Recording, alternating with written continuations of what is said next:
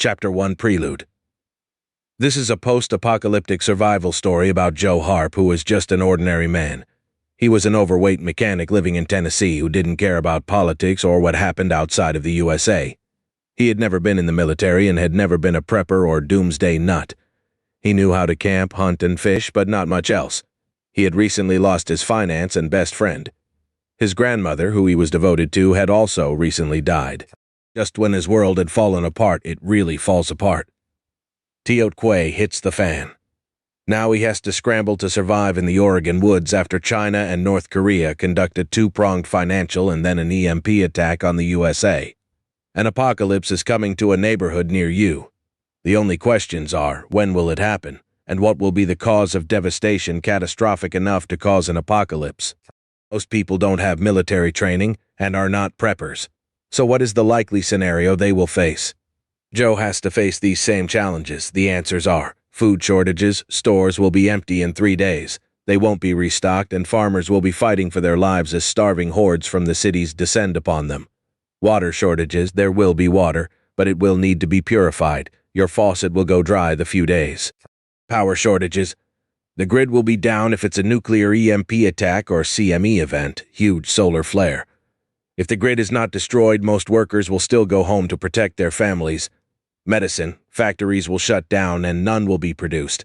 Many people will die during the first 90 days. Law enforcement, most police will go home to protect their families, criminals will not be kept in check, crime will soar.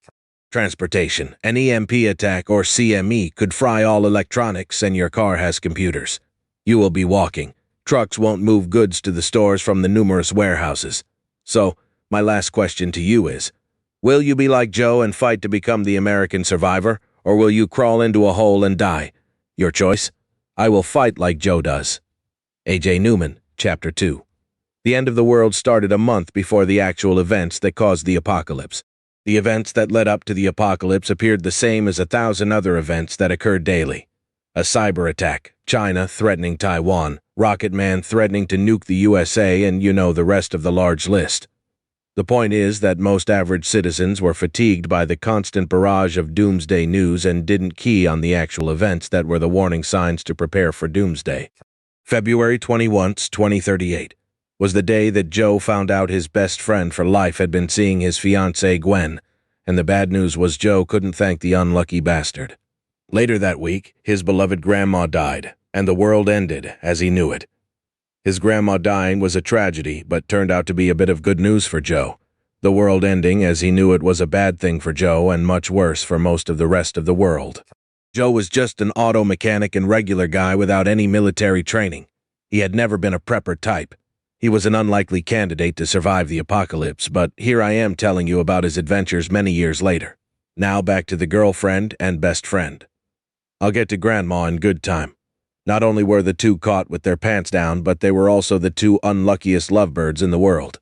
Both were buck naked in the back of Joe's Explorer in a thunderstorm, with the back seat folded down, doing what lovers do in the back seat of a car.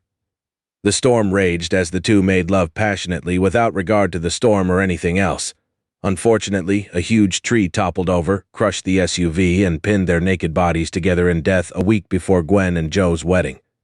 The state police ran the plate, found Joe's name, and went to see his next of kin. They went to his mom's home to break the bad news to her and his dad about Joe's death. Thank God Joe was sitting there when she was told he was dead, or the poor women would have suffered a stroke. The rest of that part of the story went downhill quickly as the trooper took Joe to the scene of the disaster to ID the victims. The roof was crushed down so only Darren's head and shoulder could be seen until the rescue crew used the jaws of life to extract both bodies. It took Joe a minute for the light to switch on in his head, but Joe began thanking God that his best friend had stolen her away from him. Then he kicked his dead friend's body for sneaking behind his back when he would have gladly given Gwen to him. Joe had been tired of her bossy, manipulative ways for some time before the accident. She expected Joe to jump when she snapped her fingers. He didn't miss her at all, but was sorry they died, even though he couldn't help but laugh. Joe Harp was 30 years old, 5 feet 10 inches tall, and 220 pounds when his world went to crap. He had blue eyes and brown hair. He was a good-looking man, although a bit overweight from too much junk food, beer, and pizzas. Joe didn't care about politics and was a very nice guy who would help anyone in need. He hated college, but his girlfriend pushed him to go, and he was a lackluster student. He cracked jokes and loved to pull pranks on his fellow workers. He always had a smile on his face before the apocalypse. Joe wasn't into watching sports on TV and was never personally involved in sports after he graduated from high school. He lived alone in an apartment in Smyrna, Tennessee, close to the golf course. He spent his free time camping, fishing, hunting, and playing golf. He didn't think golf was a sport since he was able to ride in a cart and drink beer with his buddies. He was free except when his longtime girlfriend, Gwen, didn't have plans for him to jump through some new hoop for her snotty friends. She was trying to add culture to Joe's life without much success. Joe did pretty much whatever she said just to keep her happy. A common phrase heard from Joe was, "Yes, dear," to avoid an argument. They had been together since they were juniors in school, and Gwen was the ambitious one of the two. She attended Middle Tennessee State University and earned her master's degree in computer science from Vanderbilt. She had a high-paying job at a bank in downtown Nashville and wanted Joe to move there when they were married. She never paid attention to his protests and knew he'd do whatever she asked. She had changed over the years while Joe remained the same good old boy from Tennessee that loved fixing cars. She had recently become ashamed of what she considered his lowly mechanic's job. Gwen wanted a large wedding even though her parents were from a modest background and had to take out a second mortgage on their home. Gwen had been so wrapped up in her own success and ambition, she didn't notice that he had left Joe behind her. One day she told Joe what changes he had to make in his life and was shocked when he sat her down and said no to every one of her demands. Joe's "yes, dear" days were over. Gwen realized the wedding was a mistake over wine with Joe's best friend the night of the storm. He worked in the same building where Gwen worked, and they soon became very close. They shared many of the same beliefs and ambitions. They kept their secret from Joe until the tree fell and crushed their world. Joe took a couple of days off from the Ford dealership where he worked as the lead mechanic in Murfreesboro, Tennessee. He stayed home grieving the loss of his best friend and thanking God. He hadn't married Gwen. He tried to act as if he was grieving for Gwen, but figured she was already bossing everyone around up there and possibly down there. Joe was one of the good guys and always helped his friends and even strangers. His dark brown hair was in contrast to his blue eyes and fair-skinned complexion. His face turned red too quickly to suit him, and he always had a smile on his face.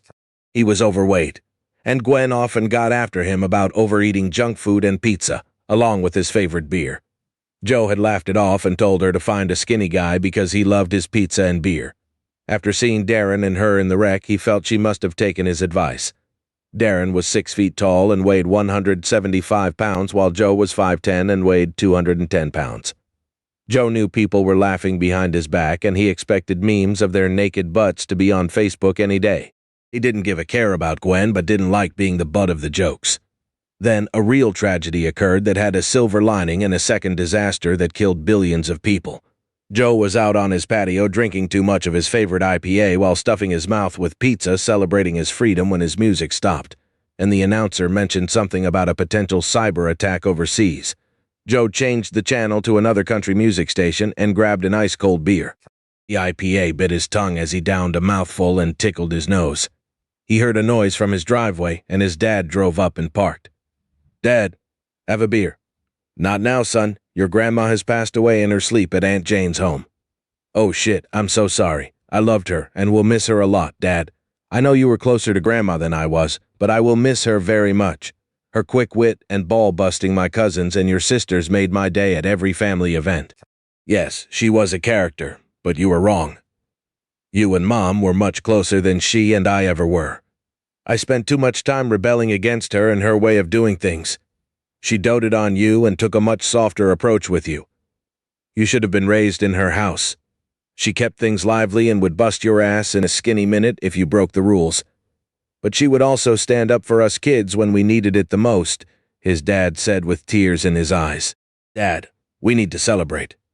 Grandma wasn't someone to want people to sit around moping. She would want something like an Irish wake. Have a beer," Joe said. Grandma had been 97, but was very active up to the day of her death. Joe had been very close to her since he was young and still called her every week to see how she was doing. She had taken him for long hikes in the Oregon woods on their property and paid for the plane tickets to fly him out for a month every spring when he was in high school to help her around the ranch. She paid Joe to help tend the cabins in the woods east of Ashland and to cut weeds and trees down to keep the area around the 3 cabins cleared. Joe's grandpa had died when Joe was 9 years old, so he didn't remember much about him. He dimly remembered the walks in the woods that his grandpa had called digging for treasure. His grandpa had always stuck something in the hole instead of taking anything out. Grandpa had made a fortune in lumber, and before he died they owned one of the largest sawmills in the state plus several large tracts of land with cabins and houses. Grandma taught Joe about hunting, fishing, and hiking from an early age until Joe got out of college and was busy working.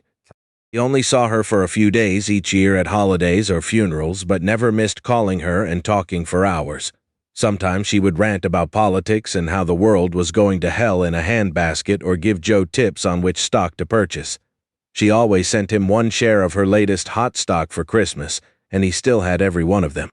Joe didn't go to his fiance's funeral, but forced himself to go to his friend's funeral, before flying out to Oregon with his parents for his grandma's funeral. His grandma's funeral went as planned, however. His greedy-assed relatives were salivating over grandma's money and land. His cousins were on the internet ordering fancy trucks and sports cars, but he and his parents only wanted grandma back. That afternoon, Joe and his dad went to the liquor store and brought back enough beer, wine, and liquor for a small army. They invited everyone back to Aunt Jane's home for a celebration of his grandma's life. Aunt Becky and her wimpy husband thought they were insulting her mom's memory. They apparently didn't know Agnes Pearl White very well, because she would be cracking a joke and drinking heartily. This was just what Joe needed to get back on track. The next day, the lawyer read Grandma's will, and there were a bunch of pissed-off people because the local animal shelter, Aunt Jane, Joe's parents, and Joe were the only ones who received anything from Grandma. Joe received $30,000 and a large tract of land a few miles east of Ashland, Oregon. Joe was dumbfounded.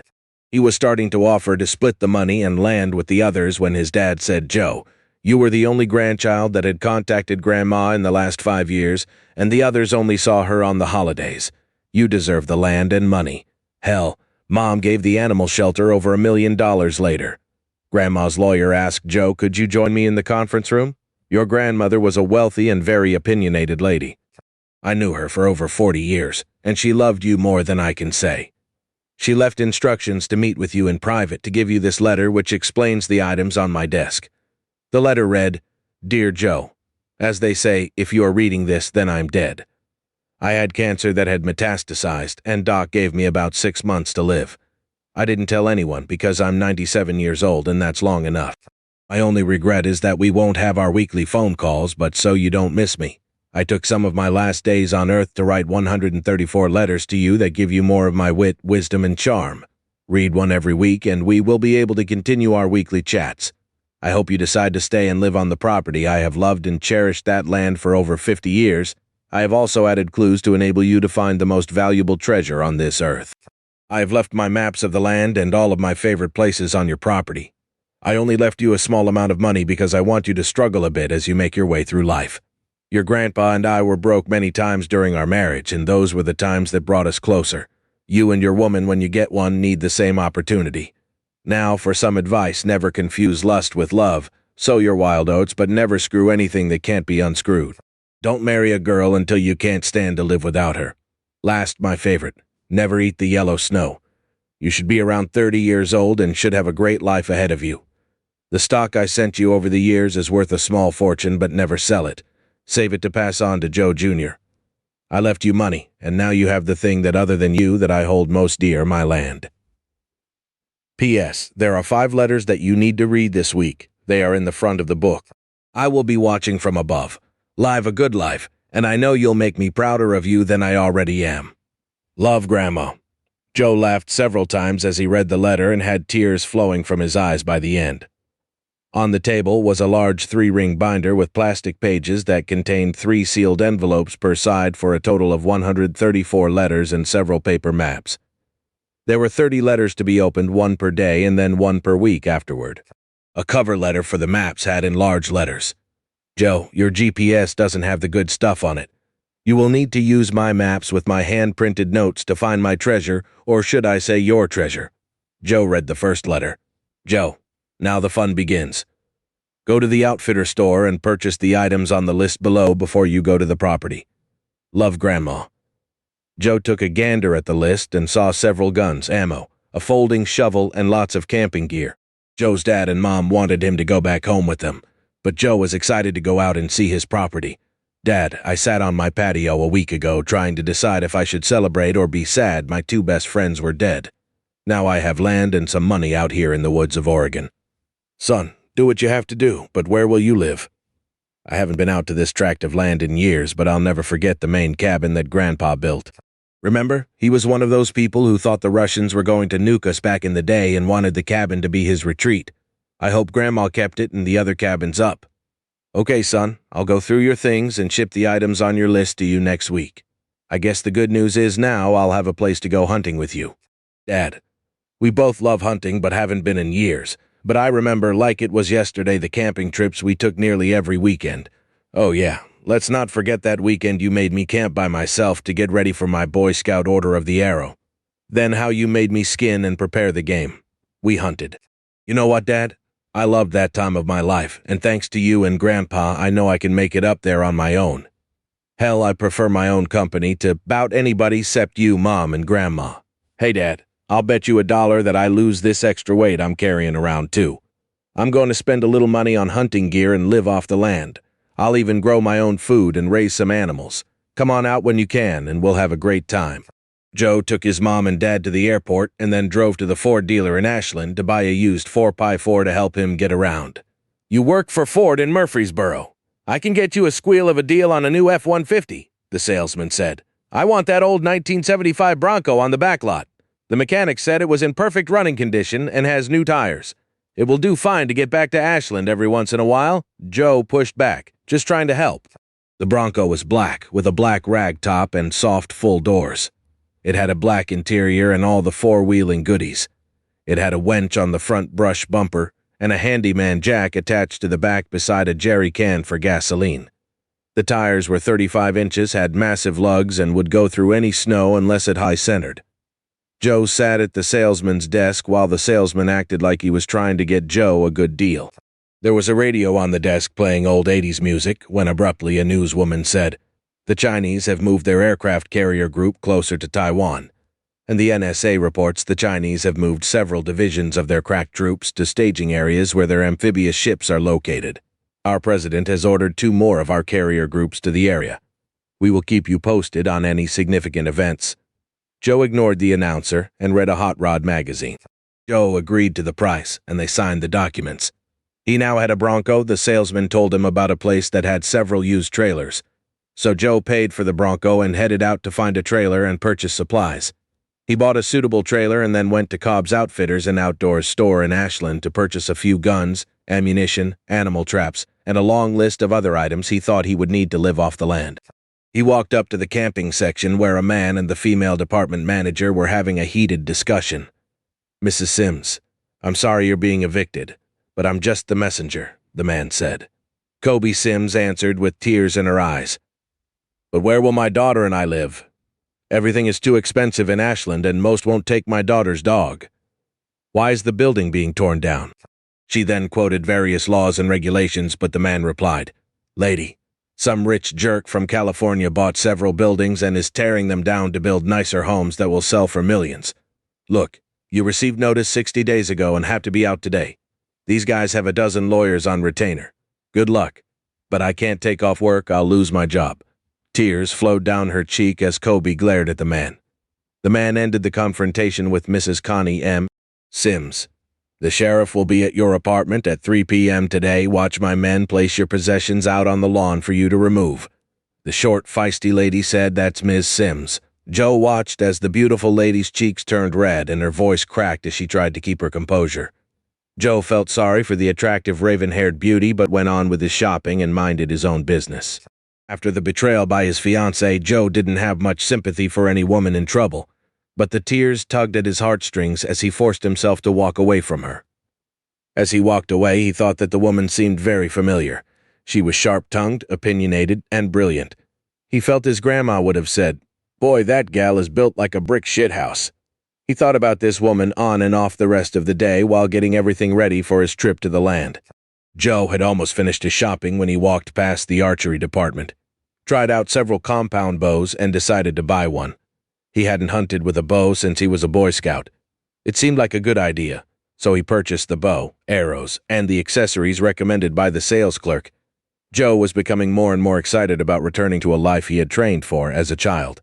He knew his weight would return to what, for him, would be normal. Joe parked the Bronco and trailer in front of his motel room, checked the lock on the door to the trailer, and went to his room for the night. He turned on the news and took a shower. He lay down on the bed as the TV announcer said, "We have breaking news out of Taiwan. The entire Taiwanese financial banking system has been the subject of a cyber attack. Markets around the world are in chaos. Taiwanese officials are certain the Chinese military is responsible. Taiwan has threatened nuclear retaliation if the Chinese move troops toward them. President Jackson has deployed 2 aircraft carrier groups to the area to assist Taiwan if this should become a shooting war. Jackson has warned the Chinese not to make any hostile moves against Taiwan." Joe fell asleep with only his new property on his mind. He wasn't going to waste his time worrying about people 10,000 miles away. Joe spent the next 2 days in lawyers' offices and banks getting his inheritance handled and all of the transfers and paperwork completed. He took the time to read another letter from his grandma. The letter read, "Dear Joe, to help you, I have added an alphabetized list of problems and heartaches at the end of the book that refers to the letter with my advice on the subject. I thought of this when you gave me the advice to play nice with all of my kids and grandkids. Well, crap. I didn't listen to your advice and didn't provide the others with a damned thing, which is what they deserved. So remember, I will give you advice, but you don't have to take it. Love, Grandma." The next morning, Joe picked up a few groceries and drove out of Ashland on Dead Indian Highway. After about 2 miles, he turned right on an unmarked road that wound past several companies and continued into the hills. He began to see patches of snow on the side of the road and around the base of trees in the woods. The snow steadily built up as he went higher into the mountains. Joe hadn't seen the property since his grandma broke her hip when he was in his senior year of college. He didn't recognize anything along the way. He pulled out his grandma's map of the property and some old aerial photographs that showed several structures on the property. He followed the route out of Ashland to where an X on the map was located. Joe found himself in a meadow with nothing but grass surrounded by trees. The X had a note that said, "Start here, Joe." The air was crisp and had a bite to it as Joe took a deep breath and coughed. The scent of pine was strong, but the air also had a slight earthy smell. Joe put a warm parka on because it was freezing this high up on the mountainside. His ears were cold, and his nose was running as he dressed in the warm clothes. He strapped on his heavy backpack and his new Ruger 44 Magnum revolver. He headed out, walked around the property, and followed the map to find his cabin. He had purchased the big-bore pistol and all of the other gear because Grandma had warned him about bears and mountain lions roaming the hills. He also had a .308 hunting rifle, .22 Ruger 1020 Cygnus, and a Ruger MKIV, so he was set up for hunting large and small game. While Joe didn't give a crap about politics, he was very happy that Trump passed the universal gun laws back in 2021, or he would have had to wait to become a resident of Oregon to purchase pistols. He took a last look at the contents of the large envelope and pulled out the deed to the land, which had some fine print on the bottom right corner. The fine print made Joe's jaw drop when he saw his tract of land was 1,173 acres. He read the entire description several times and looked around but couldn't see the 3 structures mentioned in the paperwork. He looked at Google Earth on his tablet and saw several dirt paths winding through the property, so he headed to the far end of the 50-yard broad meadow to find the path. The path was overgrown and briars tugged at his pants leg.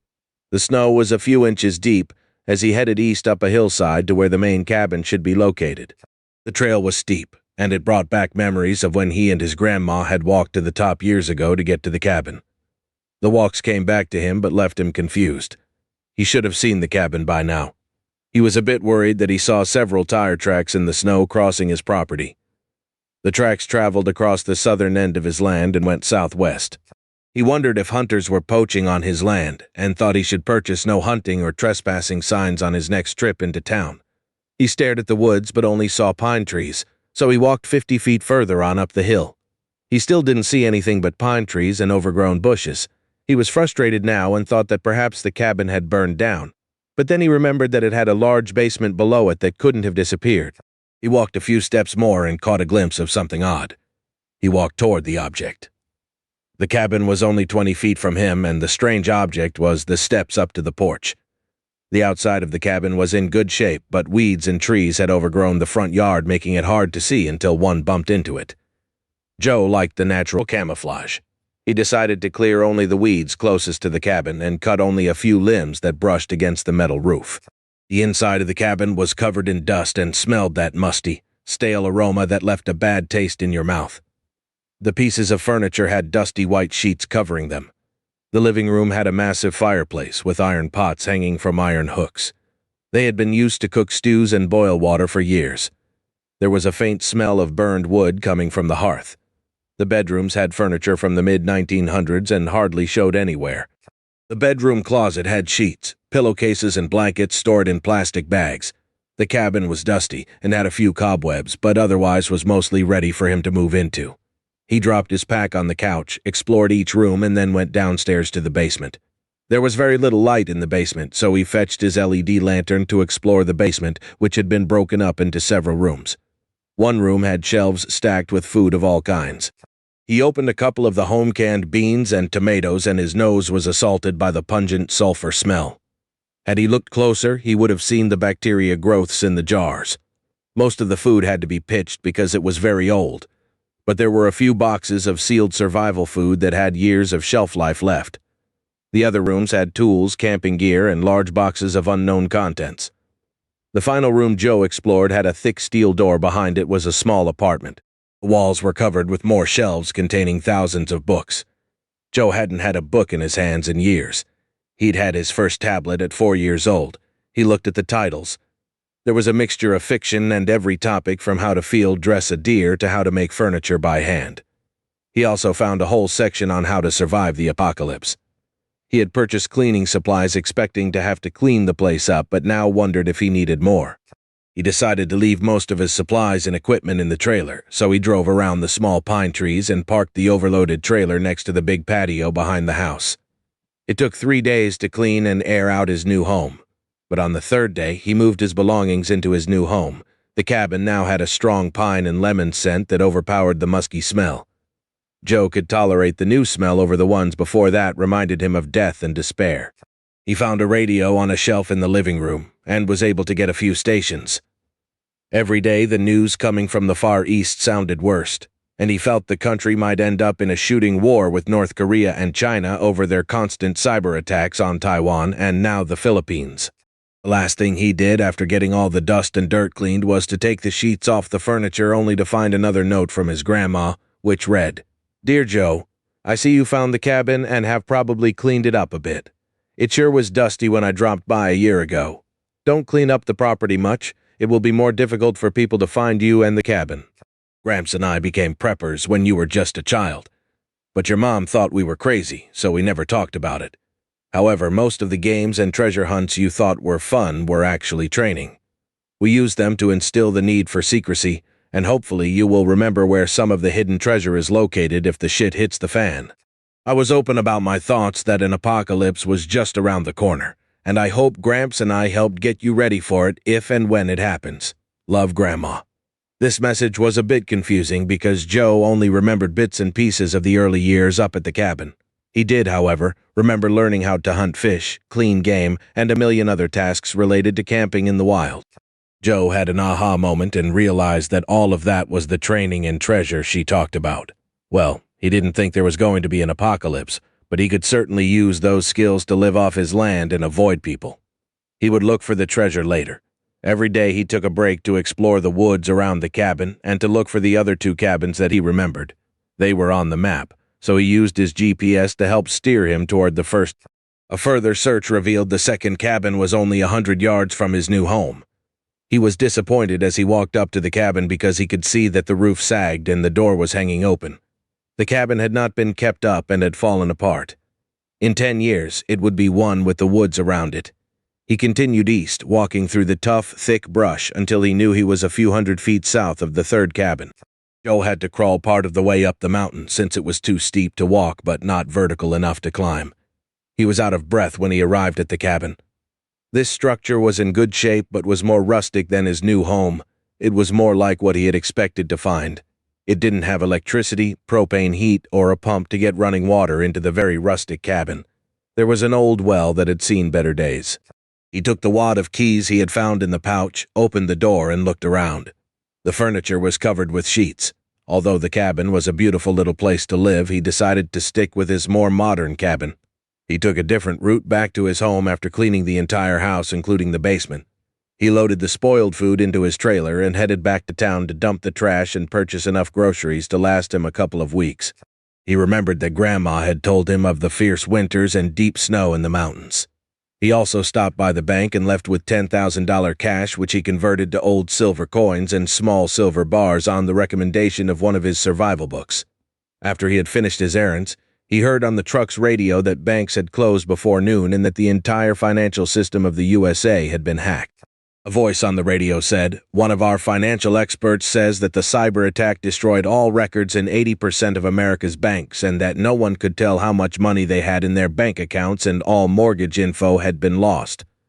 Another expert reported that all stock trading records had been wiped out in the USA, Japan, and Europe. Millions of people were flocking to their bank to get their money out. Joe quickly realized that his valuable stock was now worthless. Joe doubled back to check with his bank. There he found a huge crowd gathering at each of the banks on the block. Police cars were pulling up as fights broke out in the crowd. Joe floored his Bronco, and a few minutes later he heard the radio emergency broadcast warning. He pulled over to focus on the alert as he saw people streaming out onto the streets. The announcer said to keep all radios and TVs tuned to the Connellrad emergency broadcast station during this dire emergency. He then introduced the president, who said, "My fellow Americans, our country suffered a horrendous cyber attack on our financial system just a few hours ago, and now New York, Chicago, and Los Angeles have been attacked with small thermonuclear dirty bombs by Islamic terrorists. Though these bombs were small in yield, consisting of military-grade explosives attached to the radioactive material, the damage is substantial. Our military is responding. Oh my God, numerous missiles are inbound. Seek shelter." The voices were replaced with static, and then the radio went silent. He saw two cars collide ahead of him and heard crashing sounds behind him.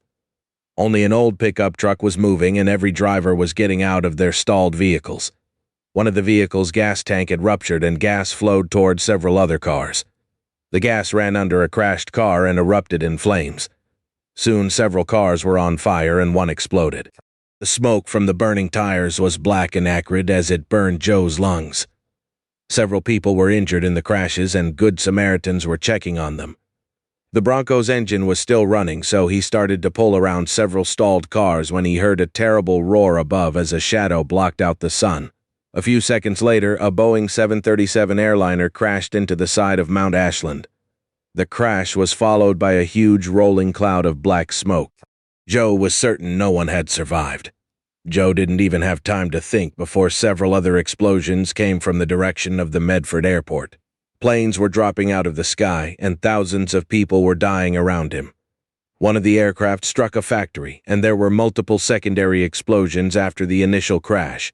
He heard a deafening sound coming from his left and saw a small jet gliding down to the ground without power. Joe then noticed that Cobb's Outfitters and outdoor store was in the path of the plane.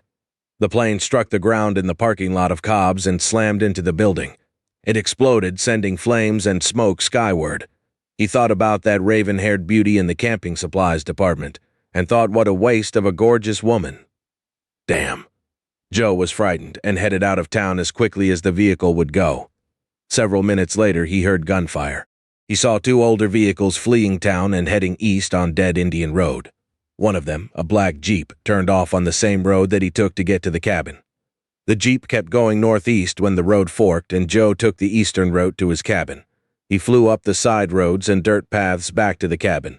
Joe only knew something horrible was happening to his country. He didn't know much about the financial system or nuclear electromagnetic pulse bombs. He just knew the shit had hit the fan and it was the end of the world as we know it. He arrived at the cabin and turned the radio on to only hear static. He drank several bottles of beer down as he sat in the basement, collected his thoughts, and let his nerves calm down. That's how Joe Harp left civilization and disappeared into the Oregon woods before the world's financial collapse. and nuclear EMP attacks caused civilization to fall apart. Billions of his fellow men would die over the next few months. Joe wasn't a prepper or a survivalist. He was an average Joe who made a living fixing cars, and now he was fighting to survive. It was pure luck and a couple of good decisions that had helped Joe survive the first days of the world's collapse. Now he would need to learn quickly how to survive, or he would be just another casualty in the billions who died that year and would never be remembered. Joe dropped to his knees, looked to heaven, and thanked God for delivering him. He realized that he was one of the luckiest men on earth to have received this myriad of blessings in such a timely manner.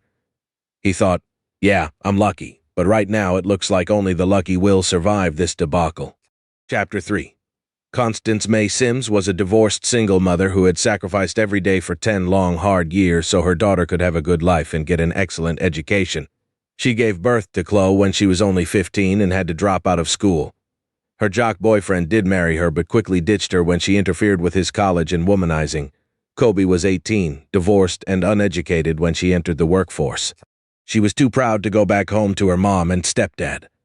She lived on welfare and WIC while working as much as she could until she was able to get Chloe into kindergarten and started her first job that paid above minimum wage.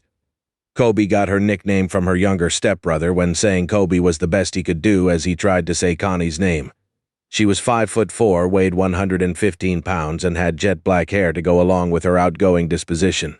She had hazel eyes and a smooth, blemish-free skin that made her look younger than her 29 years. While she was beautiful, it was in a tomboy sort of fashion. While a very outgoing and friendly person, Kobe rarely had time to date, working 2 jobs and raising her 12-year-old daughter. Every dime she earned went to make sure that Chloe had as good a life as possible, even though Kobe had to sacrifice her social life and remain single. They had moved several times as Kobe found better jobs and could afford to move to towns with better schools for Chloe. They were living their dream in Ashland, Oregon, when the bottom fell out due to the eviction from their apartment, which had been their home for the past 3 years. While Kobe waited on the sheriff, her mind drifted back to her heated discussion with the property manager and specifically to the handsome though overweight young man. Kobe had trouble keeping focused on the jerk who was evicting her and her daughter because there was just something special about the man. She wished she had gotten his name. He disappeared into the archery department before Kobe could fake bumping into him. Her face was hot and flushed as she thought about the man. Even though she had avoided dating for years, this man was like a moth to a flame to her. She couldn't resist following him in the store and watching him until a customer needed her, and she lost track of him. The sheriff and his men that would be tossing her out of the apartment showed up at 3 sharp. Kobe had already loaded the back seat of her Jeep with their clothes, camping gear, and bags of food from the kitchen. She made sure her guns and ammo were hidden under the clothes in the back seat. She had borrowed a small trailer from her boss at the store and had the men load the rest of her possessions on the trailer. Kobe had arranged for her daughter to stay with a friend overnight while she sorted out where they would live until she could find a place. She had looked for 2 months to no avail because she couldn't afford any apartments or houses in Ashland. She tried renting a single room from several good-hearted people, but they wouldn't let Chloe's dog stay at their home. Kobe had promised her 12-year-old daughter that she wouldn't move again until Chloe graduated high school. Kobe and Chloe had been moving around since the divorce, and since Kobe had no skills, she couldn't find decent-paying jobs. That meant they couldn't afford a suitable place to live. Ashland was a high-cost city, but Chloe loved the school, and all her friends went to school in Ashland. Kobe sat in her Jeep for a minute to collect herself. She wiped away the tears and steeled herself to the fact that they might have to move to a poor section of Medford when she saw the camping gear. A brainstorm hit her and she backed out of the driveway heading to the mountains. The camping gear reminded her of a conversation she overheard between her boss and one of the customers. The customer complained that he hated leaving his cabin unattended most of the winter and that he wouldn't use it again until late spring. Her boss mentioned that most of the cabins around Ashland were left unattended for months and that they were rarely broken into, so he shouldn't worry. That's when Kobe decided to squat at someone's cabin until they could find a place of their own. They wouldn't damage anything, and if caught, she would plead for forgiveness and move to another cabin. She parked the trailer behind the store and headed out to find a cabin. Kobe wanted to remain close to her job and close school, so she found several old maps of the mountains around Ashland at the library. She made notes about trails and cabins in the area to shorten her search. Kobe drove up Dead Indian Road and turned off to the right after a few miles to search for several cabins that were on top of a ridge about 3/4 up the side of the mountain. The temperature dropped as she drove up the mountainside. The Jeep was warm on the inside, and she wasn't prepared for the temperature drop or the snow on the ground. The air was brisk and smelled of pine. Each breath made her question her brainstorm. It was damned cold up here in the mountains, she thought. The first cabin's door was broken and only hanging by one hinge. All of the windows were broken, and beer bottles and cans were strewn around the outside of the cabin. Kobe drove deeper into the woods heading west and found 2 burned-out cabins before the road ended. She looked at her copy of one of the maps and saw there should be 2 cabins below her location. One back in the direction she had come and another directly below her present position. The maps were old, but with luck the cabin would still be there and usable. Kobe put her hooded jacket on, stuck her .38 Ruger in her Santa's pocket holster, and headed down the steep terrain to find the cabin. The brush was thick, and Kobe struggled to make her way down the hill without falling. The combination of the dense undergrowth and snow made the going treacherous. She slipped several times until she fell and rolled down the hill, hit something, and lay there with the wind knocked out of her aching body. "Crap, that hurts," Kobe murmured as she rubbed her butt and checked herself for broken bones and other injuries. She lay there, flat on her butt for a minute, with her eyes closed, thinking how stupid this whole thing was when she opened her eyes and saw the wall of the cabin above her. Darn, it's a building. I'm in luck. It's the cabin I was looking for. The cabin was covered with vines and had small trees and bushes growing up next to it, making it virtually invisible from a distance. No one would come to this place and evict her. It looked as if no one had been here for many years. Kobe cautiously walked around the cabin and noted all of the windows were secured with shutters, and both of the cabin doors were intact and closed.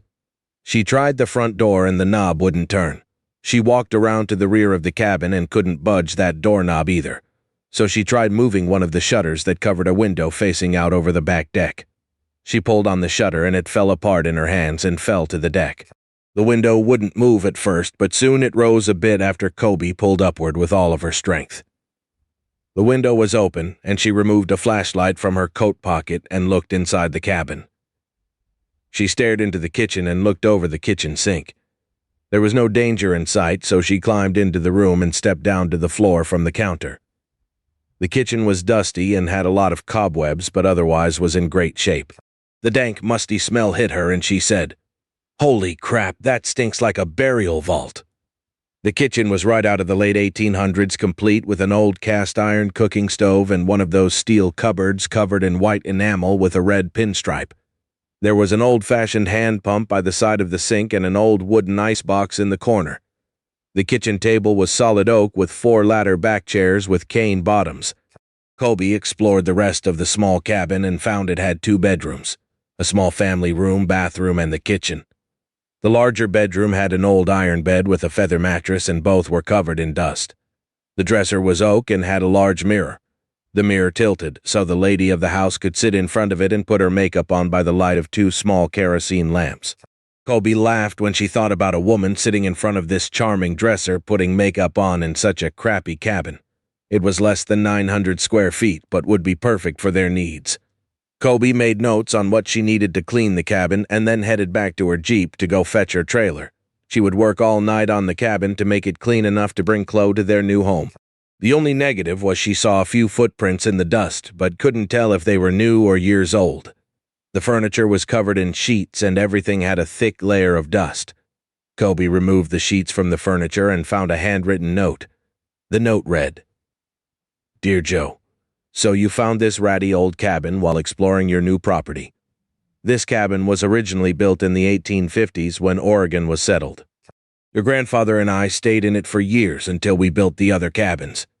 I hope you never have to live in this ragtag excuse of a cabin, but once it had a family that loved it and depended on it for their survival. Please don't tear it down because it holds many a memory and was the place where your dad was conceived." "I know, TMI. Love, Grandma." Kobe almost cried because the old woman apparently loved her grandson and the old cabin. Then she wondered if Joe actually lived in the woods nearby. She opened the windows and doors to let light in and air out the place as she dusted and then wet mopped the floors. The pump didn't work. but there was a small creek 20 yards from the west side of the cabin with ice-cold, clear water. She found 2 buckets and hauled water into the bathtub and sink. She scrubbed the bathroom first and kept a bucket of water in the room to flush the toilet. Then she cleaned the 2 bedrooms and dragged the mattresses outside to air out. It was 1:00 a.m. when she finished the last room and fell asleep on the couch. Kobe woke several times to the sound of a wolf howling in the early morning hours, and it sent shivers up her back as she snuggled deeper into her sleeping bag. She thanked God her boss had allowed her to purchase the slightly damaged camping gear at a reduced rate, now that she needed it to help make a home for her daughter. The sleeping bag was one of the best, and she had to strip down to her underwear during the night to keep from sweating. Unfortunately, she almost froze as she put her clothes back on the next morning, and since she didn't build a fire, the toilet seat was like a block of ice. Perhaps camping in the winter was not her cup of tea, but it beat living on the streets with her 12-year-old daughter. She made it to work on time and thanked her boss for allowing her to leave the trailer there while she apartment hunted. She evaded his questions about the location of her new digs and only said that it was a small home out in the country, but still in the Ashland School District. Kobe had the radio on while waiting on Chloe to get out of school, and the station broke into another song to announce there was turmoil in Asia between China and Taiwan. Kobe never watched the national news and frankly didn't give a care about national or world events. She knew who the president was by name, but didn't know the Oregon congressman. She had a daughter to raise, and anything else was just background noise.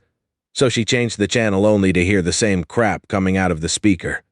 She smiled when she saw her mini-me walking with a boy to the Jeep. Chloe was 2 inches shorter and 15 pounds lighter but could pass for her mother, though Kobe was 16 years older. They shared most of their clothes and even wore the same shoe size. Chloe looked much older for her age and could pass for a 20-year-old, the same as her mom. Several people had stopped them while out shopping and thought they were twin sisters. This made Chloe happy and put a frown on Kobe's face because she wanted her little girl to grow up slower and more sheltered than she had. The young man peeled away as Chloe arrived at the Jeep, making her mom ask, "Who is your new friend and how old is he?" "Mom, his name is Brad and he is only a bit older than me. He's 16 and has a Mustang. We just talk and have a trig class together."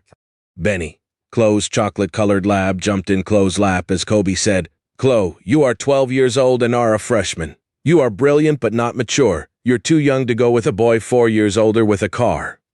"Does he know you're only 12? A protective mother exclaimed. "Mom, please, it's not like we're having sex or anything. He hasn't even tried to kiss me yet," Chloe said as she baited her mom. "Chloe, I have a gun and can get a fingerprint kit. If he touches you, I will shoot him in his balls, Mom. That's what they call them these days," replied Chloe as she laughed at her mom.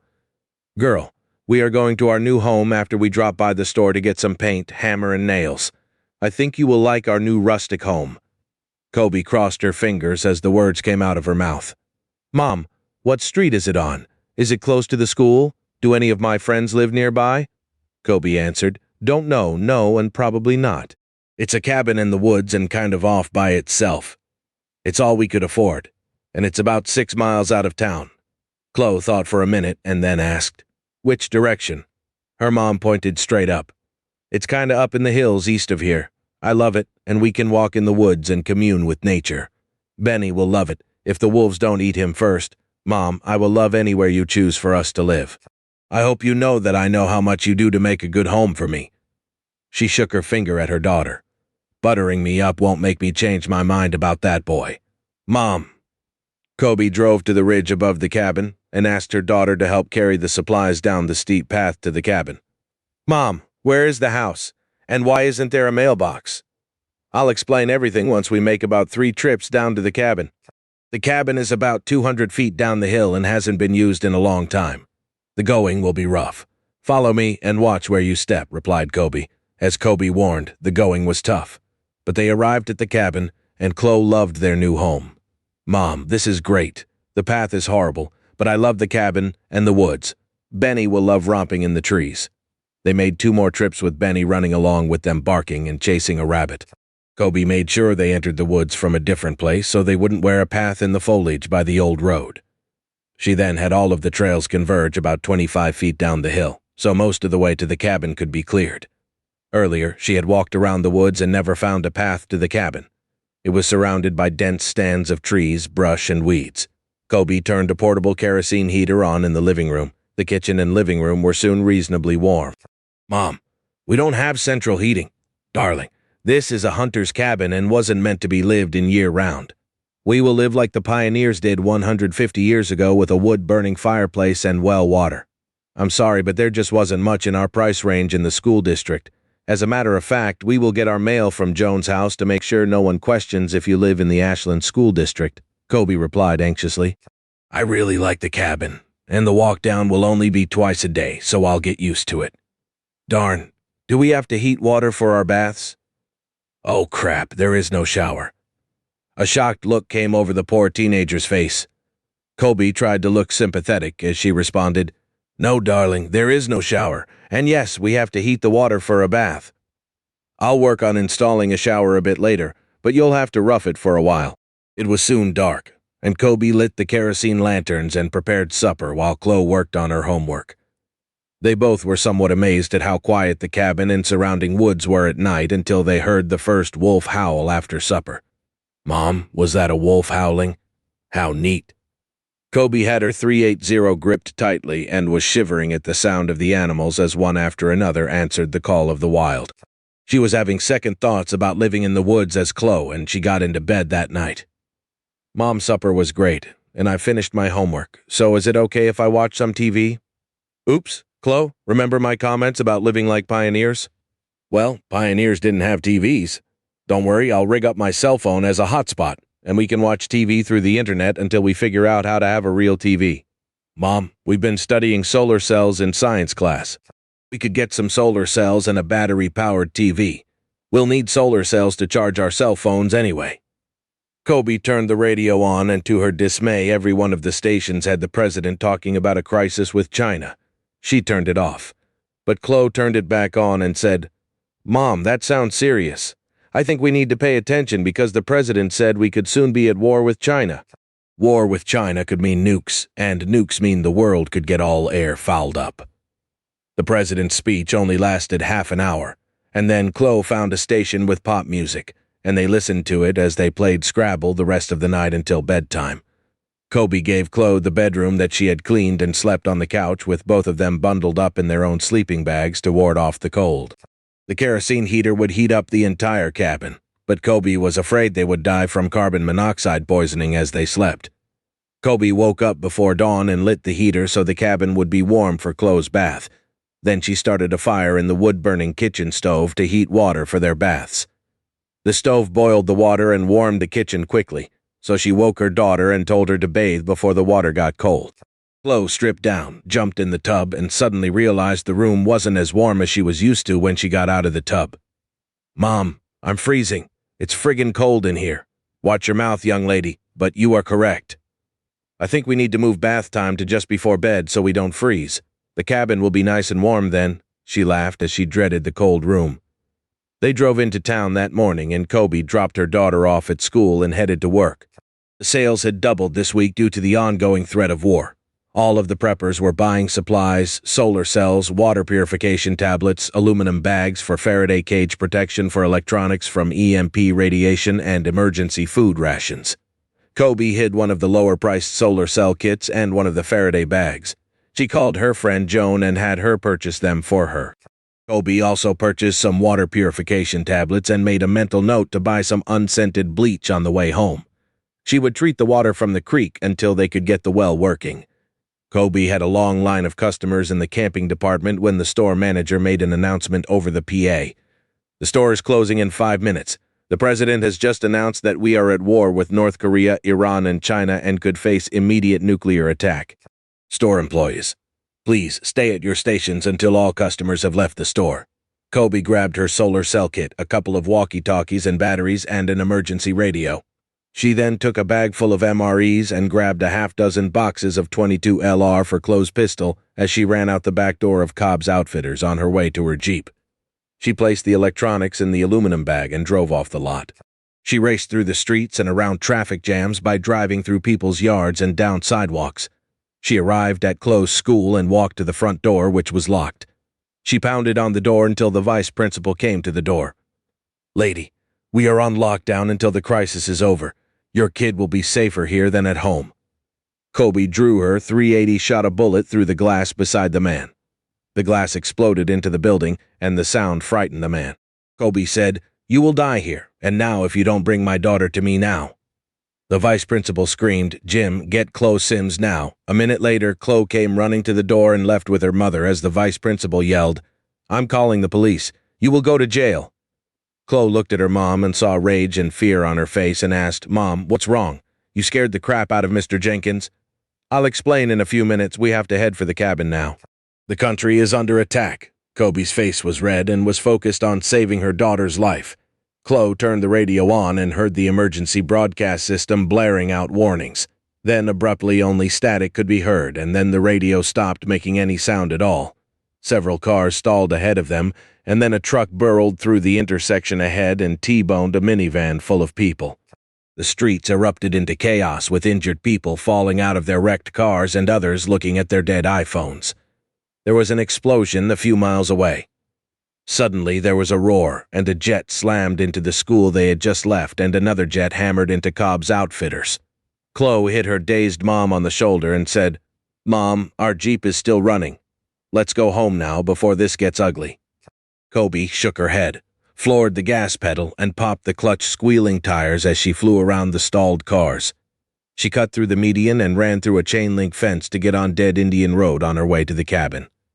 She saw two more vehicles heading out of town and noticed one was an old Ford pickup and the one behind her was an old Bronco. She didn't make the connection then, but thanked her father several times later for buying the old Jeep for her. They were soon on the ridge overlooking the hill where their cabin was located. Kobe parked the Jeep and started to get out when Chloe said, "Mom, we have to hide the Jeep. All of the new cars died when the planes crashed. There was a solar flare or an EMP blast nearby. We studied them last year, and since we are at war with China, my bet is an EMP. Everyone will try to steal our Jeep." "Great idea," Kobe replied as she picked a spot to drive the Jeep into the woods and down the hill a bit to a flat place to leave the vehicle out of sight from the old road. "Grab that bag while I carry the rest of my stuff. We need to hunker down and hide until we know what dangers lurk out in the world, baby girl. I watched that Doomsday show on TV last year, and the world could get real mean if we have lost all power and the food in stores run out. There will be riots and people killing each other so they can feed their families." They walked down the hillside to the cabin, and Benny greeted them on the back deck.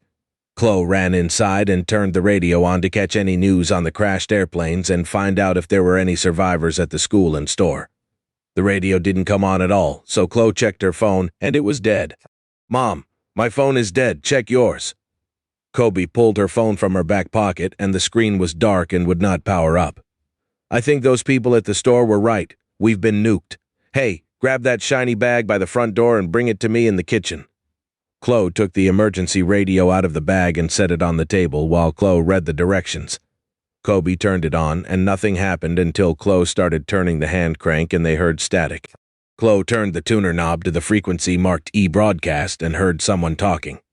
"Stay in your houses for at least 3 days until the debris and radioactive particles have settled to the ground. Do not eat anything that has been exposed to the fallout. The president has called out the military and National Guard too." The radio went silent, so they changed the channel until they heard a man talking on an AM channel. "No atomic bombs in this area. An EMP blast above Central California has fried all electronics. I'm a prepper, so all of my equipment was in a Faraday cage. I'll broadcast every evening at about 7 p.m. starting today. I will pass on any news and give you some survival tips. This is VW Packrat signing off. Have a happy apocalypse." "Mom, WTF was that? Apocalypse or not, I will tan your butt for cursing," said Kobe. "Mom, I'm sorry, but I spelled WTF and didn't say, well, you know." "I'll give you a pass today since that was a WTH moment." "What the heck? I still have to be a mom, even in an apocalypse. I need you to fix supper while I check our other survival gear out." She placed the batteries in the walkie-talkies and turned both on after reading the instructions. Their range was only 5 to 10 miles depending on the line of sight. She sent Chloe outside with one, and they said hi to each other to make sure the radios worked. While Chloe finished preparing soup and sandwiches, Kobe tried all of the channels and heard a man crying as he asked someone for help to get his wife to the hospital. A different channel had a truck driver who was pinned in his truck after it crashed down a mountainside. Chapter 4. His sleep was interrupted several times by nightmares about him catching Gwen and Darren in the Explorer and then shooting them. The other dreams centered on bears and mountain lions eating him as he struggled to survive. He woke up between nightmares to go to the bathroom several times because the beer was working overtime on his bladder. Lack of sleep and the nightmares caused him to be half asleep and scared as he sat down at the kitchen table to eat breakfast, which consisted of cereal, milk made from powder and water, Coke, and a Rogue River IPA. He played with the last floating fruity chunks of cereal in his bowl while thinking about what the hell he had to do today. He didn't think about the horrible events that occurred the previous day and was still working on his original plan to live alone in the woods. He was one lucky man that the plan he should have been working on had many of the same items as his original plan. Joe was in denial and would be in a fog for several weeks. He only thought about staying away from people and living his life on his own terms on his piece of land in the woods of Oregon. He looked over at the table and saw the book of letters from his grandma, and remembered to read the remaining 3 messages that she had told him to read first. The note read, "Dear Joe, you need to take an inventory of all of the supplies and food and see what needs to be replaced. You need to keep 3 to 6 months worth of food stored at all times in case you get snowed in or Teocwi happens. Those damn Russians, Iranians, and Koreans will eventually attack the USA. Be prepared for anything. Love, Grandma." Joe spent the next day opening all of the boxes in the basement and carefully recording the contents on a list. He found several cases of seeds and other supplies to help him start a large garden. He also found several cases of bleach with notes on how much to add to water to purify it to kill all germs. Many of the boxes contained board games and fiction and nonfiction books. His favorite finds were boxes containing all the supplies one needed to make ale and distill whiskey. He still avoided thinking about the disaster that was unfolding around him and tried to focus on the cabin and its contents. The next morning, Joe started his work by putting away the supplies he had purchased in town the other day. After a dozen trips up and down the basement stairs, he had moved everything from the trailer to the basement. He now had a 2-week supply of food and another week or 2 of the survival food that was still fit to eat. On one of his trips to the basement, he brought up a stack of books on trapping survival and living off the grid. He opened a large metal locker and found several walkie-talkies, a CB radio, and a ham radio set up. There were batteries and a fold-up solar cell power generator. The cabinet also contained several manuals and books on the devices. He took them upstairs, placed them on the kitchen counter, and went on about his business. On several occasions, he thought he heard something in the woods and felt someone was watching him as he worked to carry the supplies into the house. He even saw a dog chasing a rabbit and wondered about the millions of dogs that wouldn't be fed by their owners as they struggled to feed themselves. This reminded him to strap his .44 Magnum on his hip and always be prepared to defend himself. The next chore was to fill the cistern with water from the well out back of the cabin. The house initially had solar-powered lights and a water pump that sent water from the well into the large cistern on the back of the cabin. Joe couldn't get it working and thought the batteries were shot. He had purchased a voltmeter and had placed fixing the solar-powered system on his to-do list. Until then, he had to power the pump at the well from his Bronco's battery. An hour and a half later, the cistern was filled. Joe learned quickly to turn the motor off and on to keep the battery charged, while still conserving gasoline. The sun was no longer directly overhead, and Joe was hungry, so he went into his new home and prepared a peanut butter sandwich and the milk left over from this morning. He hadn't built a fire yet, so the cabin was about the same temperature as the outside, which was 34 degrees according to the thermometer on the back patio. He added an apple to his meal and reminded himself that he could cook a real dinner that night. He saw the books in front of him and thumbed through several before deciding to go on a hike and blow off work the rest of the day. He slung his backpack over his shoulders and hooked the clasps before picking up his .308 Savage and his map. He made up his mind to explore a small section of his land every day until he had covered every square foot of the area. Joe looked at his map and knew the lines gave him an idea of the elevation, and quickly figured out that his land was almost square, had a valley running through the center and rose 200 feet on the north end and only 50 on the south side. He thought about it for a few minutes and decided it was like an inverted saddle with the cabin on a flat spot about halfway up the northern hills. He headed north directly behind the cabin and found the going very tough. The land was primarily on the top of a mountain range and was rocky with a lot of scrub brush and trees. Joe had to climb steep hills several times until he was at the top of the ridge behind the cabin, and the map indicated he was now on Forest Service property. There was an old service road on top of the hill, and he found more fresh tire tracks in the snow heading east. From this height, Joe could look 100 feet over the cabin back toward Ashland. The cabin wasn't visible, but he knew he would have to make sure he only burned firewood at night, or someone on top of the hill could see the smoke. This was the minute that Joe realized that he was alone and the world had changed forever. Joe walked for over an hour on top of the ridge to make sure no one lived in the area and found nothing. He then walked on top of the ridge heading west until he thought he was on the corner of his property and headed down the snow-covered and very slippery hill to see what was in that area. He found the going very tough and had to make his way sideways several times before he could head down the rocky hill again. Joe found himself hugging a large rock outcropping with his feet slipping on the snow to make it down the hill. He saw something to his left when the ledge he was on widened out enough to turn around. It was a cave. Joe pulled his flashlight out of his pack and drew his revolver before walking into the opening. The opening was only 4 feet high, so he kept the flashlight, and his pistol pointed ahead of him as he slowly advanced into the darkness. There was a foul odor springing from the cave. Joe stopped and tied his handkerchief over his nose so he could proceed. After 10 feet, the ceiling sloped upward, and just as he could stand up, Joe saw the first bear and then saw several others. It was still winter, and he had walked into a den of hibernating bears. He slowly backed out of the cave and made a beeline straight down the hill. He made 2 mental notes. The first was to stay away from sleeping bears. The second was the location of an abundant food source. If things ever get rough, he could kill and eat the bears. He walked west until he saw water cascading down the rocks into a pool below, which fed a small creek that wound its way down the hillside. He walked along the creek bank until he arrived at a pool where the hillside ended, and the level spot allowed the water to pool, then fall over a rock ledge to flow on down to the valley below. He was deep in thought about this being a great spot to swim when the water warmed. He was brought out of his daydream when he saw several human footprints mixed in with a dog's prints. The human prints were too small for a man, and he thought they had to be a woman's or a child's footprints. He knew they weren't very old, but didn't know enough about tracking to see they were only a day old. Joe knew that people hiked in the public forests, and perhaps someone had strayed down the hill following the stream. He walked on down to the other side of the valley through a large meadow and then walked back west in the tree line so he wouldn't be seen if there were people around. He got closer to the path to the cabin and walked further east until he turned north. Then he climbed up a slope to a vantage point where he pulled out his binoculars and gazed at the city of Ashland below. Even after 3 days, the fires started by the plane crashes still threw off thick black smoke. Joe was shocked to see fires raging at several large buildings that he thought had been located at the Mall of Ashland. He also saw a massive fire that he thought was at the University of Southern Oregon. Joe saw these things and felt sorry for those people, but it didn't register with him that this was the end of the world. He scanned the skyline and saw billowing clouds of smoke above Medford, and then packed his binoculars and headed back to the safety of his cabin.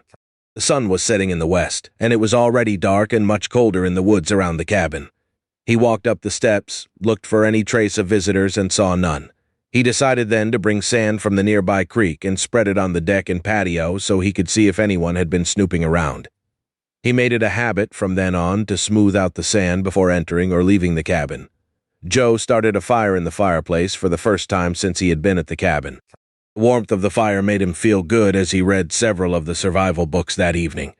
He loved the smell of the wood smoke, but knew the cancer rates in the New World would skyrocket. Before turning in for the night, he added several more logs to the hearth and checked to make sure the fire screen was in place. He woke up the next morning to a chill in the air and hated to get out of his sleeping bag.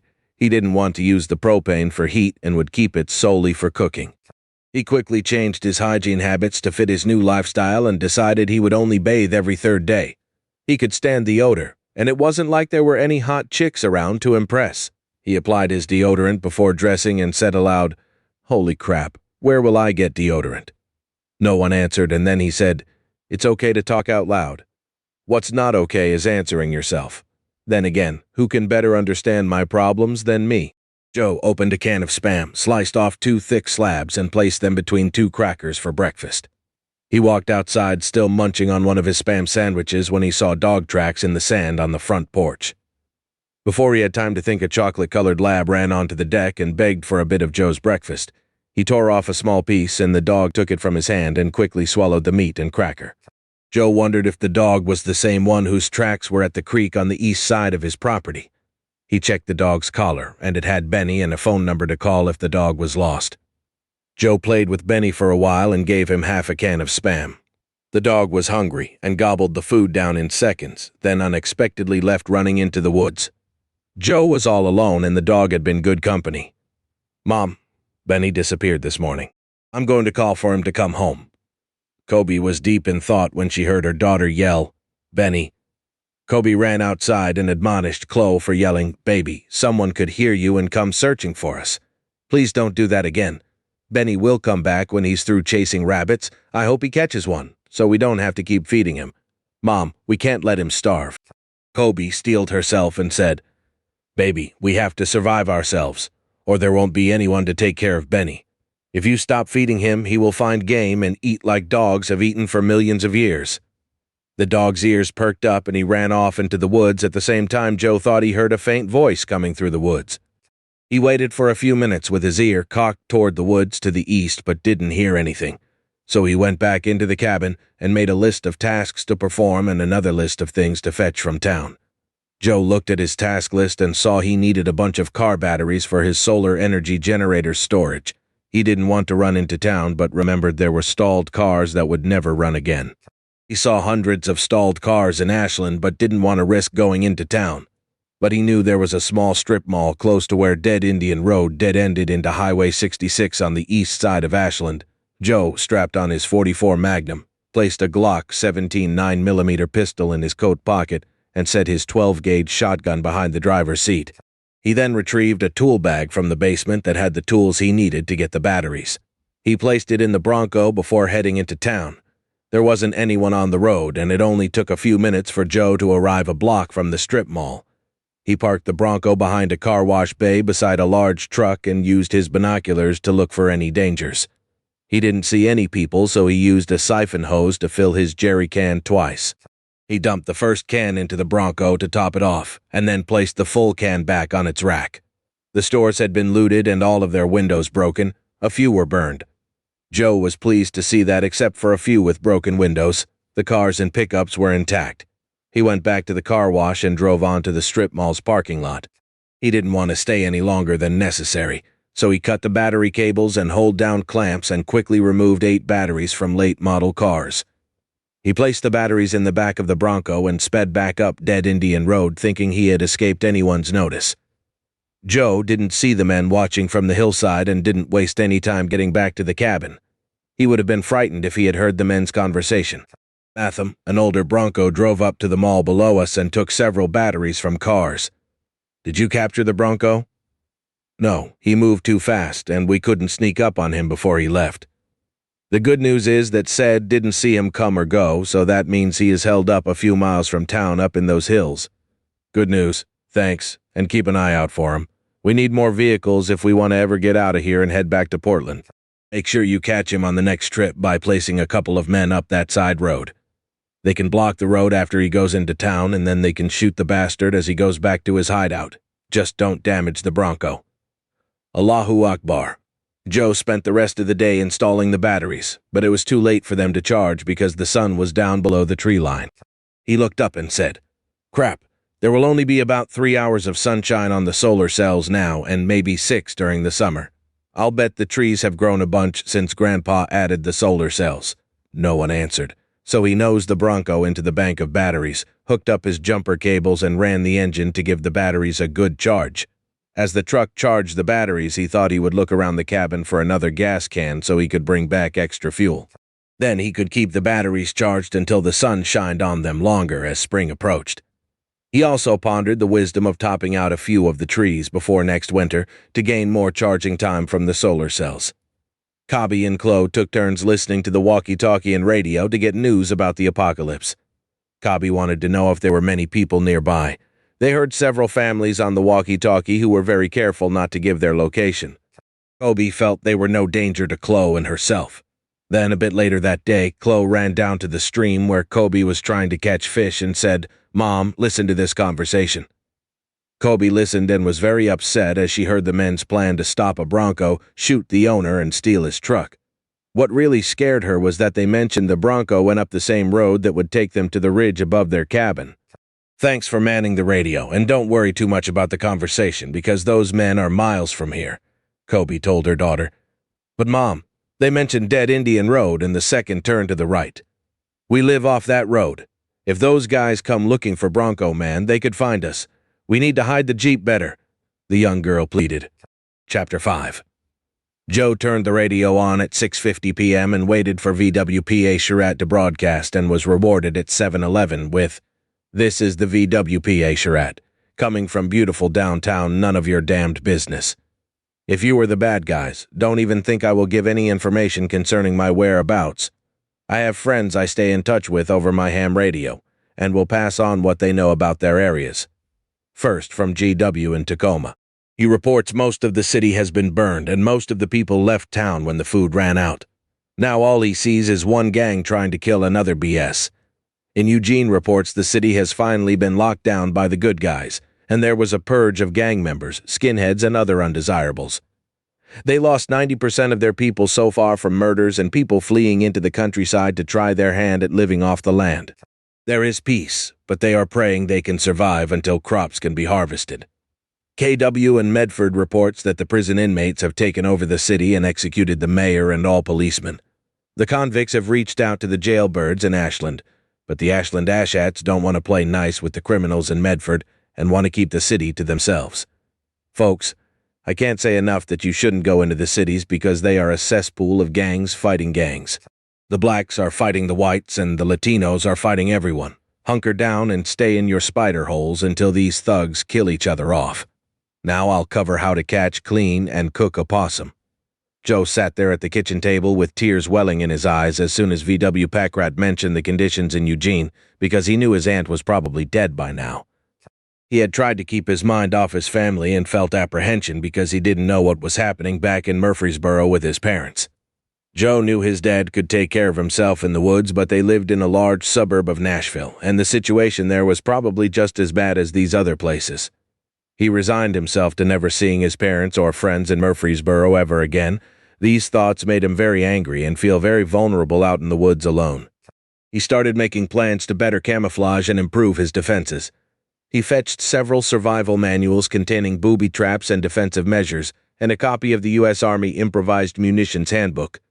He thumbed through them and wasn't pleased with what he saw on how to install defensive measures, booby traps, and killing the enemy before they killed you. He kept searching and found a prepper's book that had large snare traps, trip wires for killing or giving warning of intruders, and deadfalls. He made notes and then went to sleep.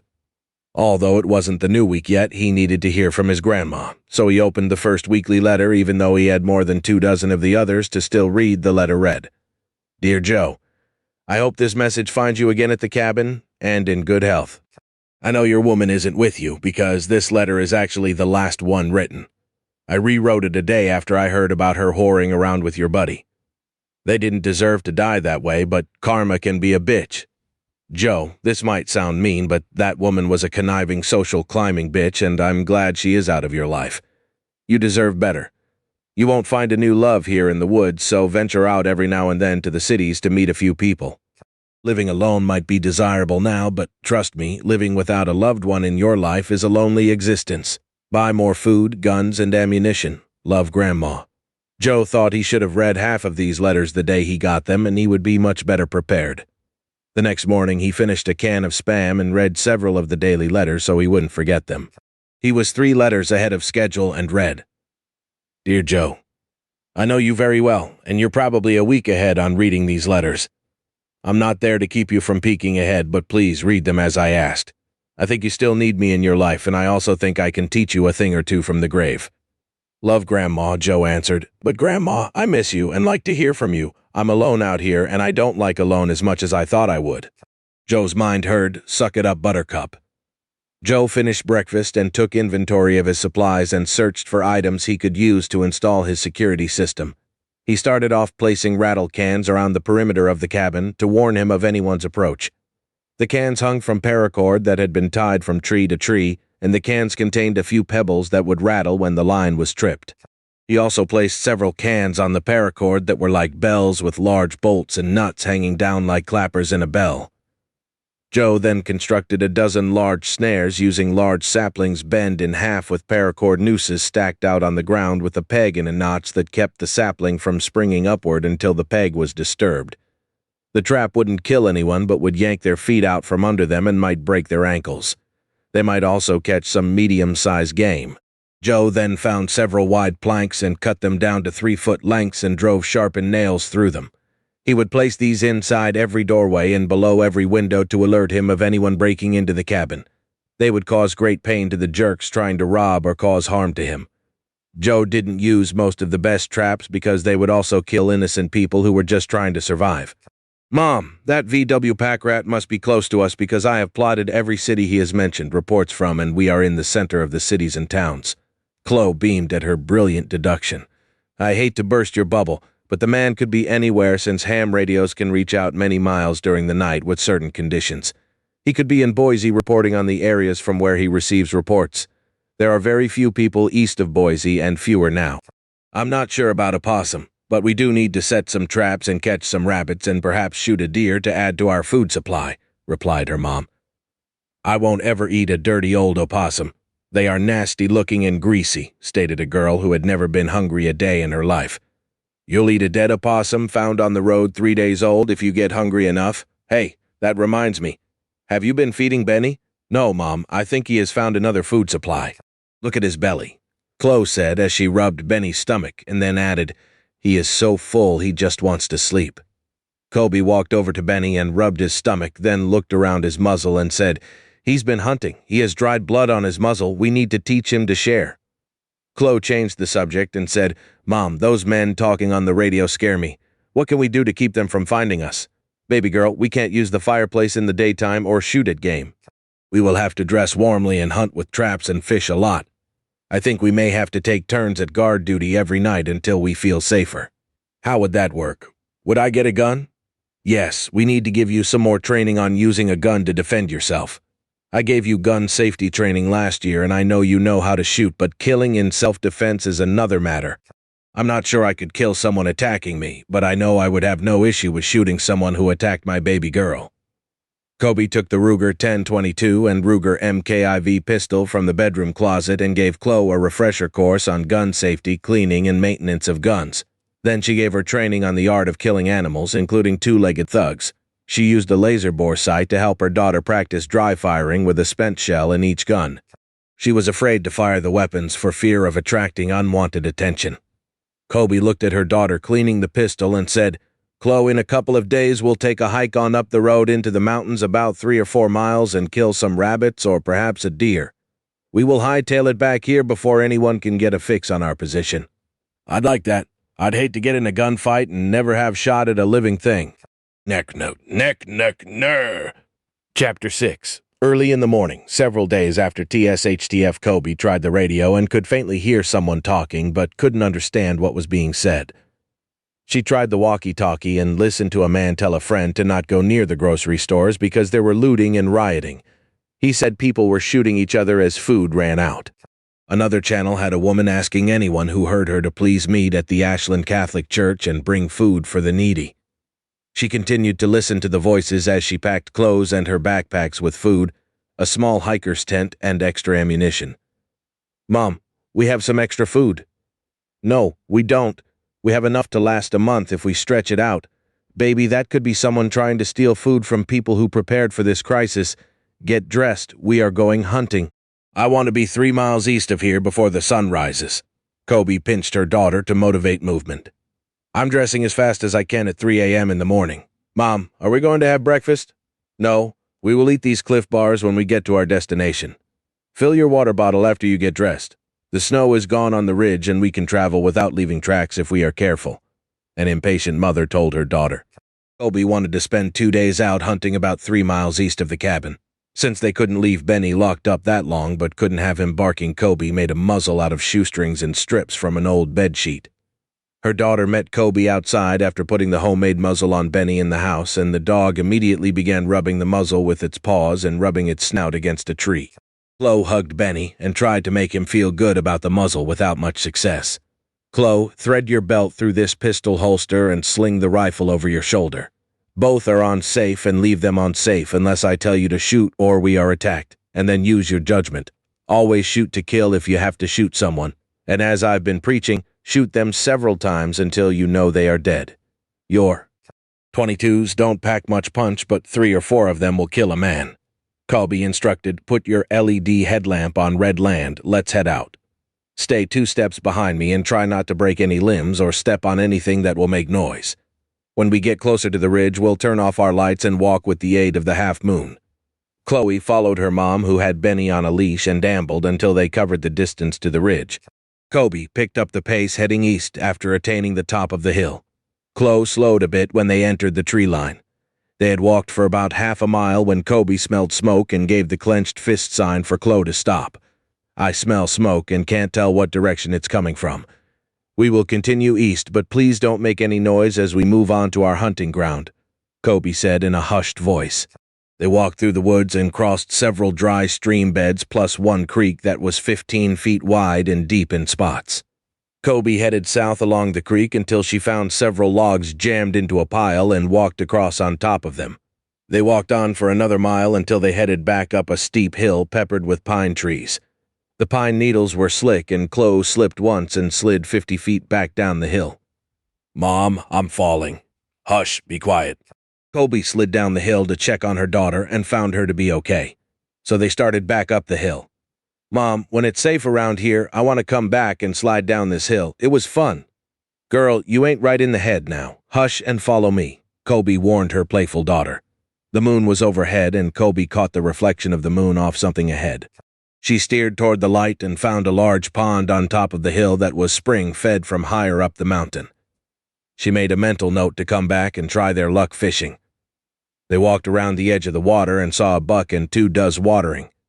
In a hushed voice, Chloe urged her mom to shoot the deer, but the reply was, "No, we are too close to our cabin. We need to travel about another mile.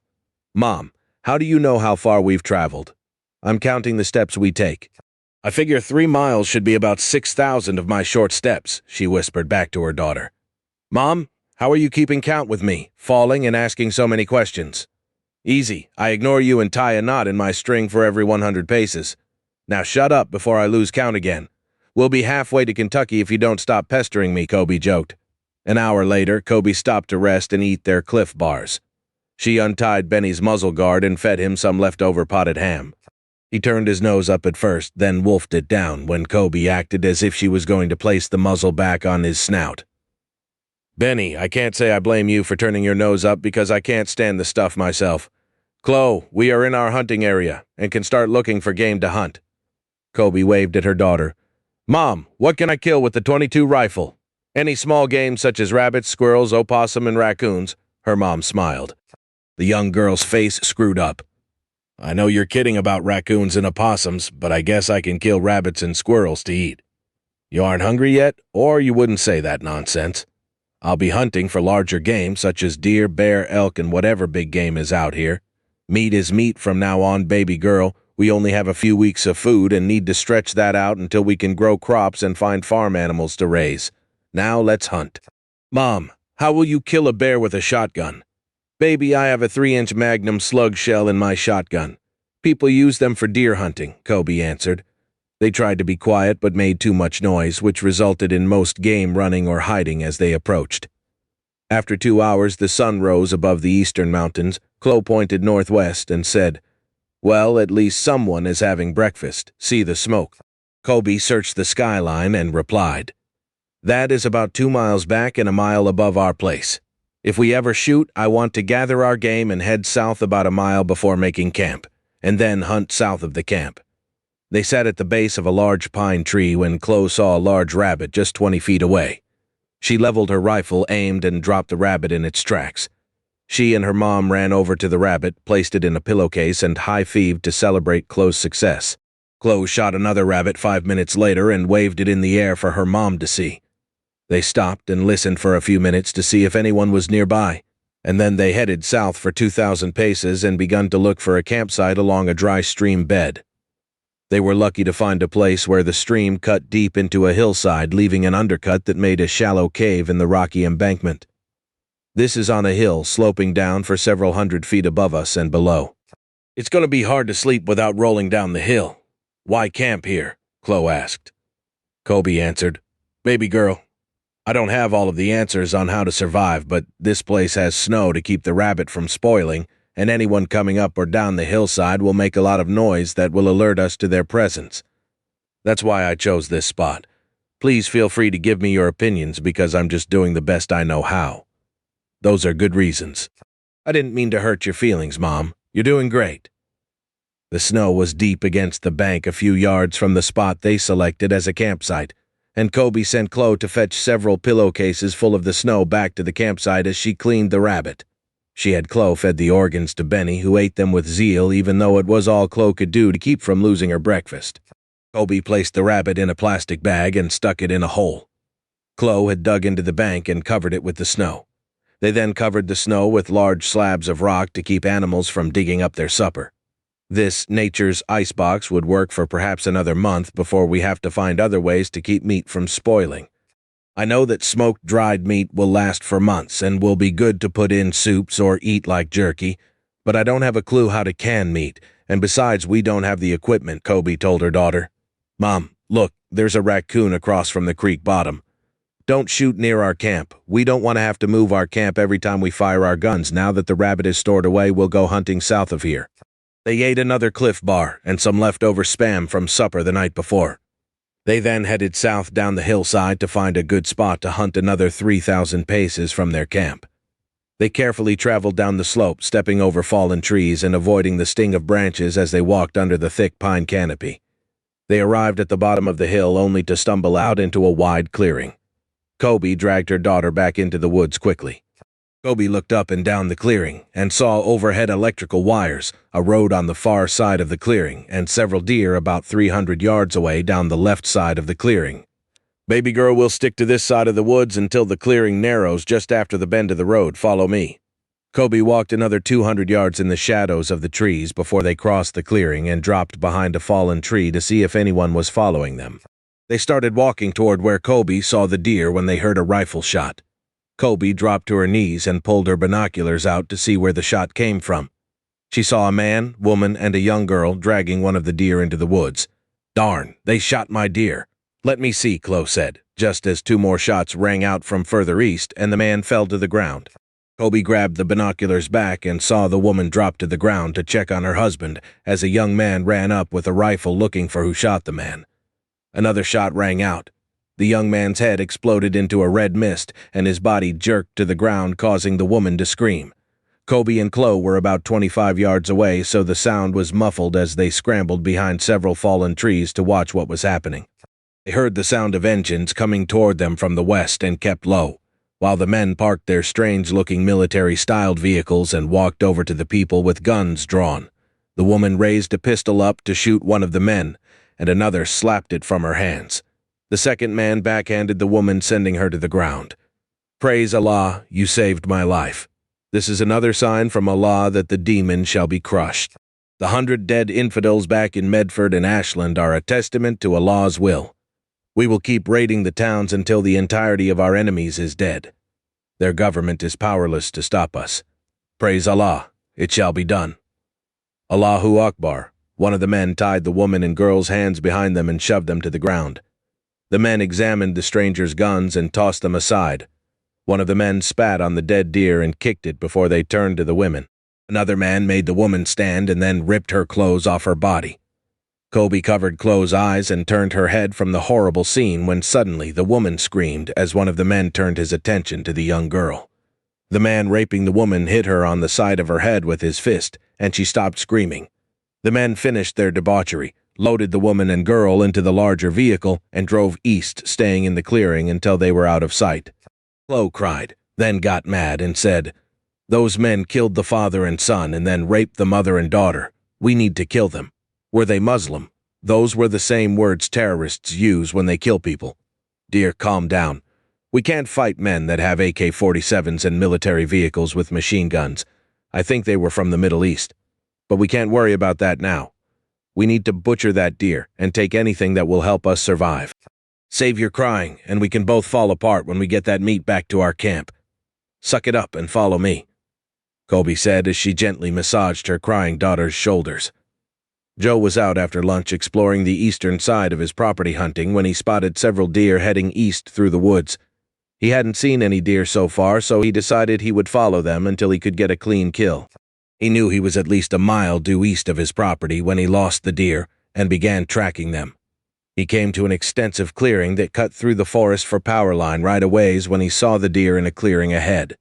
He hated to shoot and field dress a deer so far from home because he couldn't carry all of the meat. He silently got closer to the grazing deer when a gunshot rang out and one of the deer dropped to the ground. Joe fell to the ground and hid when he saw the family run out to claim his deer. Even though they shot the deer away from his property, he was pissed because he had tracked the deer from his property for miles. He wanted half of that deer but decided to remain hidden from everyone.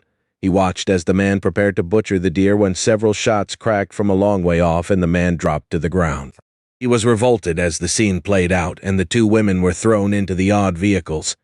He thought about shooting the men, but there were 5 of them, and one stayed in the larger vehicle and manned the machine gun on top. He felt powerless, but decided he would at least get fresh deer meat at these other poor souls' expense. Joe was too far away to hear what the men said and guessed they were arguing over the women. The vehicles sped off heading east, and Joe carefully walked toward the deer and 2 dead men when he heard a stick snap in the woods to his left. He dropped prone to the ground and waited to see if the men left someone behind to mop up the area. He saw 2 figures crawling to the deer and then stand as they watched the eastern horizon for the attackers. The pair pulled out knives, cut the 2 hindquarters from the deer, and placed them in cloth bags.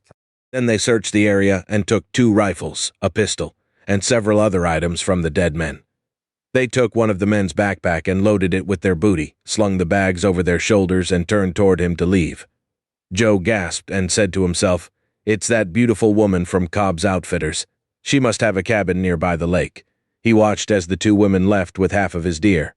He wanted to catch her attention and see how they were doing since the crap hit the fan. He forced himself to stay hidden because the 2 women could be part of a larger group. She was beautiful, but he didn't dare expose himself to possible danger. He watched the 2 small women struggle to carry the extra weight and followed them after he cut the front haunches from the deer and slung them over his shoulder.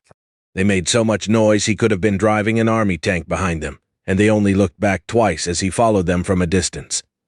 The women stopped to rest, and he inched close enough to hear their conversation. "Baby girl, I'm sorry that you had to be exposed to that horrible cruelty back there. I hate those men, and if given a chance I will kill them, but I can't risk endangering you. We have to concentrate on surviving ourselves, and I think that means staying hidden from others. Mom, we could sneak up on them and kill them before they know we are there.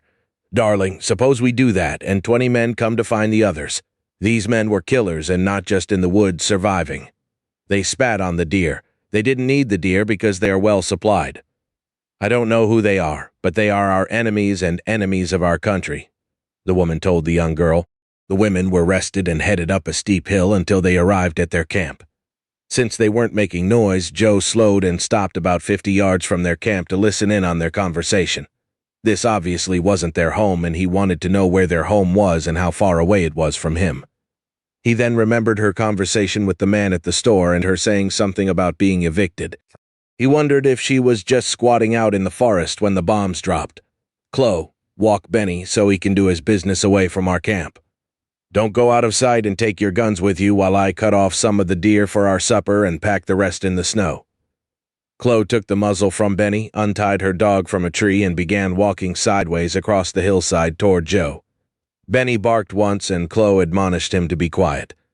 He knew he couldn't leave his position without alerting the young girl, so thinking quickly, he cut a small piece of meat from the deer haunch and pitched it away from him for the dog to find. Benny caught the smell and dragged Chloe toward the meat.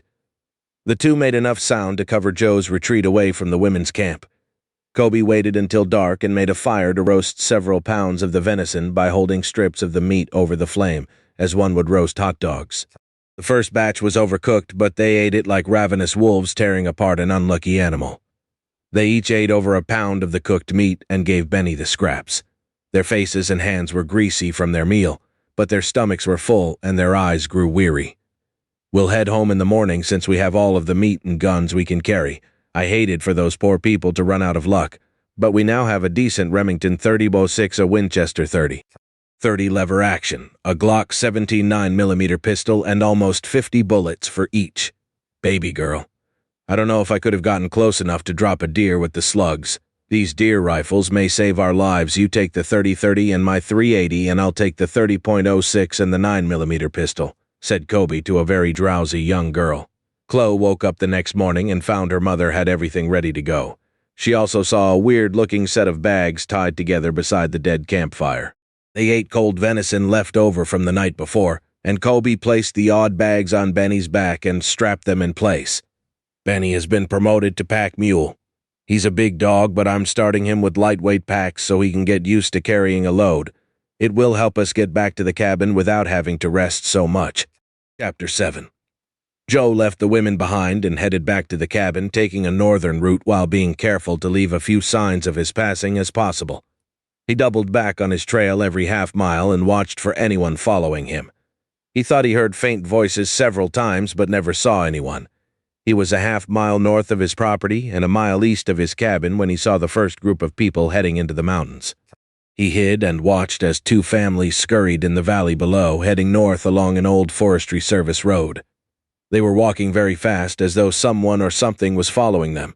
Joe stayed in his hiding spot for another 10 minutes before stretching his legs to head on home when he heard voices again. "Babe, we can't stop or those men will catch up to us. Mike, I told you twice that I think they drove this way into the mountains when they left Ashland. We could be walking right into them. They killed all those people and wouldn't hesitate to kill us either. I know what I'm doing. Let's head on up in the mountains and hope we find an abandoned cabin." "I want to stop here," the woman said. Joe heard them and decided to take action. He shook the tree limbs above him, then stomped the ground as he moved toward them. Then he yelled, "I see them! Shoot the man and we'll take the girl." They took off heading northeast along the Forest Service road and were soon out of sight. Joe laughed, but that was all he had to hear to put a fire under his own butt and get moving back to his new home. Before he cut back down to his property, he saw two more families heading higher into the mountains and wondered if the men who killed the two men back in that clearing were the same men who these people were running from. He was only a short distance from the cabin when he heard some thrashing up ahead. He saw a woman making camp by the creek close to his cabin. He stopped and watched as she sat on her coat crying. Her face was dirty, and her clothes were ripped in several places. He could tell she was a beautiful blonde about 30 years old and didn't have a clue about surviving in the woods. She had a short skirt on with a tight white blouse and designer shoes not fit for walking. The woman looked in her bag, looked disgusted, and started crying uncontrollably. Joe stood there watching the beauty from the bank above her when suddenly his foot slipped and he tumbled down the hill toward her. The woman was terrified by the sudden appearance of the stranger and waved a knife at him. He stopped a few feet from her flat on his back and said, "Good afternoon. Put the knife down. I mean you no harm. You're on private property and need to move on." The woman stood up and walked over to Joe, who was still flat on his back, trying to catch his wind. "Please help me. I'm starving. I will do anything for you. If you will give me food, I can work for you, cook for you. Hell, I'll even sleep with you for food." "Whoa, lady, back up for a minute," Joe said as he scampered to his feet. He added, "Where are you from? And why are you on my property? Those terrorists killed my husband, the entire Ashland City Council, and the police. We thought they were FEMA coming to help us. Until this attack, my worst worry was how to direct the help at the country club to decorate for the next social event, or if we should travel to Paris or Cancun for our trip that month. Please help me. Why did they kill your husband?" My husband tried to reason with them. He was the county prosecutor and from a wealthy family. Those men didn't even listen to him. They shot him down like a dog, and they rounded up everyone they could find and executed them in front of City Hall. They only kept a few of the women for their, entertainment. "I'm starving. Do you have any food?" the lady begged. Joe asked, "What's your name and how did you escape?" She smiled. "My name is Madison Clark, and I escaped when the men I was with stopped the vehicle we were riding in to sample the captured women. While the three men were doing disgusting things to those poor women, I ran into the woods and kept running. Now I'm here with my knight in shining armor sent to rescue me from the terrorist." Joe frowned at her fishy story and asked, "Why do you keep saying they are terrorists?" Because they spoke in a weird language and kept saying Ali Akbar or something like the terrorists always say before they blow themselves up on the news. Joe was now in a quandary because he wanted to help the poor woman, but didn't want her to know where he lived. So to give him time to think, he said, "I'm out hunting for several days and will take you back to my place when I finish hunting. Here, take these energy bars and this can of Spam to fill you up until I can cook tonight. We can't have a fire during the day, or someone might see the smoke." The woman wolfed the food down quickly as Joe figured out what to do. He gave her his blanket and told her he was going to finish hunting for the day and would be back before dark. Joe quickly arrived at his cabin and packed the venison in the snow that he carried in from the back of the cabin. He then gathered his sleeping bag and enough camping gear to fool the lady. At the last minute, he filled a bag with stuff to place about the old ramshackle cabin to make it look like he lived there. The old broken-down cabin was filthy but would work nicely since he didn't want the woman to stay with him long-term. He made the cabin look like he had been there for a while and then left to join her back at the creek. "I'm scared. I'm so glad you came back here for me. You are so strong, and I just know you will protect me." Joe wasn't buying her story but couldn't figure out what her game was besides getting her belly full, so he played along. He started a small fire and cooked Spam, along with a can of green beans and some stale crackers.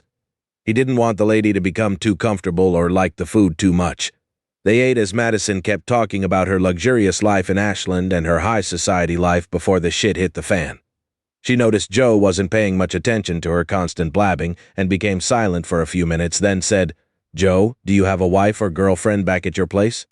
Joe knew where this was heading and replied, "No, and I don't need one either. I lived alone before the attack and will live alone after you move on. I'll help you and then send you on your way. It wouldn't be Christian to let you starve. Look, lady, I don't have a big store of food and I have to hunt every day just to feed myself. I would have to hunt twice as much to feed you also, and there just aren't enough hours in the day to do everything that must be done." The woman smiled back at Joe, convinced even more that this simple guy could be molded into being her provider, protector, and lover, until she could find a more prosperous and powerful man. She had never worked a day in her life, and all of her riches were gained by sleeping her way up the social ladder until she found the right rich man. Even in the apocalypse, the woman schemed to start with Joe and keep working her assets until she wound up at the top again. That night, Joe gave the woman 2 blankets and told her to curl up close to the campfire to keep warm. Joe settled down in his cozy Sub-Zero sleeping bag and slept soundly. He woke up before dawn with a naked Madison curled up in his sleeping bag against his back. It took considerable effort on his part to not shuck his clothes and give in to this temptress. He went back to sleep with Madison, trying to get his attention. He slapped her hand and she stopped moving.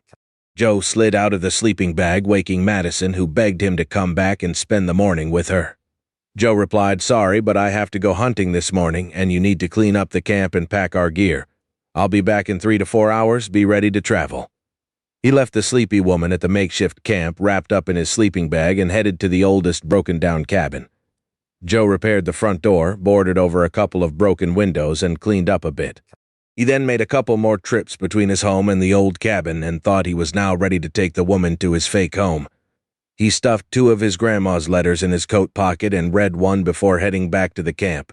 It read, "Dear Joe, it should be midwinter at your new home in the woods. Remember to keep dry and stay as warm as possible in the bone-chilling Oregon winters. Layer your clothes since what feels good in the morning will make you sweat in the afternoon. If you ever fall into the water and get wet, make sure you dry yourself and get warm as soon as possible. Start a fire if you can, if not get naked with someone and share a sleeping bag. A woman would be nice, but don't let the ick factor keep you from getting cold. A man's body will also keep you warm. Love, Grandma." Joe found that he was talking to himself again. Now that was weird timing with Madison naked in my sleeping bag. Grandma's looking down from above. He walked up to Madison and expected her ready to leave, but found her snuggled up in his sleeping bag with none of the tasks completed. He quickly packed up his possessions and used his toe to nudge her butt until she woke up. "Wake up? It's after 10 a.m. Get your butt up, Madison. We need to go," a disgusted Joe said firmly. Madison poked her head out of Joe's sleeping bag and said, "Where's the coffee? I need coffee to get going." "Get your butt up or I will leave you here in the woods. I'm leaving in 10 minutes whether you come or not." She stood up without any clothes on, put her blouse and skirt on while making sure Joe was looking at her naked body as she dressed. Then she put her shoes and jacket on as she shivered while she walked behind a large bush for a few minutes, then came back. "Joe, I want to be your friend, and we could live together and make a good life for both of us," Madison said as she wrapped her arms around Joe and tried to kiss him. Joe moved away and replied, "I'm sure there will be some man who will be glad to take care of you and make you his wife. That man is not standing here. I just want to get your strength up and send you on your way. I'll look for a family walking through that needs a woman to join them." This made her mad, and she walked away from Joe as he turned and walked away. He made a wide circle back to the old cabin. It only took a minute before she was on his heels following him like a puppy dog. He walked her in circles for 2 hours before heading to the dilapidated cabin from the south. They arrived at the broken-down cabin, and Joe said, "Well, it ain't much, but it's home." Madison's lip curled and her nose headed skyward as she showed contempt for the old cabin. Joe saw her face turn red and her fingers turn white as she gripped his arm. "Hey, what were you expecting, like you? I had to flee from the chaos and find a place to hide until those criminals and crazy people killed each other. It's dry and we'll keep a bear out. Get used to it or go find a better place." Madison smiled as she said, "I'm sorry, Joe, but it's far from what I'm used to, but we can make a home of it until it's safe back in the city. I'm sorry that I've acted childish and like a spoiled brat, but I do appreciate what you have done to survive, and you are a good man to have taken me in and fed me." "Thank you," Joe stammered, and she could see him soften as he said, "I'm sorry for being a hard ass, but I just want to live alone in peace and enjoy the woods around me. I'll try to play nice." Madison tried to give him a kiss on the cheek, but he ducked. She knew she was close to setting the hook. She had also learned to play nice and tried harder to fit in with this overweight but very handsome man. She knew the key to his heart was through good cooking, acting like a pioneer woman, and great sex. She knew she had the cooking and sex parts nailed. She just had to act as if she were a pioneer lady to win his heart. "What do we have for food?" "Let me cook a nice supper for a hard-working man," she said as she ran her fingers through his hair. Madison looked at the kitchen, then said, "I have to clean this up a bit before I can cook on that old wood stove." It only took an hour for her to wipe down the kitchen counter, table, and stove before preparing supper. Joe brought in some kindling, a pile of wood for the stove, and built a hot fire before going outside to set some tripwires and a couple of snares for rabbits. Madison cleaned herself up, combed her hair, and did the best she could to look good for Joe when he came in to eat. She looked at herself in a small mirror she found on a shelf and saw a beautiful face dressed in torn, dirty clothing. It was the best she could do until she could talk Joe into going to town to do some shopping. There wasn't much to work with, so she fried 2 venison steaks, made instant mashed potatoes and corn for their supper. When the steaks were done, she opened the door in time to see Joe sit down on the porch to take his boots off. She scurried over in front of him, helped pull his boots off, and placed them just inside the door. She sat down on the steps with Joe. "I wish I could hand you your favorite cocktail or beer after a long day's work. You deserve a stiff drink today after putting up with me and hunting for 2 days. I'm sorry about my behavior. I was starving and desperate. I've had an easy life and never went hungry or wanted for anything in my life. I have to adapt quickly. Could you teach me the skills I need to survive? I'm starving. We'll discuss that after supper. Before we go inside, I want you to know that I understand that being a female alone with all the crap flying is a scary thing. Just be honest with me, and don't try to deceive me, and we'll get along," Joe replied. The meal was good, and Joe liked the pan-fried venison better than roasted over a direct fire. They had a good discussion concerning what had happened in the world, and Joe filled her in on what he had heard on the radio. Madison then steered the conversation to how could she better equip herself with the knowledge to survive. "Joe, I've always used my charm and other assets to make my way in the world. I started out in a poor family and wrangled my way into a great prep school and then a good college just so I could meet a rich and powerful man so I could live the good life. I'm not ashamed of what I did or what I was. Since this war started, I have done some soul-searching and have to adapt to my new environment and do what it takes to survive." Madison shared much more than Joe ever thought she would. "I'll be glad to help you with the little I know about surviving. I know a lot about hunting, fishing, and camping, but not a lot of warfare and defending myself. I'll teach you what I know. So does that mean you will stop using your charm on me to get your way?" Joe ended with a laugh. "Thanks very much for offering the training, and I will help do chores or whatever you need for me to do around here. Now about me using my charm and assets to get my way. Well, I guess that's just built into me. You will just have to resist my charms and assets the best way you can, she replied, as she scrapped the plates and placed them in the dry sink to wash. Joe started to get up from the table when Madison said, "Joe, could you find something to do for about half an hour after I get the dishes done? I saw that large wash tub out on the back porch, and I think I'll fit into it. I want to take a hot bath, or at least clean up a bit if you'll haul some water up to the cabin so I can heat it to wash my clothes and me. Do you have an old t-shirt I can wear until my clothes dry in the morning?" "Why, yes. I have to skin a couple of rabbits and a couple of other chores to do myself," he said as he sniffed his underarm and added, "I need a bath myself. I think living alone is not great for personal hygiene. I haven't had a full bath since the shit hit the fan. Oh, I have a couple of shirts and a spare pair of pants if you want them." Joe hauled 2 5-gallon buckets from the creek to the kitchen, and Madison placed a bucket full on the old cook stove to heat up for her bath. He brought the big washtub into the kitchen, then went back outside to get his chores done. He skinned the rabbits, cut both of the deer haunches into steaks, and saved the fat to use for frying food, and then gathered firewood until Madison called for him to come in the cabin. She only had his t-shirt on as she sat on an old stool drying her hair by the fire.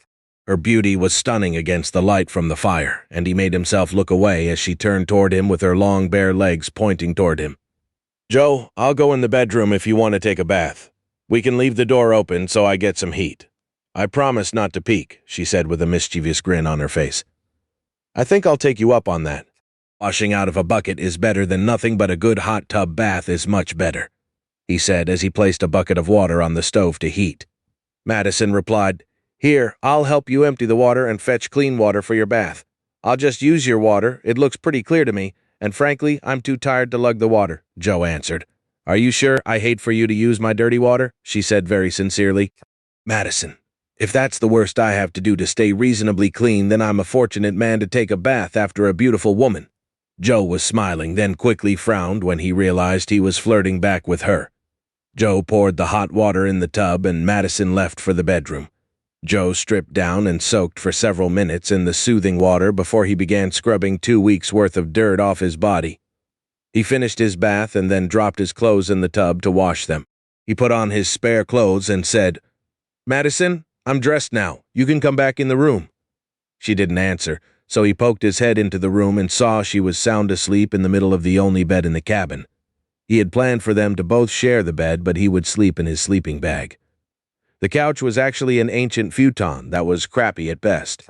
He tried sleeping on the futon and found it so lumpy it killed his back.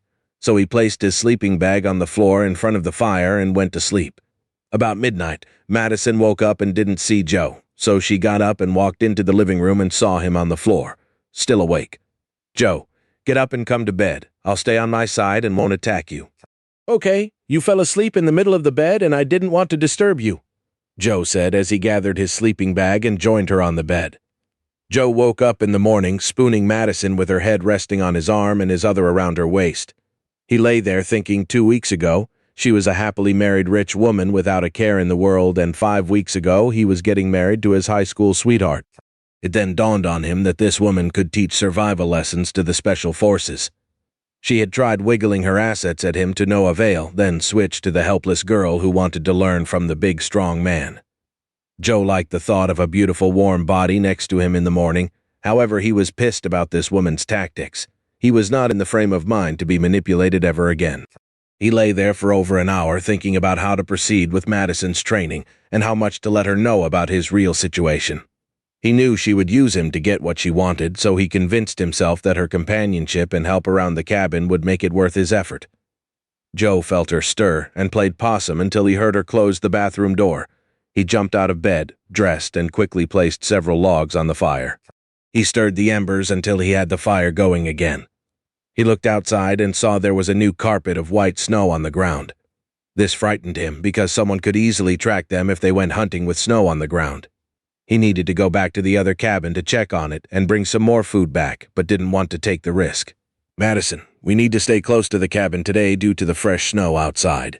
Normally I'd be hunting since it's easy to track animals in the snow, but it's also easy to track humans. And I'm worried about people walking through the area and some bad guys that drove through here a couple of days ago. I think they are the same people that killed your husband and kidnapped you and the other women, Joe informed Madison. Well, it's not all that bad. I see a deck of cards on the shelf along with a couple of board games. You could even teach me some survival skills while we're stuck in our home, she smiled. Joe caught the crap about our home, and it made him mad that she thought he was dumb or horny enough to buy everything she said. He thought for a minute and replied, "That's a good idea. We can train you how to set rabbit traps and then how to skin and gut what we catch. We can even build a rough smoker and smoke the meat at night." He gloated when the smile washed off her pretty face, but then she cheerfully said, "That sounds yucky to me, but I want to contribute and not be a drag on you, so I'll kick myself in the butt and do what you tell me to do. Let's get after it once I warm up some leftover venison for breakfast." "Okay, that works for me. I have a couple of things to do while you fix breakfast." Joe took another letter from his coat pocket and began to read. "Dear Joe, I know you're a good person because I spent so much time with you during your formative years and our weekly chats. Don't become jaded because she fooled around with your best friend. Life is a bitch, and sometimes you have to laugh and move on. You will find the love of your life one day, and she will be faithful to you. Don't settle for anyone that comes along. Be picky, and don't settle for less than you deserve. You will know she's the one when you think about her every day and can't live without her, and she feels the same way about you. I hope my letters are as helpful to you as they were to me. Oh yes, I did have to add several notes after I heard about the Explorer incident. Karma is great. You need to forgive those two and thank God your friend took that cheating bitch from you before she took half of what you own in a divorce. LOL, love Grandma." Joe felt someone behind him and caught Madison staring over his shoulder. "Joe, what are you reading? You were laughing, and it caught my interest. My grandma died a few weeks back, and we were very close. She left me a series of letters to open over the next 2 years, along with the land you're standing on. I just wish she'd left me a mansion with a good furnace." He laughed. Madison said, "She must have been a very special woman. She was very special to my dad and me. We were the closest to her in the family, and I miss her every day. The letters helped soften the grief of losing her. Now that the world is turned upside down, the letters help me muddle through the day," he said with a tear running down his cheek. Joe opened the door to see it was snowing and walked out of the cabin to fetch more firewood when he was surprised by Benny jumping on him. "Hey, big boy, how are you doing?" Joe petted Benny and scratched behind his ears. Benny ran to the front of the cabin where Joe found a dead rabbit. Benny had brought a present to Joe that morning and then ran away back home. Joe watched him disappear into the woods thinking about the woman with the black hair. Then he noticed something that scared the crap out of him. The dog was leaving tracks everywhere he went. The snow quickly covered the tracks, so there wasn't any danger today, but he was concerned the dog might lead the wrong people to his door. Chapter 8. A few days later, the weather had warmed and the snow had melted. Joe had to get out of the cabin and clear his head. Madison hoovered around Joe, trying her best to get him interested in her until he was so fed up he just had to escape. "Madison, I'll be gone for a while," Joe said as he packed his backpack and rolled up his sleeping bag. "Honey, where are you going?"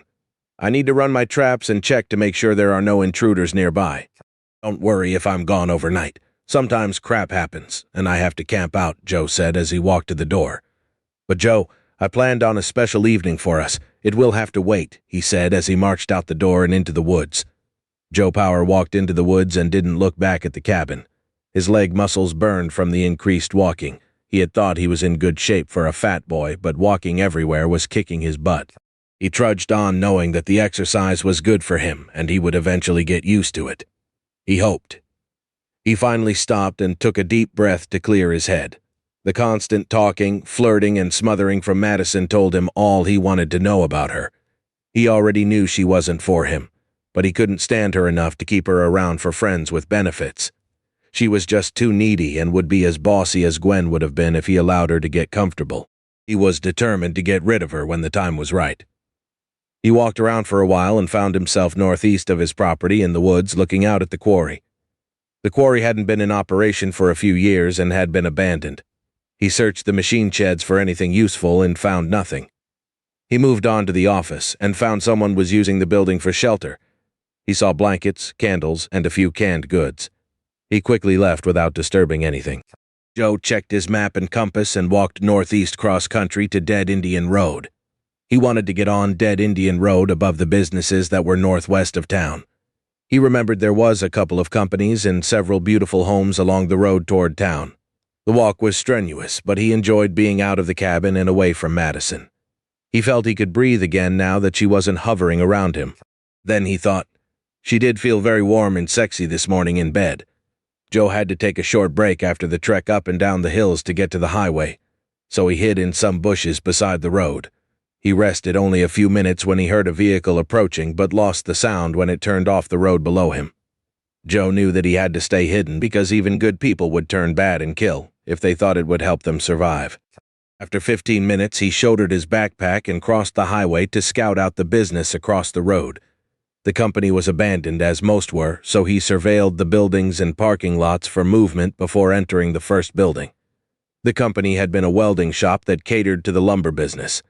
Joe only found a small bag full of tools and a little roll of small-diameter wire to take with him from the production building.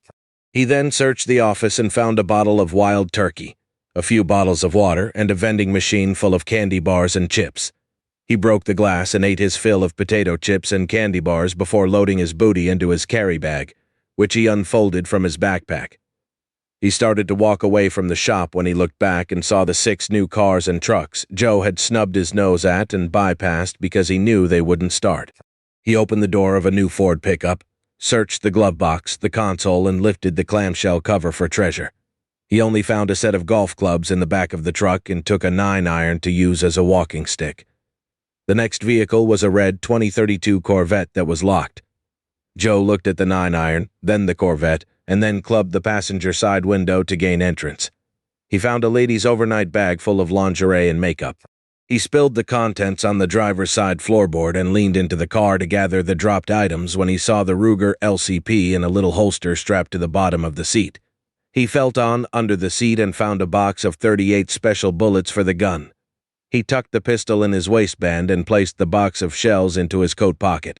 He finished searching all the vehicles and added 2 excellent hunting knives, a small backpack, and 3 car magazines to his growing bag of goodies. He walked around to the back of the business and saw a side road that came up behind the houses fronting Dead Indian Road. He tried to keep hidden in the bushes alongside the road, but there was an open stretch before the first house. Joe didn't want to be seen, so he left his carry bag and tool bag in the ditch beside the road and crawled into the ditch to get past the open spot undetected. He slipped out of the ditch when he was able to use a tree to block anyone in the house from seeing him. Again, he watched the house and yard for any signs of danger before proceeding into the backyard.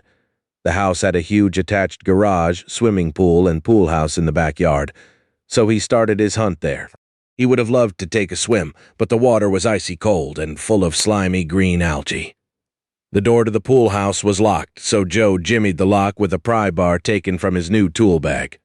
The door popped open, but there was nothing of interest in the house. The garage had several expensive cars and motorcycles that were new but wouldn't run. What interested Joe was a nice older Jeep Rubicon parked by a well-equipped shop. He got in the Jeep, found a key, and it started right up. Joe quickly shut the engine down, and since Joe's backpack and carry bag were full, he loaded them all into the Jeep. He would search this house and the next, then make a mad dash back to his cabin. He would hide the Jeep in the forest close to his property, but not so close people would find him. He nosed around the small workshop and threw some more tools, cans of oil, and a spare gas can into the back seat. The Jeep was full of gas and had a jerry can mounted on the back bumper was full. He watched his surroundings carefully as he moved to the back door and jimmied it open. He found a horrible mess in the house which had been looted and abused. The house stunk, and he covered his face with a wet handkerchief. "Damn, this place smells like shit. Human shit at that," Joe said as the raunchy smell attacked his nose and lungs. Looters had not only taken what they wanted, but knocked holes in the walls and spray-painted graffiti nearly everywhere. He did find several bottles of antibiotics and non-prescription pain relievers in the upstairs bathroom that had been tossed on the floor. These looters wanted hard drugs and food. They tore the place up and literally crapped on the floors. He went into one of the bedrooms and selected a variety of women's clothes that looked to be Madison size and stuffed them in a pillowcase. He threw in some toiletries and a pair of women's boots and then continued his search. He decided he would only search the next house before returning to the cabin. He had thought about Madison as he searched the house, and a beautiful, warm body and female companionship were winning out over her poor behavior. He would return and have a frank discussion with Madison. He would set boundaries and expectation on her behavior if she wanted to stay with him. Joe cut across a field of tall grass to the next house, which was similar to the one he'd just left. It was a large, expensive house with a pool and a 5-car garage. Joe searched the garage with zero success and moved into the house. The back door was open, and he found the same mess. The strange thing that hit him was that the place looked too trashed and didn't stink. He walked to the front door and saw it had been forcibly opened, but the lock was intact. He walked into the kitchen, rummaged through the cabinets, and saw a few cans of beans and canned tomatoes, but not much to eat. Joe searched each room, and then it dawned on him that while things were broken, the house and furnishings were not broken. Trash was piled on them. He knocked the newspapers, torn drapes, and empty vegetable cans from the couch, and it didn't have a stain. He used the toe of his boot to nudge a pile of crap and wasn't surprised that it turned out to be fake. The open vegetable cans were clean inside. Now he smelled a rat, then it all came together. The place was staged, and the people that lived here were probably still here and hiding. He walked through the house again and saw the closet under the stairs. He had opened the door and looked in the closet before, but only saw a few coats hanging with stacks of boxes and books behind them. Joe shoved the coats out of the way and tried to lift a box of the books and found the box wouldn't move. He took his flashlight from his shirt pocket, examined the wall behind the boxes, and discovered the wall was a doorway. Joe tugged and pulled on the boxes and books until he heard a latch click. He pulled the boxes to him and the wall opened like a door on hinges. He looked into the dark room behind the fake wall to see a room about the size of a bedroom. There was a bed, sleeping bags, and boxes of food to his right and a small table and chairs to his left. He saw a slight movement and then saw the woman and 2 kids behind the food boxes when he shined his flashlight from above them. "Mister, please don't hurt my kids. I'll do anything you want, but don't hurt my kids. Take our food and leave us alone," the frightened woman said. The kids stopped crying when Joe said in a very calm voice, "Lady, I'm not here to hurt you or the kids. I won't take your food. I thought I was searching an abandoned home. You need to make the place look dirty so others won't find you. You did a good job making the place look looted, but it's too clean. The house next door has human crap on the floor and everything is covered in filth." "Then go away and leave us alone," the woman said. "Is there anything I can do for you? Is your husband here?" Joe asked. "These are my grandkids. I was babysitting while they were visiting friends up in Portland." "My son will be back soon," the woman said in an unsteady voice. Joe asked, "Do you have a gun?" "I do at my home in Medford, but my daughter-in-law is one of those anti-gun nuts and won't allow them in her house. I feel naked without one. Here, take this pistol and box of bullets. I found them today and don't need them," Joe said as he handed the gun and bullets to her. "Thanks. Have you seen any police or people around out there?" "Lady, the good people are hunkered down. There are plenty of bad men and women burning and looting. I see a new large fire in town and over toward Medford every time I look. I'm leaving now. Stay hidden as long as possible, and perhaps the crazies will move on," Joe said. Joe opened the garage door and backed the Jeep out onto the driveway as he watched for trouble. He sped down the back road, stopping just long enough to gather his bag and tools. He made the turn off to Dead Indian Road and headed up the access road that went back to his property. He passed the old quarry and doubled back quickly to see if it would make a great hiding spot for the Jeep. One of the equipment sheds backed up to the massive hill behind it. There was just enough room to drive the Jeep behind the shed. He took his bags out of the Jeep, parked it behind the shed, and covered it with brush. Upon exiting the Jeep, he raised the hood and removed the battery cables, which he placed in his bag. The bags were heavy, but he quickly covered the 2 miles back to the cabin where he found Madison cleaning the inside from top to bottom. She only had a t-shirt on, and every time she raised her arms above her head, he saw what had made him temper his thoughts about running her off. Joe slapped himself and walked around to the front of the cabin. He stomped his feet loud enough to alert Madison and dropped the bags on the porch. A minute later, Madison came through the door wearing her skirt on over the t-shirt. She was barefooted but helped him take his boots off. "I'm sorry I've been too clingy. I'm so sorry, but I have been scared to death since this crap happened. I promise not to bother you, and I will work my ass off to help you. Just tell me what to do, and I will do it to make your burden lighter," Madison said with tears in her eyes. Joe stood up, pulled her close, and hugged her. "Madison, I'm also sorry. I just suffered a terrible tragedy where my fiancé and best friend died on the same day and lost my grandma a short while later. I took my anger out on you and will do better in the future. Be yourself and don't try to play me and we'll get along just fine. Oh, I brought some things home that you need, hon. We'll look at them later. You look exhausted and need to sit down and prop your feet up by the fireplace. I'll have supper ready for you when you're rested up a bit. I wish I had a bourbon and Coke to share with you, she said with a laugh. Joe reached into one of the bags and brought out the wild turkey and said, "Pour us a stiff one and sit beside me on the couch so we can relax for a minute." The drink was what Joe needed, and he filled Madison on every detail of his trip. She put supper on the table, and Joe ate as if he'd not seen food for a month. He helped her clean up after supper, and then they both sat on the couch and had another glass of bourbon. "Madison, I thought about you quite a bit while I was gone and got these for you," he said as he handed the pillowcase. She smiled when she pulled out the winter boots and the clothes but jumped with joy when she pulled out the panties and bras. She held up a pair of French-cut panties and kissed Joe on the cheek. "Joe, I've had to wear the same pair since the crap hit the fan. I have to go commando while they dry each day. Thank you so much for thinking of me," she said before pulling his head to her and giving him a long, hot kiss. Joe pulled a black thong from his pocket and said, "See, I was thinking of you." Madison stood up, dropped her skirt to the floor and lifted her t-shirt above her head, exposing her naked body. She took the thong, stepped her long legs into them and drew them slowly up her legs while Joe watched with an open mouth. She moved to him and straddled his lap as she smothered him in kisses. She unbuttoned his shirt and then unfastened his belt in a fever as they writhed in heated passion. They were soon naked on the couch, making love for the first time of many times that night. Chapter 9. The early spring weather warmed suddenly during the night, and Kobe woke up to the sound of rain hitting the tin roof. She thought the sound was beautiful because it meant spring wasn't too far away. She noticed a noise coming from the inside of the cabin that sounded like water splashing, and jumped out of bed to run to the kitchen. There were several steady drops of water hitting the floor in every room. Kobe grabbed buckets and pans and placed them below the drips to catch the water. Now the dripping noise sounded like a symphony of musicians playing out of sync.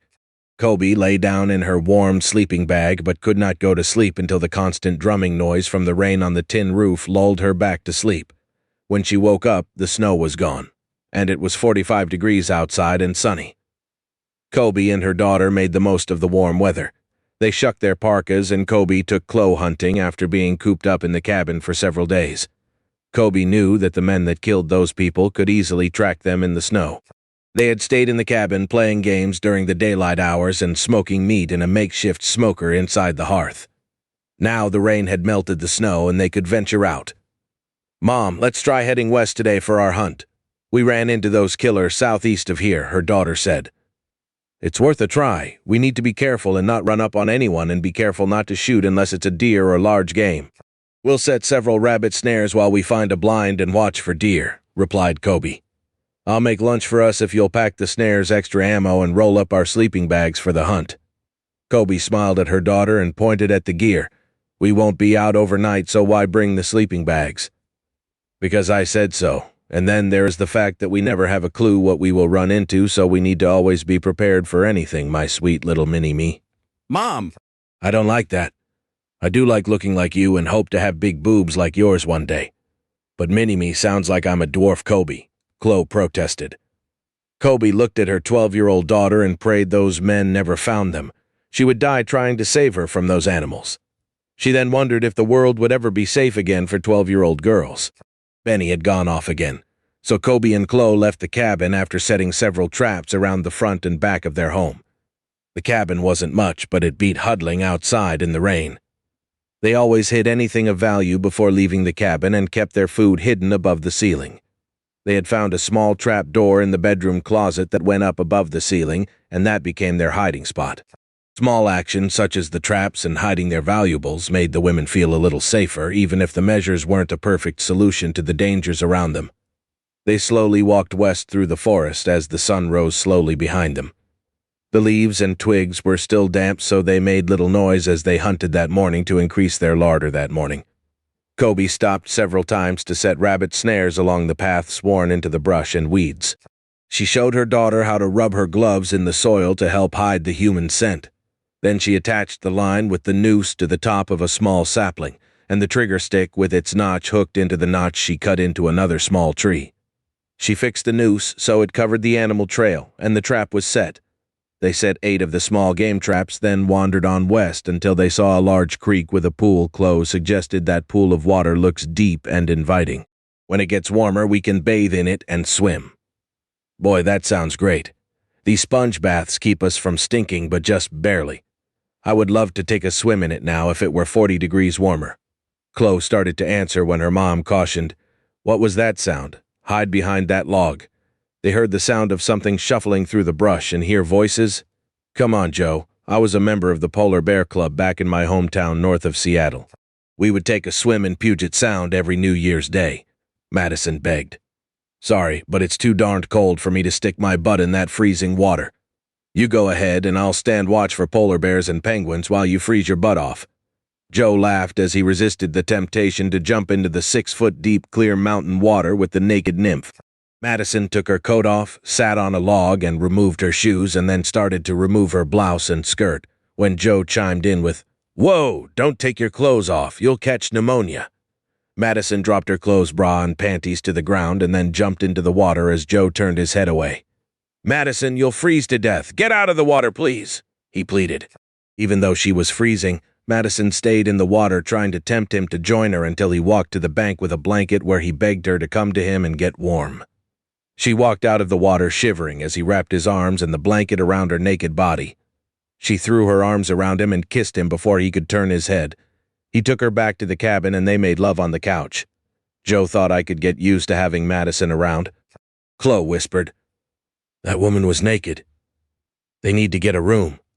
Kobe was deep in thought since she remembered the handsome man from the encounter at the outfitter's store. She was jealous to see him in the arms of another woman and was ready to slink off into the woods when she heard a man speak. "Stop doing that.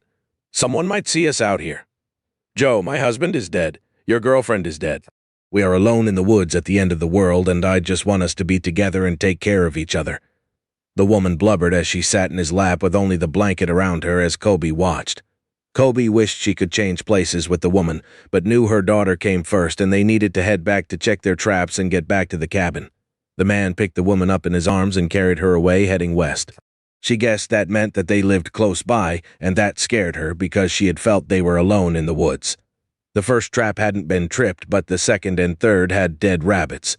Kobe showed Chloe how to take the animals from the snares and then reset them before moving to the next snares. All but the last one were empty, and it had a raccoon in it that was still alive and mad as hell. Every time they got close, it tried to bite them, so Kobe picked up a large rock and hurled it at the beast. She only hit it on the side and made it madder as it fought the snare, which only had trapped its hind leg. Kobe picked up another rock, and this time she crushed its skull with the thrown missile. "I was tired of spam and potted meat. This will give us a welcome change for tonight's meal," Kobe jested. "Well, at least we're not down to eating roadkill," Chloe responded with a chortle, then asked, "Mom, do you think that couple are nice people?" "I don't know for sure, but I think the man is one of the good ones. Did you notice how he looked away as the woman walked into the water naked, and then when she came out again? The woman threw herself at the man, and he didn't take her up on, sex. Mom, I know about sex. Perhaps the guy was gay and women don't turn him on." "Okay, I'm not having a talk about other people's mating habits with my 12-year-old daughter. Let's get on to the cabin and clean these animals who gave up their lives to feed us," Kobe exclaimed. "Well, how am I going to learn about mating habits if my mom doesn't tell me? Besides, that nice man ran his hand under that blanket. What do you suppose he was doing?" "It was none of our business what his hand was doing. But that's a fair question, and when you turn 16, we'll talk about mating habits. Until then, zip your lips before I ground you for the rest of your life," an exasperated Kobe said. "Not to push my luck, but what are you going to ground me from? We don't have TV, iPhones, shopping malls, or anything else fun. Smartass, I'll just beat you like they did in the old days when a child got uppity." The next morning, they decided to try their luck southeast of their cabin in hopes that the killers stuck to the roads to the northwest of their hunting camp.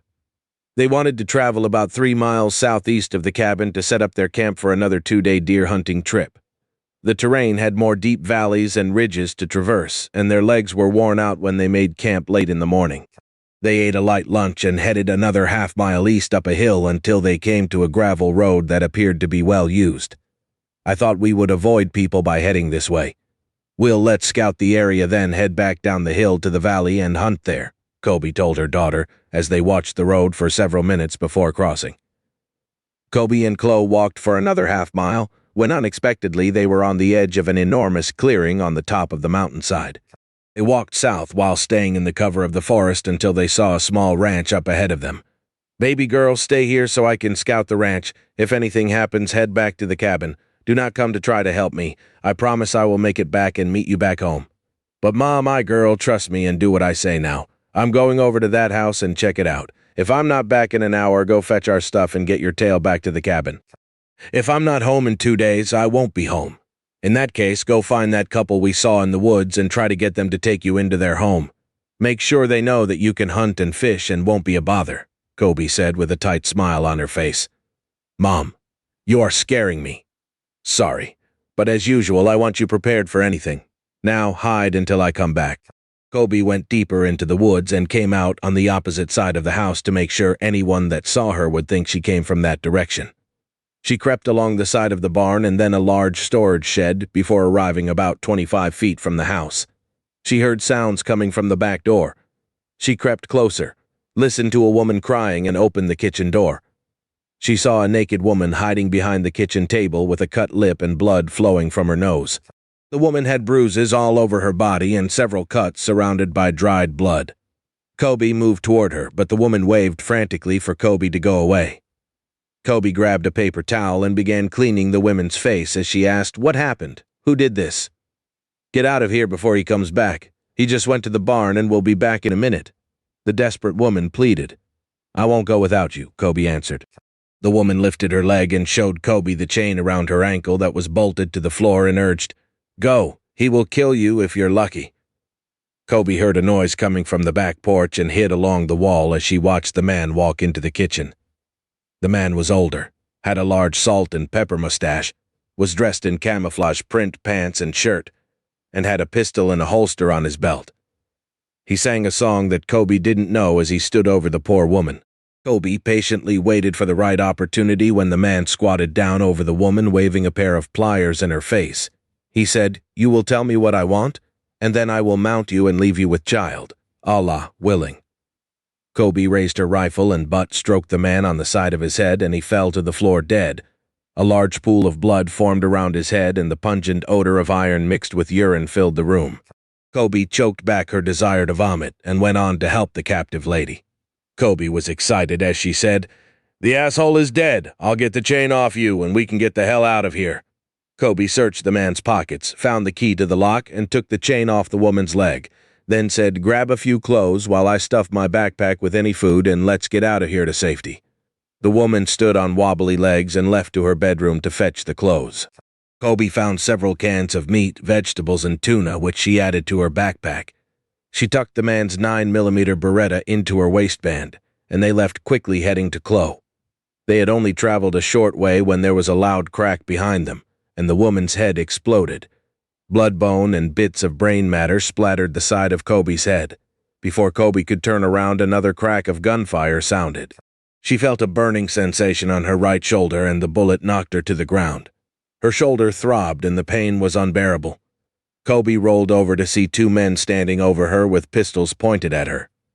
"Bitch, you killed my father! You will die and burn in hell for this sin against Allah, Abdullah! Shoot the cur dog!" The one called Abdul stood over Kobe and loosened his belt. "Help me get her pants off. We might as well have some fun with this piece of crap." The other one tried to unbuckle Kobe's belt, but she bit him on the arm as she tried to draw the Beretta from her belt. He grabbed her left hand and held it while taking the pistol. He then slapped her, pulled her pants and panties down to her knees, and dropped down on her. There was a loud explosion and the man fell off her. Then another, and the remaining thug fell to the ground. Chloe shot both men in the chest and ran to help dress her mom. Chloe helped her mom pull her pants up, then held her mom's head on her lap and asked, "Are you okay? We need to leave now in case someone heard the shots.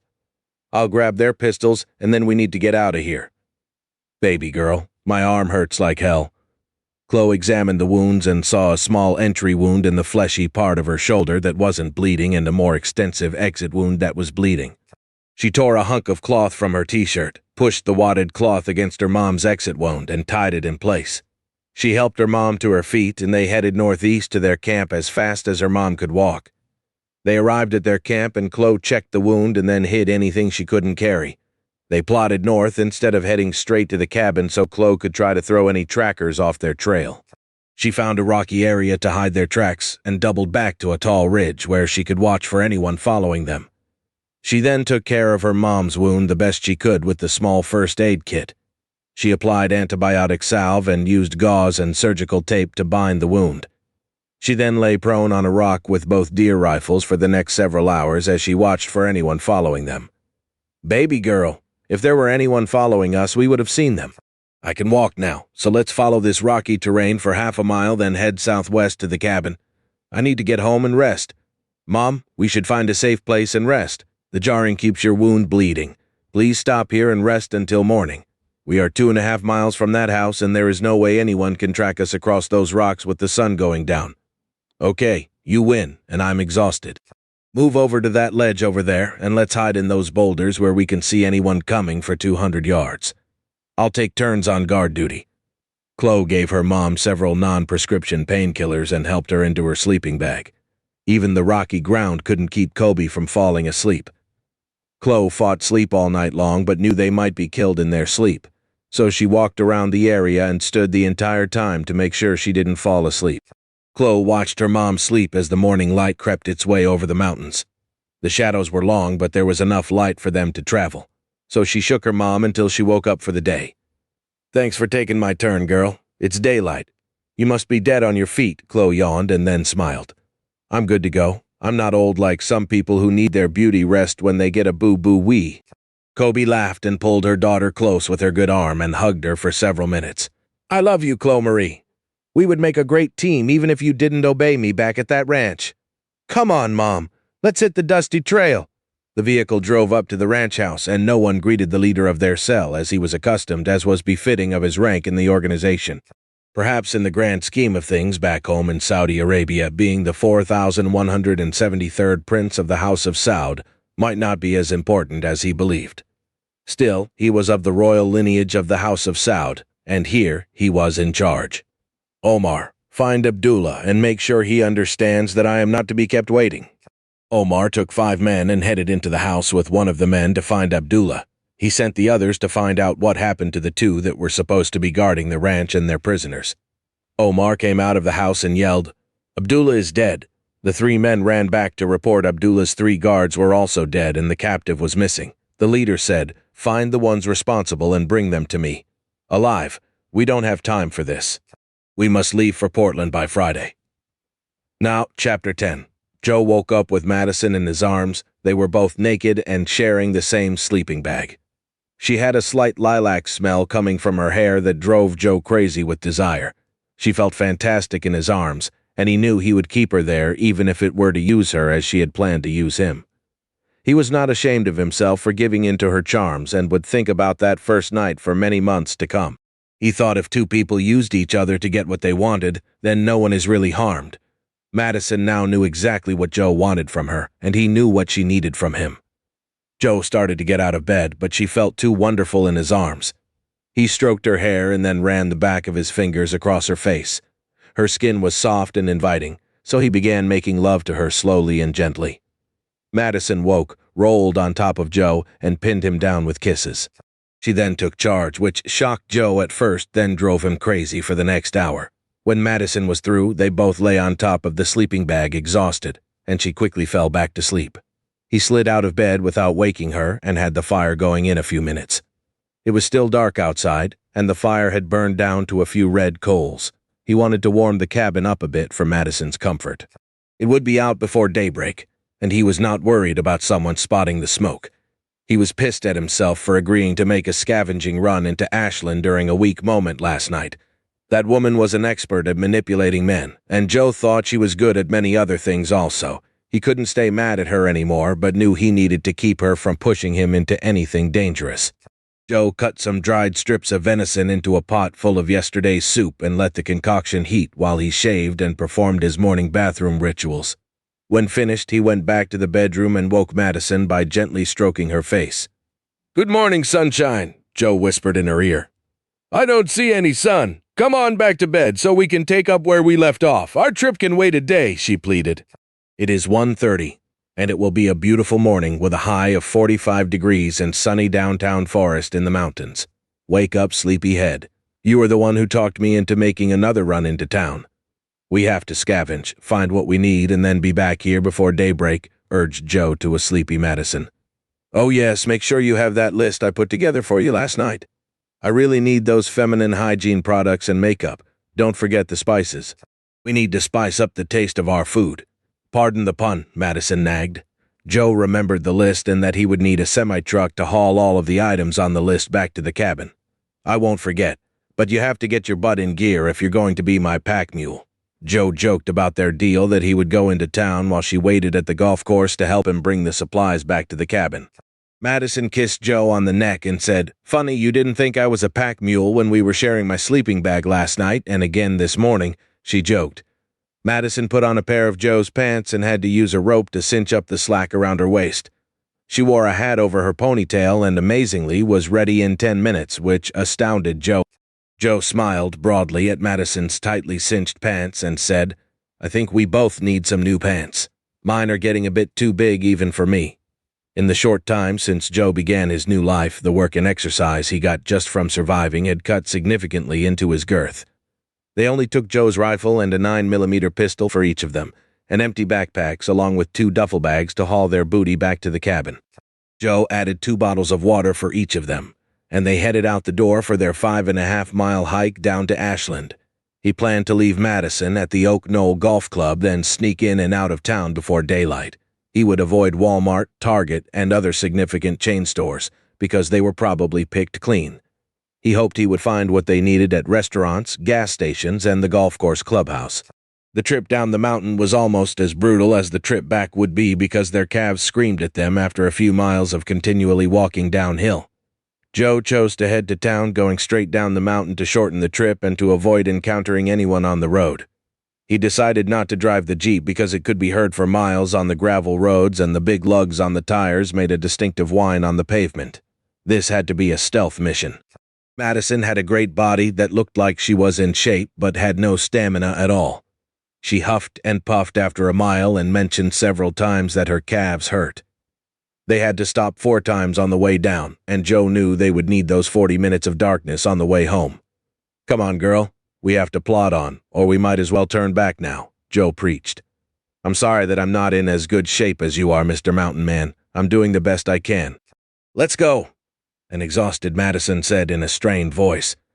They finally arrived at the clubhouse without seeing anyone and only a few plumes of smoke coming from chimneys along the way. Joe wondered if the area might be safer than he had thought if people were broadcasting their existence. Joe searched the clubhouse for any people or other dangers. He found none and left Madison to search for items on their list. She ran over to him and gave him a good luck kiss. He waved goodbye, and he was quickly on his way. Joe walked across the fairways, headed west, and was very quiet. As he walked through a small subdivision beside Highway 5, there were no lights on in the houses, and many of them had burned to the ground. Several had bullet holes and broken glass from fierce fighting.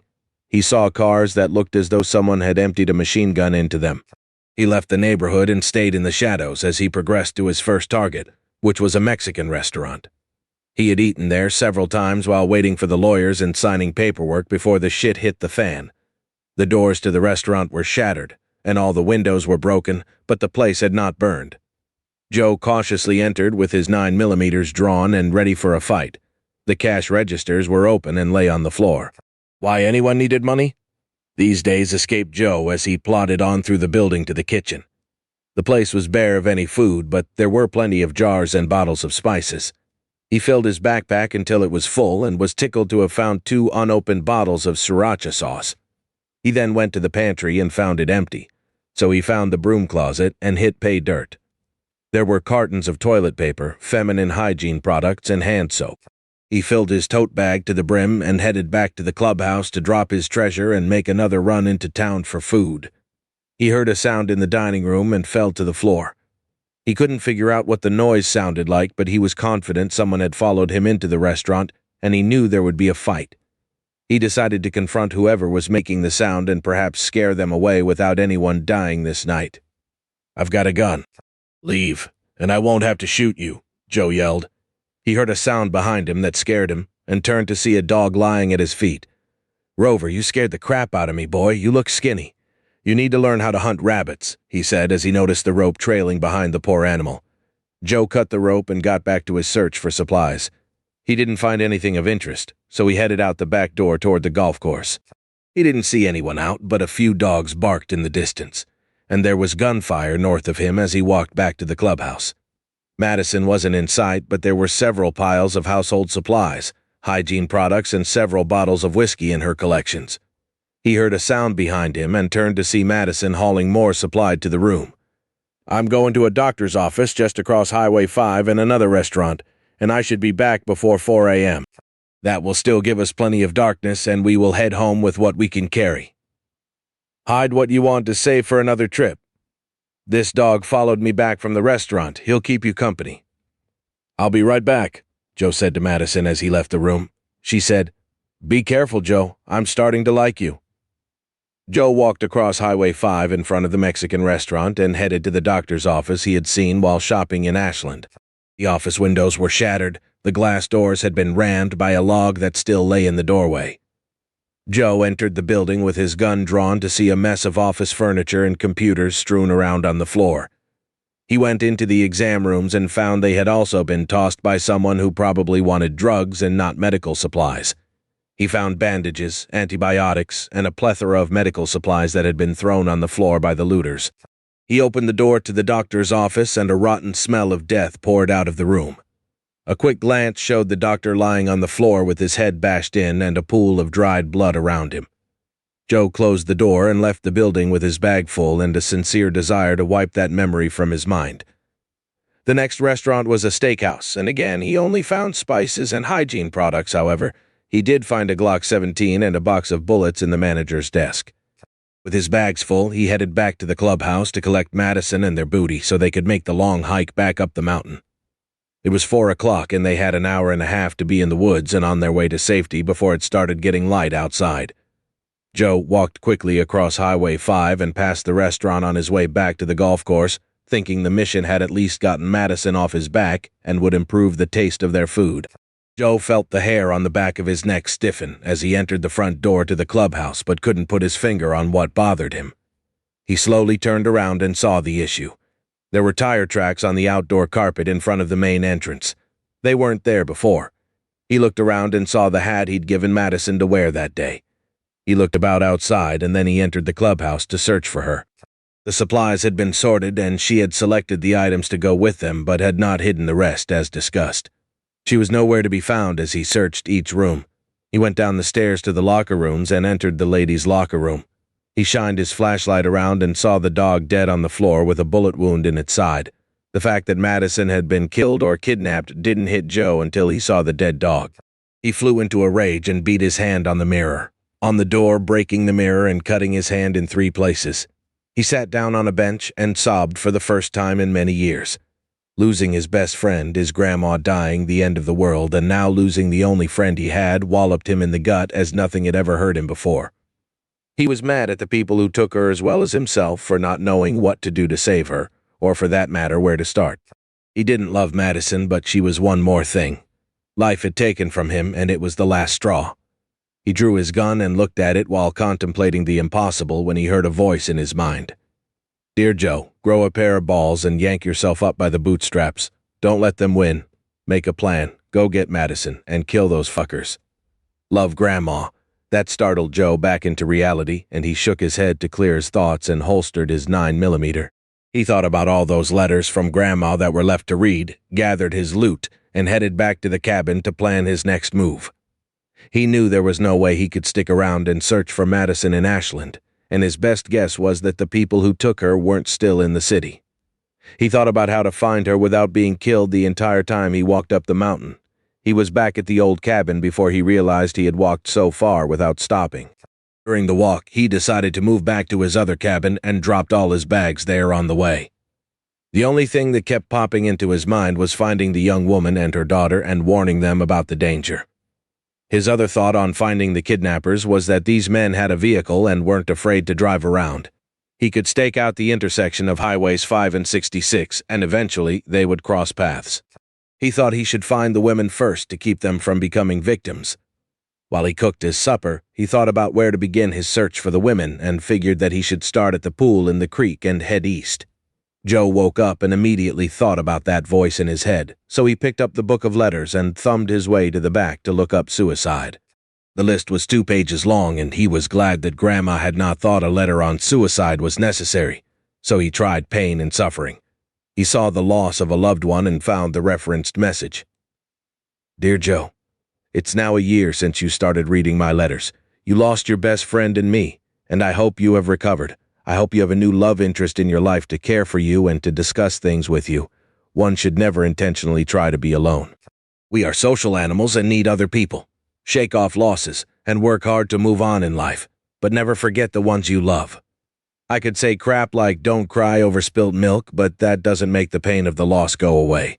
I can say that you have to man up and do what it takes to survive and prosper in this mean old world. Don't be a victim. Love, Grandma.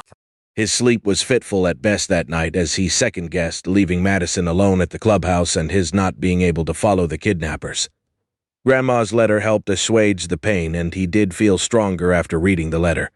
He thought about the letters and wanted to be as good a person as his grandma had been and still was thanks to the letters. He ate cold rabbit stew from the night before and readied his backpack for a 3-day excursion to the east section of his property. The eastern half was the only part he had not explored thoroughly. He felt the women might be on his property, but the kidnappers had to have a place on one of the improved roads to the northeast of his property. Joe struck out for the creek and quickly found the old tracks, which he followed north until he lost them, high on the ridge north of the stream. He stopped and pondered for a while and felt the women's northerly trek had been an effort to lead people away from their camp. He then walked east only a few feet into the woods at the top of the ridge to pick up their tracks. The forests were overgrown with sticker bushes, vines, and small saplings, making travel rough. He found a few fast food wrappers, Coke cans, and soggy newspapers, but no signs of the women. He never found their tracks, but he did see the black Jeep that had sped out of town ahead of him on the day TSHTF. He knew they would have to be close by and slowly headed down the hillside, barely able to keep his footing.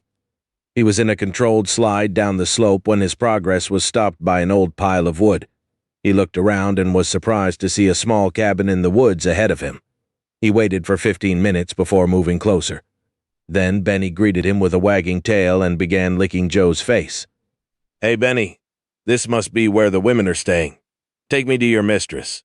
Joe followed Benny up to the cabin from the rear, looked in the window and saw the cabin was dark on the inside.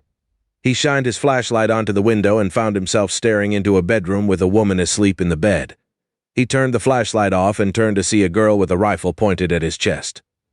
"Drop your guns, asshole," I said. "Drop them, or you're going to have a big hole in your chest," the young girl said forcefully.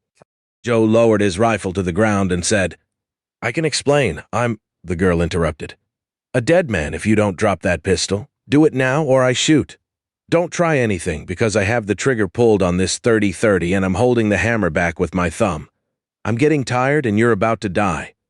Joe pulled the pistol from its holster with 2 fingers and laid it on the ground along with the rifle. He still had a Glock in his waistband and decided not to tell the girl about it unless forced to do so. He raised his hands and asked, "Why are you holding the gun on me? You're trespassing on my land and squatting in my cabin. I'm Joe Harp, and I own this entire hillside and the land for a half a mile in all directions. Please, put your gun down." The girl released the trigger and leaned the rifle against the cabin as she drew a Beretta and kept Joe covered. "Turn around and walk up on the porch.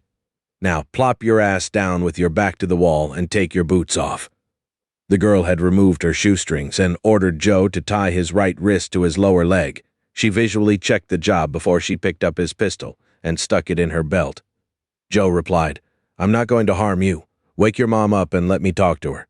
Benny sat down beside Joe and tried to lick his face when the girl admonished him and pulled him away by his collar. Benny, get away from him. He's a terrorist, the girl said. Look, I just came to shut up and speak when spoken to, asshole. Why did you come to our cabin? I already told you it's my cabin. I came here to warn you about some people who kidnapped a friend of mine. You two women are alone up here and could be the kidnappers' next victims, Joe stated. The girl poked Joe in the ribs with the Beretta. You're probably the kidnapper or working for those bastards? I should shoot you like I did the ones who shot my mom. Whoa, girl, has your mom been shot? Yes, but you aren't going to get close to her. I'll kill you before you get close to her like those terrorists did, Chloe said. Chloe, who is the man? A voice behind Joe said in a weak voice. The girl jumped to her feet and said, Mom, be careful. This man could be one of those men from back at the ranch.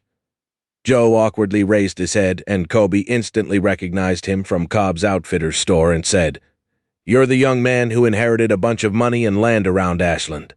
I saw you at Cobb's. Your daughter isn't impressed by my inheritance, and I'm sorry to say money is worthless now. However, I do own this cabin and the land around it. Joe smiled as he spoke. Chloe, please untie Mr. Harp's hands and give his shoes back to him. He won't hurt us, Kobe said as she stumbled back into the cabin. Chloe charged in behind her mom and found her half on the couch where she had fallen. Kobe looked up and said, Chloe, untie the man, and then you can tend to me. Chloe untied Joe's hand and gave him his pistol back. Joe entered the cabin and saw Kobe lying on the couch. Where were you shot? Let me see your wound, Joe queried. Kobe rolled to her side and Joe peeled off the bandages to show an angry red wound that desperately needed attention. Joe opened his backpack, cleaned the wounds, squeezed antibiotic salve on both injuries and said, Ladies, I'm going back to my cabin and fetch some antibiotic pills. You need to fight this infection from the inside also, Chloe cried as she said, Will Mom be okay? Please go get the pills. She will be fine a few days after we get these pills into her. I'll be back in about 2 hours with the pills, Joe answered. Joe left his backpack and took the same route back to his cabin, even though going in a straight line would have saved an hour because he was still worried about these men stumbling upon them. He arrived at the cabin and placed the medical items he needed in his pockets and added enough food for all of them for several days before heading back. Joe was about halfway there as he walked in the edge of the woods when a strange-looking vehicle drove slowly by his position and stopped. Joe froze as he watched the vehicle with the machine gun mounted on top disgorge 4 men who walked around the intersection where a dirt road headed north off this main gravel road. The men spoke in a foreign language and the only thing Joe understood was Allahu Akbar.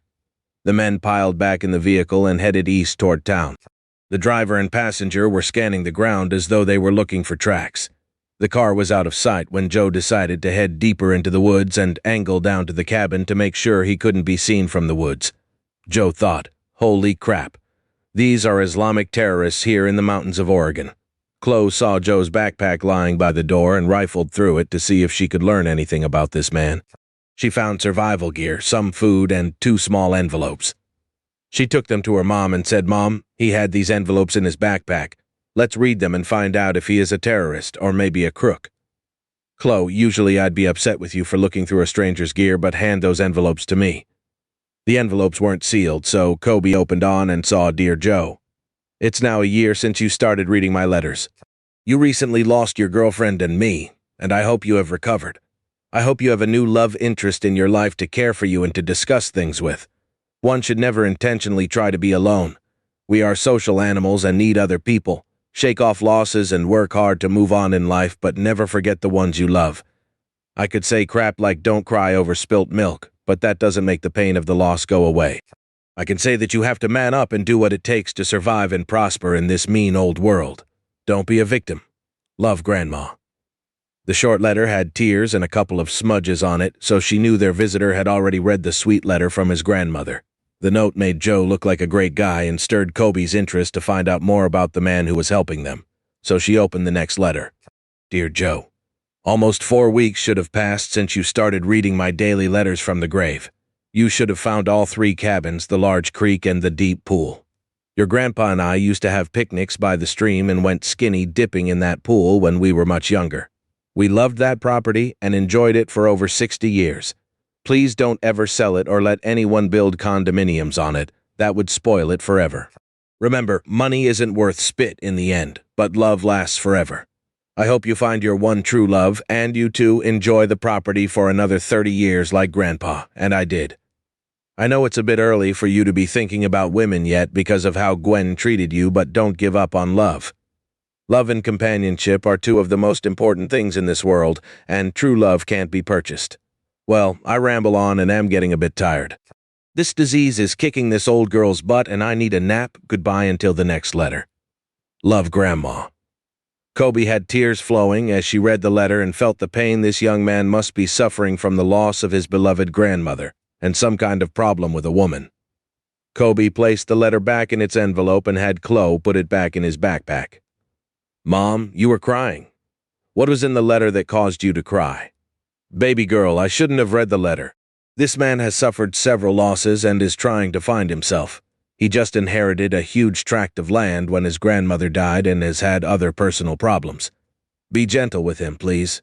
Mom, that letter doesn't prove that he isn't a pervert. Those senators and Hollywood types were well thought of in their communities and they still were pedophiles and attacked women and children several years ago, insisted Chloe.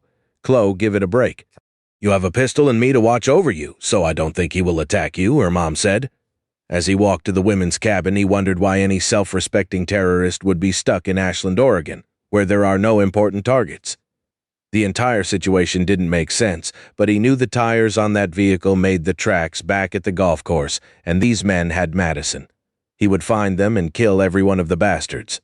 He prayed Madison was still alive.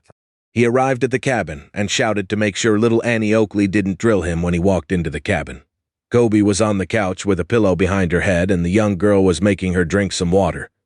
Joe opened the bottle and offered Kobe 2 of the pills, which she washed down with the water and said, Sorry about my manners. This is Chloe, and I'm Kobe Sims. I saw you at Cobb's, and I believe you walked up when that man and I were in a heated discussion. Joe took his hat off and replied, I'm Joe Harp, and I remember you from that day. I remember thinking that you were beautiful and mad as hell at that man. Joe immediately blushed when he realized he had told her that he thought she was beautiful. He gazed at her laying there and couldn't break contact with her alluring eyes. He smiled and listened to her response. Well, thanks for the compliment. Now down to business. Will you be evicting us from your land? I'm sorry about squatting here, but we were unfairly evicted from our apartment and had to quickly find a place to stay until we found something, the beautiful black-haired lady said with tears streaming down her eyes. No, you can stay here as long as you want. I have a nice snug cabin and don't need this one, Joe, smiled at Kobe. I'll bet it's snug with that blonde snuggled up against you like back at the creek, Chloe exclaimed. Joe stared at the young girl and said, That blonde was only a friend needing help, and she was kidnapped by the same people that are looking for you two. I saw one of their vehicles up on the road on top of the ridge, and the same vehicle left tracks where Madison was kidnapped. We were in town scavenging for supplies and they found her while I was gathering things we needed. Oh, and it's not nice to spy on people, Kobe said. We need so many things, but I was afraid to go into town. I got shot trying to help a woman escape this gang, and my daughter had to rescue me when they killed the woman and shot me. Joe replied, I'm going to carry you to bed so you can get rested, and I will stay with you too until you get your strength back. It's the least I can do for 2 cowgirls stranded by the apocalypse. Chloe replied, We don't need, when her mom interrupted and said, We do need your help, and you can sleep on the couch. We don't have much, but Chloe is a good cook. Joe laughed and replied, You concentrate on getting better, Chloe, and I will call a truce and try to get along. I brought some food and other supplies from my home to keep me from being a burden. Chloe, please unpack that green bag and find something to fix for supper, please. Joe picked the small woman up in his arms and started to the bedroom when suddenly there was a squeal from behind him. Joe turned with the raven-haired beauty to see Chloe beaming with delight.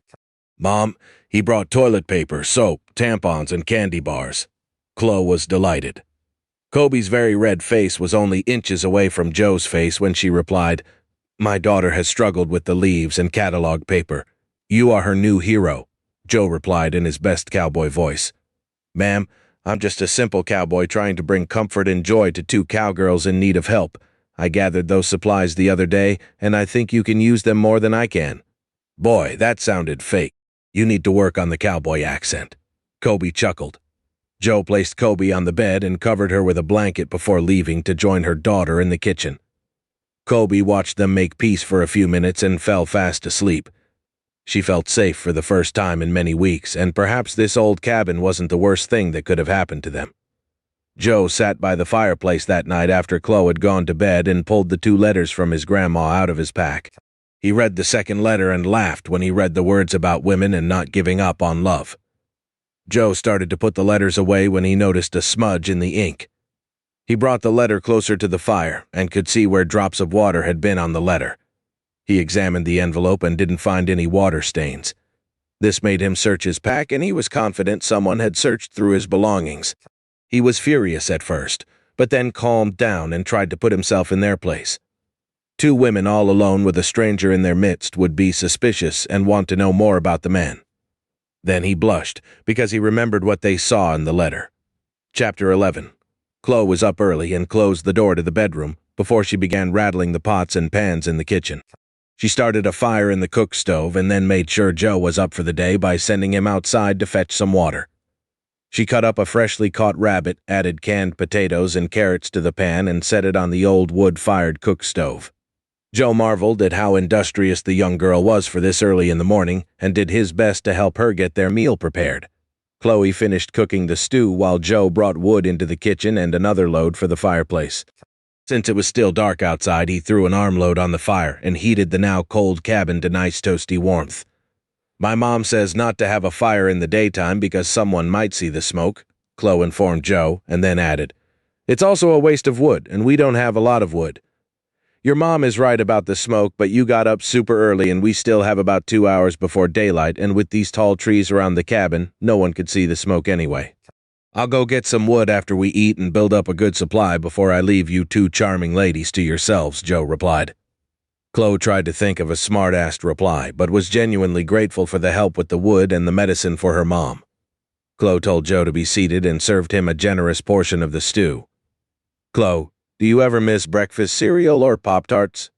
"Boy, I sure do. I'm a bachelor and grabbed food on the run before TSHTF," Chloe said. "I miss pancakes the most, and then ice cream. We always had bacon, eggs, orange juice, and pancakes for breakfast on Sundays before going to church. I miss church too." Joe thought back to the days when his mom woke him up early on Sunday mornings and told him to get his butt in gear for Sunday school. She always prepared ham and eggs, toast with blackberry jam, and orange juice every Sunday morning. He and his dad were always moving slowly, but his mom still got them to church on time. Now he felt guilty about not going to church with her as often as he should have, and now he didn't know if his mom and dad were even still alive. Tears came to his eyes, and he quickly wiped them away while Chloe looked the other way to reach the pepper. Joe finished a mouthful of the rabbit stew and said, "My, your mom was right. This is great stew. How did you learn to cook like this?" Chloe smiled back at Joe and replied, "My mom taught me how to cook, and she is a better cook than me." Joe looked back to the bedroom and said, "Go check on your mom and see if the fever has gone down. Give her 2 more of the antibiotic pills." "Please," Chloe said. "Please, what?" Joe answered. "Asshole, I'm not your daughter or your slave, so say please and we will get along much better," said Chloe. "You are a feisty young lady. Please go help your mom. That's better. We will continue to work on your manners, and perhaps I won't have to call you an asshole so much." A voice rang out from the back of the cabin. "Chloe Marie, watch your mouth and don't call Mr. Harp names. At least try to act like an adult. He is here helping us." Joe laughed and stuck his tongue out at the girl, who promptly gave him a middle finger as she left the room. Joe broke out laughing and slapped his hand on the table. "Kobe, I'm going outside to fetch some firewood." "I'll also run your rabbit traps while I'm out," said Joe. Kobe replied, "Please let Chloe go with you when you run the traps. We need to learn how to improve our traps. There are thousands of rabbits out there, and we aren't catching that many. I'd love to take her with me and teach her what I know after I get the wood cut and stacked." Joe responded and went outside into the cold, early spring air.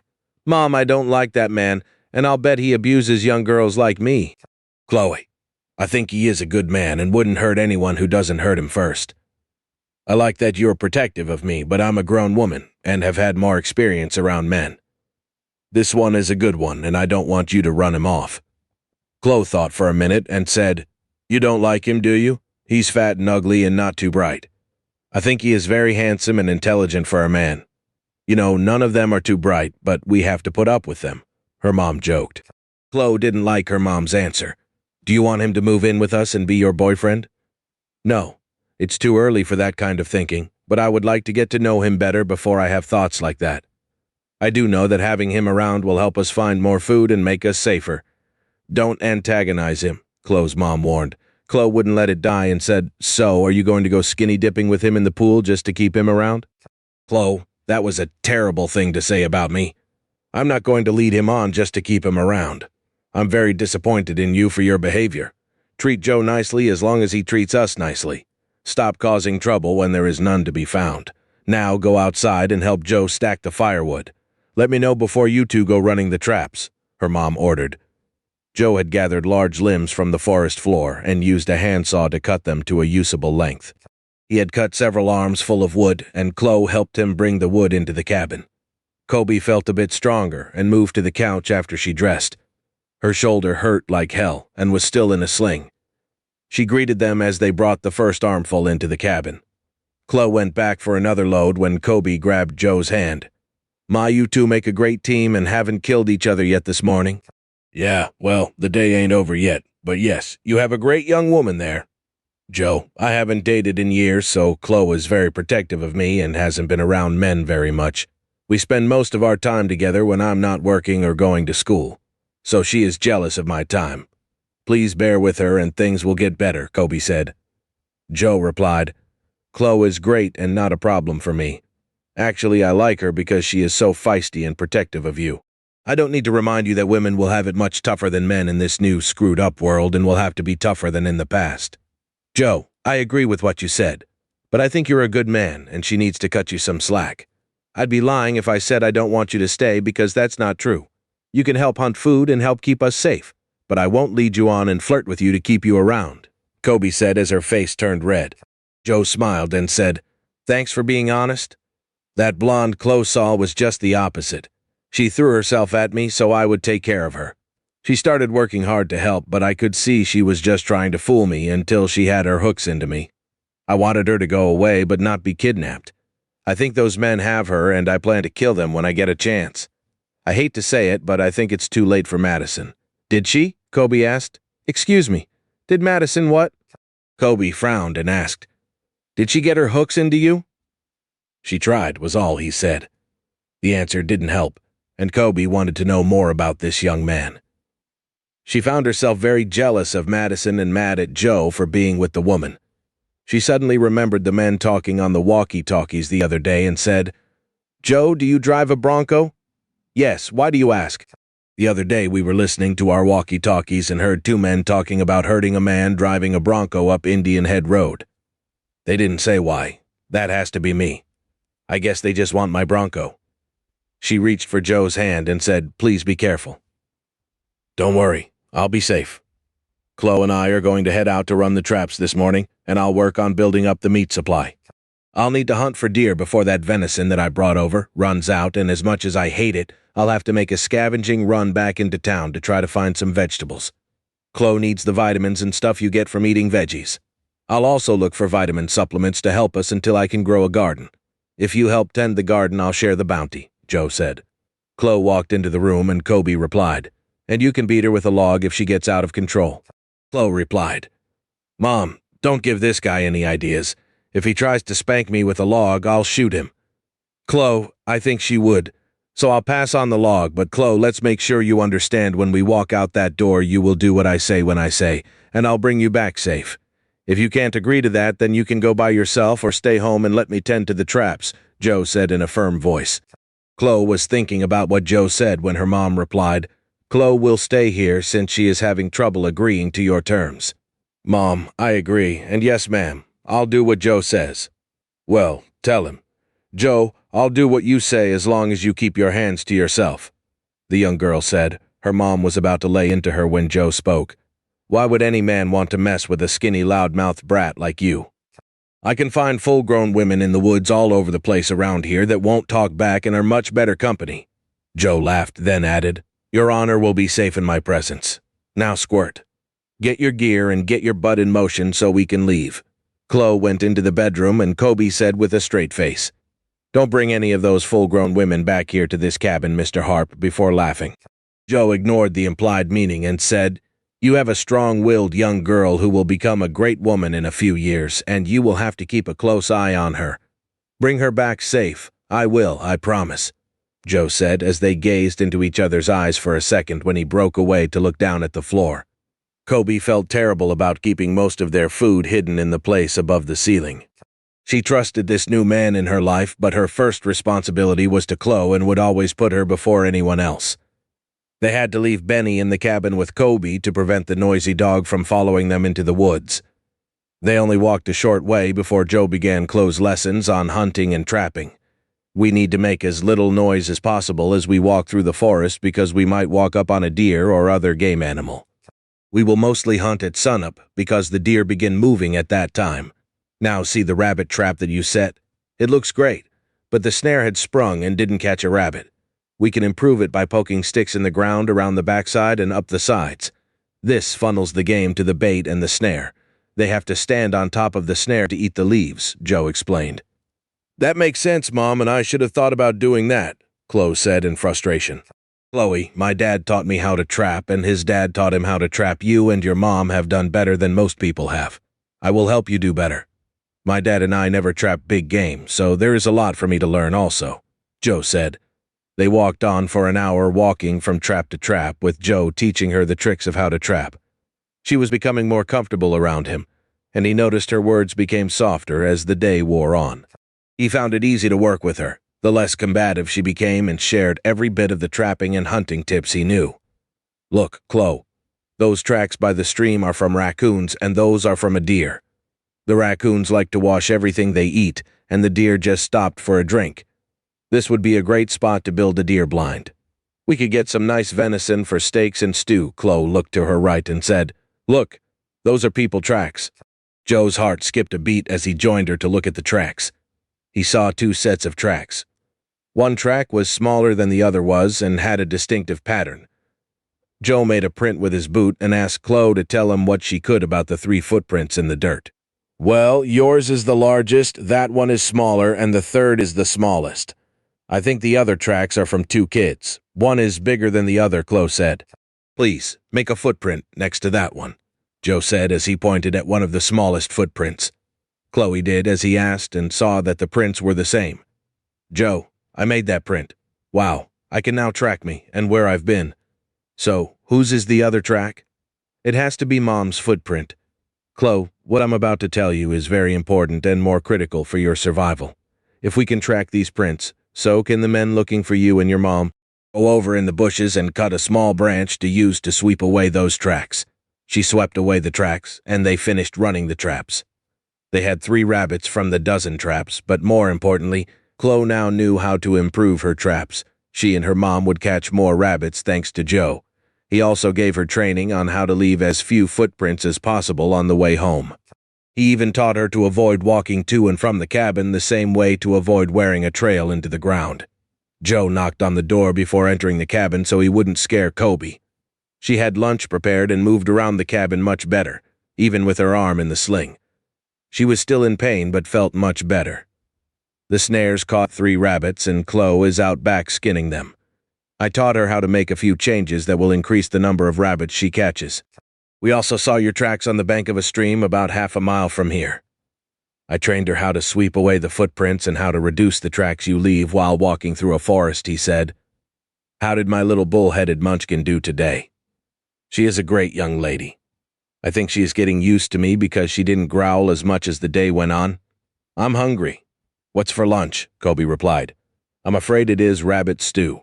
We don't have much variety, and I'm almost out of spices, so it will soon be bland stew. I think I can help with the spices. I found a bunch of them during my scavenger hunt in Ashland and brought them back to my cabin," he replied. "That would be great. Wait, it's not just salt and pepper, is it? I know I don't look like a cook, but I do use spices and several different ones. I have chili powder, cayenne, oregano, cilantro, allspice, thyme, and turmeric. And a big can of salt," Joe proudly said. Well, you do have some good spices there. Will you share if we cook?" Kobe asked. "I will fetch them from my cabin tomorrow. I will also bring some venison back to add to our larder." Chloe came bouncing in after cleaning the rabbits and frowned when she saw her mom and Joe smiling at each other as they talked. "Mom, I'm starving. What's for lunch? We are lucky today. We are dining on pork chops, green beans, corn, and a garden salad, Kobe said, followed by a big laugh. Rabbit stew again. Yummy! I just love rabbit stew, Chloe joked as she sat down at the table. I'm going to lay in some more wood for you girls today. Tomorrow I will travel to my cabin and bring some supplies and spices back to share with you. Later, when spring comes, I'll share some seeds for a garden. I plan to build a hothouse to start seeds before the weather breaks so I can get a head start on my garden, Joe informed the two. Chloe would be happy to go with you to help carry the supplies back here, wouldn't you, dear? Mom, we barely know the man, and yet you're sending your only daughter out with a man who could be a child molester, the girl replied. Joe interrupted Kobe before she could speak and said, Kobe, you do know that Chloe is almost an identical twin to you. She could be your younger sister. If she'd wash her face, she'd be almost as beautiful as you are. I've been told that she is my mini-me more times than I can count. I thank God she looks like me instead of her long-nosed father. A red-faced Kobe replied, Mom, you changed the subject. I don't trust him. He says nice things and then uses a chainsaw on women and kids. Look, if you don't want to go, just say so. I won't make you. Now finish eating and get your butt outside and bring some more limbs to the cabin to be sawed down to size, said Kobe in frustration with her strong-willed daughter. Chloe, I can carry most of the stuff by myself so you can stay here and gather firewood all day, replied Joe, and then he added, I'm not sure I trust you either. You could be one of those Islamic terrorists in little girl's disguise. Wait a darn minute, I'm not a little girl. Joe sawed and stacked wood the rest of the day while Chloe packed the logs to the cabin and stacked it just outside the back door. He tried not to think about the raven-haired beauty in the cabin as he did his chores. He failed miserably. Joe, hey Joe, wake up, Mom said. Dinner would be ready in 20 minutes. Joe was deep in thought about the woman in the cabin when Chloe hailed him, and he knew he had to get away from these two in the near future. They didn't need him when Kobe healed and the munchkin didn't want him around. He had learned the hard way not to cling to someone who didn't want you around. I'll finish this branch and then clean up for the day. Thanks for waking me up. I was daydreaming about before the bombs fell, Joe told the girl. Joe, you were awfully quiet this afternoon. Did I piss you off or something? No more than usual. You know your mom loves you and no one will ever come between you and her. One day a man will come into her life and you don't want to make her choose between you and a man she loves. She will always choose you and will miss out on another part of her life, Joe said as they walked to the cabin. Kobe handed them a bucket of water, washcloth, and soap as they walked up and said, Today is the day you two start cleaning up outside. Start by sweeping the sawdust off each other and then wash up for supper. Hurry up, the water is warm, Kobe said as she looked at the dirty pair. Be careful lifting, Joe said. I'm only using my good arm, Kobe said. Kobe surprised them with rabbit roasted over the fire in addition to rabbit stew when they joined her at the table. They were all full to their eyes with rabbit stew, and at least the roasted rabbit was a bit different. I wish we had some more vegetables to go in the stew, moaned Chloe as she played with her spoon in the stew. I might be able to rustle up a few cans of vegetables when I go to my cabin tomorrow. That does bring up the question of a trip into town to try to find more food. I'm not a dietitian, but only eating meat every day and a few canned vegetables can't be good over the long haul. A little girl needs vegetables, vitamins, carbs, and other stuff that's good for them, Joe said. I'm not a little girl, Chloe protested. Then start acting like a young lady, her mom answered. Back to the topic on hand, I plan to go to my home tomorrow and bring some supplies back here. I will then go back to my cabin so I can get an early start to the city. I will sleep most of the afternoon and evening tomorrow so I can leave for the city before midnight. I want to be in and out of the city before daylight. I need a list of anything you really need before I get back here tomorrow morning, Joe told the girls. Joe, is it worth risking your life over a can of green beans? Kobe asked with a frown on her face. No, but I need a few crucial items and might as well fetch some other things. I'm going to hit the hospital and doctor's offices to find some antibiotics and other medical supplies. I don't plan to risk my life. I won't confront anyone, and I don't plan on becoming a hero or a statistic in this disaster, Joe insisted. The next morning, Joe had breakfast with the girls and then headed to his cabin. He took a southern route this time to avoid wearing a path. He stopped at the edge of the woods before walking across a small open area, looked around for danger, and didn't see any. Joe was halfway across the meadow when he saw a place where the grass was matted down. He looked around, saw something shiny, and picked it up. He was holding a folding knife in his hand that wasn't rusty, because it had been lost only a short time ago. Joe now knew people were wandering across his property. He pushed on toward his cabin and stopped a short distance from it while still hidden by the woods. He watched, listened, and then approached the cabin. He didn't see any signs of footprints in the sand around the cabin and felt much relieved. Joe gathered a bag full of canned vegetables, a few boxes of pasta, and the spices. He cut a generous portion of venison from the haunch and placed the food on the table. Joe walked over to the kitchen table and read several of the group of letters that he was supposed to read every day and quickly read them. His grandma had a quick wit but could also use sarcasm like a knife. He picked up another that read, "Dear Joe, have you thought much about prepping yet? The cabin is a nice one but has none of the modern conveniences. It was our bug-out place and was meant to give Grandpa and me a place where we could survive an apocalypse. We were always worried about Russia or China attacking it first, and then the damn Iranians and North Koreans got the bomb thanks to our weak-ass presidents. When the Bitcoin bubble burst 10 years ago, the entire financial system almost failed. Thank God the president back in 2019 made it illegal to use the fake money in the USA. The USA prospered as the rest of the world went into a depression. We dodged that apocalypse. When Eastern Europe became part of the Caliphate in 2022, quick action by the U.S. military kept Great Britain, France, and Italy from falling into the terrorists' hands. I know the wars in Europe will go on way past your lifetime, but could eventually lead to an apocalypse. You should get the picture that I'm painting is that the world is going to crap, and half of our country is helping the bastards ruin it. Read the survival books in the basement and become a survivor. Yep, that's tough talk, but I'm a tough old broad. Do what I said, and you will live. Be prepared to do the hard stuff. It will soon be a kill or be killed world out there. Love, Grandma." Joe didn't laugh as he read the letter this time and vowed to read all of the survival books. He took the next 5 letters and put them in his backpack. He then went down to the basement and brought up an armful of the books. He sorted through the books and decided to take the books titled Army Survival Manual FM 2176, Edible Wild Plants, The Ultimate Survival Medicine Guide, and Wilderness Survival Skills with him to read at Kobe's cabin. Joe saw his compound bow setting in the corner and attached it to his backpack along with an assortment of arrows. He planned to practice using the bow at Kobe's cabin and thought he would look for a bow for women during one of his trips into town. He locked the cabin and started his trek back to the other cabin deep in, thought about what his grandma had warned. He wondered how his grandparents had led such a happy life while being so paranoid. It dawned on him that by being prepared for whatever life threw at them made them happy.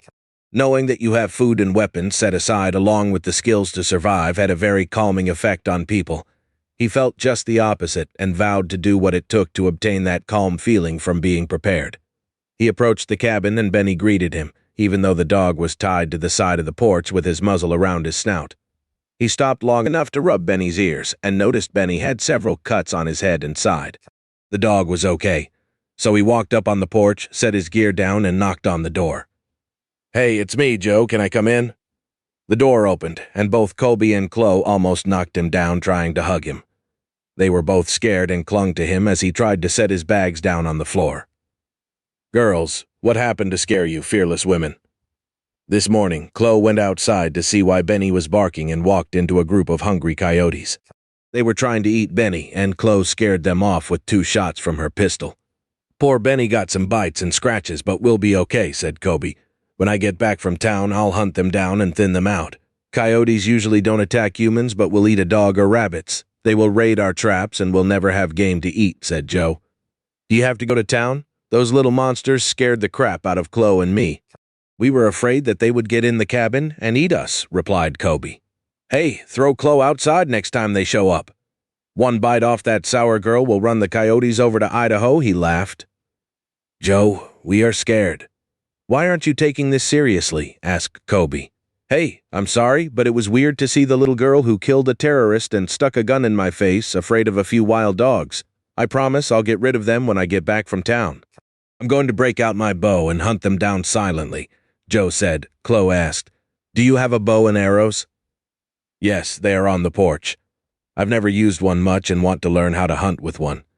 Bows are silent and will never run out of ammunition," replied Joe. "Could you teach me how to shoot one?" the young girl asked. I will, but you have to do something first, Joe said as he pulled a small book out of his backpack, then said, "Read this book on how to bow hunt and be ready for lessons when I get back." Chloe took the book and sat down by the fire to read the book. Joe and Kobe went into the kitchen with the bags and began to unload them so Kobe could put them away. "Joe, I can't thank you enough for bringing the spices and food back to us. You were right about all of us needing the vegetables." "Oh, look, a bottle of vitamins," Kobe said as she placed the items in their proper place. "I got them when I went into town. I kept a bottle at my place, so you and Chloe take them. I will get more tomorrow. I'm glad to help out and can't wait for more home cooking." Kobe dug down in the last bag and was delighted to find women's makeup, more feminine hygiene products, and shampoo. She gave Joe a hug and said, "I guess you were tired of looking at us old hags with dirty faces and no makeup. Kobe, you're a beautiful woman and don't need makeup. I just got it because women like that sort of stuff," he replied. Kobe brought him close and kissed him on the cheek, then said, "Joe, you're a good man, and I thank God every day that he brought you into our lives."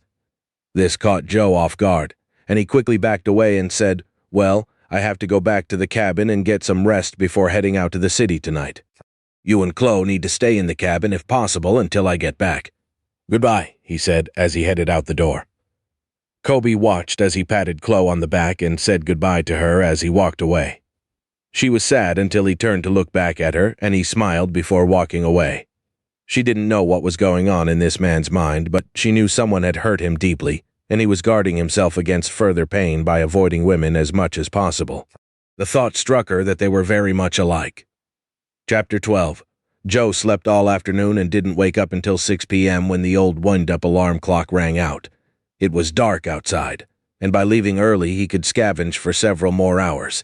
He felt rested and ready to go as he slipped into his clothes and shouldered his gear.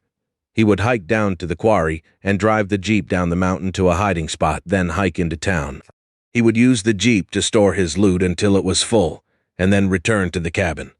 He planned to hide the Jeep in a storage unit by the airport and use it as his base of operation. Joe took the bulbs from the brake lights on the Jeep to make sure he didn't draw unwanted attention to his drive, and checked the vehicle for anything that rattled. Joe pulled away from the quarry with no headlights to decrease the chance of being seen. This time he took back roads and ATV paths down the hills to the town.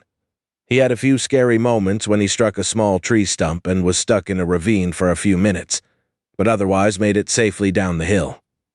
He stopped to look over the storage sheds and the area around it for movement and other dangers. He watched while he ate a small can of chicken and then drove into the storage complex. He found an empty shed on the end facing the street and backed the Jeep into the shed. Joe took his empty backpack and a duffel bag with him as he moved to an abandoned house across the street that had a good view of the unit he left the Jeep inside. He waited for half an hour waiting to see if anyone followed him before he felt safe enough to move on after making sure all of his equipment was well hidden. He moved out toward the houses. He cut through the subdivision to reach the Highway 5 overpass and noticed there were no lights on in any direction he looked. There was some sporadic gunfire off in the distance, which made him very nervous. Joe saw many signs of intense firefights with bullet holes in houses and shell casings everywhere. The second week after the lights went out saw neighbor killing neighbor to steal food. Then the gangs took over and killed anyone who wouldn't join them or just for grins and giggles. There was no law, but the gun in your hand, and the guns were used liberally. He walked under the Highway 5 overpass and saw several dead men and women. The women had their clothes torn off and the men had been executed. Someone had spray-painted the Star of David on their chests. These animals had also mutilated their bodies. The scene deeply angered Joe, and he vomited several times as he continued to move on into town. The depravity of mankind had been unchained by the EMP blasts, and it appeared that morality and law enforcement was a thing of the past. Joe now knew that he was right about hiding in the woods and becoming self-sufficient to stay away from this mess in the cities. He wished he didn't have to make the runs into the town and vowed that once his crops came in, he would never go into the city again. He also knew that if he were discovered, he would probably have to kill or be killed. Highway 66 was strewn with wrecked and burned cars, but he saw no signs of life as he walked along in the shadows heading west. Joe saw a small sporting goods store on the left side and a strip mall. He cautiously entered the store and saw it had been looted. Every gun and knife had been taken, but he noticed a small display of bows in the back. He found a lighter pull bow for Chloe and attached it to his backpack. He added a quiver and filled it with arrows and then moved on up the street, staying close to the buildings. There was an animal clinic on the right up ahead, and Joe remembered that many animal drugs were the same as human medicines. He slid in behind the building and saw the door had been broken off the hinges. That wasn't a good sign, but he hoped the looters were looking for prescription painkillers and not medicine. The office was a wreck and had been looted several times. The locked cage where the veterinarian stored the prescription drugs had the door smashed, and bottles of pills and loose pills were scattered all over the floor. Joe took a broom and dustpan, swept the pills together, and placed them in a bag. He then searched through the bottles and found several with drug names that sounded familiar. He filled his backpack and duffel bag with all the drugs he thought were worth taking. He added several bottles of rubbing alcohol, bandages, and other assorted medical items to his bags. Joe was thankful all of the animal cages were empty, because he had dreaded the thought of animals starving to death. He walked toward the front office when he spied a door on his right. He opened the door to see a huge mess of office and janitorial supplies. He sorted through them and selected a bundle of copy paper and a package of various colored marking pens for Chloe and a 6-pack of toilet paper. He then searched the desks in the front office, found nothing of value. Joe then moved to the vet's office and found several books on animal medicine and a copy of the pill book, which appeared to explain about many medications and what they do. He thought that perhaps Kobe would know something about the animal drugs and hoped most could be used for humans. As he was about to leave, he saw a metal first aid cabinet on the wall and emptied the contents into his backpack along with a first aid book that was in a rack below the enclosure. Joe didn't see anything else worth taking and headed back to the Jeep to unload his bags and start scavenging again. He went back through a different part of the subdivision and noticed the gunfire sounded much closer to his position. He saw several dead bodies that were outside of a house. The windows were smashed in and bullet holes riddled the area around the front door. Joe heard something across the street and dove into the bushes beside the front porch. It was very dark under the canopy of shrubs as Joe crawled toward an opening to see what had made the noise. Joe saw 2 young men with AR-15s in their hands and sawed-off shotguns hanging from slings over their shoulders. They were talking as they scanned the houses along their walk. "I know those Muslims are back in town tonight. Big John wants them dead, and he will reward us if we bring a dead one to him," the short one said. "I don't know. Let's find a hiding spot and then go back to the crib in the morning. We ain't heroes. You saw what those camel jockeys did to that carload of Jews. I don't want no part of them. John needs to get off the drugs and help us get the fuck away from those animals," said the tall one. They kept talking as they walked on up the street, but Joe couldn't make out what they were saying. The men were out of sight, and Joe sat still for a few minutes more to make sure they were gone. He sat under the bush with a strange feeling that something was wrong around him. It was pitch dark under the bush, and he didn't hear anything. Then it dawned on him that the smell of a scented soap had caught his senses. He stayed very still for a minute and didn't take a breath. He was right.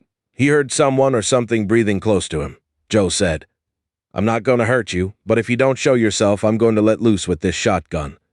"Don't move or I'll pull this trigger," a voice in the dark said. "Look, I'm just hiding from those men and don't want to hurt anyone. Just take your finger off the trigger and I'll leave," said Joe with fear in his voice as he slowly pointed his pistol at where the voice came from. "I followed you from the vet's office, and I need some of those drugs for my husband. Give me that bag, and I'll let you go." "No, I won't do that, but I will share them with you. I have a sick daughter who needs antibiotics." "Do you know what your husband needs? What happened to him?" Joe asked. "That gang chased a man close to where we were hiding, and a stray bullet hit him in the thigh." "Do you know any first aid?" "I did the best I could, but I can't stand the sight of blood," the lady said. "How far away is he?" Joe asked the lady. "Maybe a quarter-mile west. We have a hideout in a building north of that self-storage lot on Highway 66. She pointed southwest and said it's that way a couple of blocks. "Okay, I'll share my meds with you and take a look at your husband. Do you have anything to trade?" "I need some vitamins, soap, and women's stuff," Joe said as he struggled to remember Kobe's list. "We have some extras of those. Follow me," the woman said as she stood up behind the bushes and then added, "The gangs patrol on foot, but the Arabs drive military vehicles. They like to fool people into thinking they are the U.S. Army and kill or capture anyone who approached them." The woman stuck to the shadows close to buildings as much as possible as she worked her way to their hideout. She led him to a building north of the self-storage units. She walked up to a building that had been half burned down and slipped around to the backside where she moved a couple of charred boards and went into the blackness below. Joe followed her when a light illuminated the floor ahead. There were burned chairs, boards, and ashes piled along their path until they turned a corner. She knocked 3 times on the door and then opened it to reveal a room lit by a kerosene lantern. There were several adults and children in the room. One of the women raised a knife when she saw Joe enter the room. Jane put the knife down. "He is here to help us." Joe stared at the lady who had convinced him to help her husband. He turned to the lady with the knife and said, "You had better get something besides a knife if you want to stay alive out there. Now let's take a look at your husband's leg." The man was asleep on top of a stack of boxes with his leg propped up. Joe pulled the blanket back and saw the wound appeared to be recent. "Can you boil some water to help sterilize my knife and whatever else I'm going to use to get the bullet out? The bullet must have hit something else or it would have gone clean through the fleshy part of his leg. Give him these ibuprofen pills. Thank God it's on the outside, just above the knee. I'll dig it out and give you some of my antibiotics to keep the infection down. Jane, take this book and find the section on puncture or gunshot wounds and read it aloud," Joe said. "Hey, what are your names?" "I'm Ginny West, and Dan is my husband. We're from California, and we're up here on vacation with Jane and her family. Her boyfriend Bill left to find help yesterday and hasn't come back yet," the lady responded. "I'm Joe, and I air live a ways from here, and scavenge in town every now and then." Joe turned to look at Jane and saw tears flowing as she tried to keep her children calm. Jane began reading from the first aid book while Joe examined a pile of their tools to find something to pull the bullet from Dan's leg. He saw a pair of needle-nose pliers and gave his knife and the pliers to Ginny to sterilize in the pan full of water heating on a camp stove. He looked around the room and saw Jane, her 2 teenaged boys, and Ginny and her teenaged girl and boy. All were dirty and malnourished. He now had an inner battle going on in his mind with an angel fighting a little red devil over if he should help them. He knew he could provide for himself and maybe the girls back at the cabin, but 7 more people could cause them all to starve or worse. They could cause him to be discovered. He felt like crap thinking about abandoning them when they had so much need. There had to be a solution he could live with. Then he asked himself, what would Grandma do? Joe listened to what Jane repeated from the book as he thought about a solution to helping these people when a noise pulled him from his thoughts. "Joe! Hey, Joe!" Jane said twice before Joe turned, then added, "The water has been boiling for 20 minutes. The instruments should be clean." Joe took them from the boiling water, rinsed them in alcohol before he turned to Dan's leg and said, "I need all of you to hold him down. Those pain pills will dull the pain, but this is going to hurt." They held him down, and Joe used the needle-nose pliers to probe the wound to see how deep the bullet was and was pleasantly surprised that it was only an inch below the surface. He slowly opened the pliers to grab the bullet when Dan woke up and screamed. His wife quickly placed her hand over his mouth, and they all kept him from moving. Joe felt the ends of the pliers around the bullet and pulled it out. Dan shook violently as the pain shot through his leg. "Hold him still while I put pressure on the wound to stop the bleeding.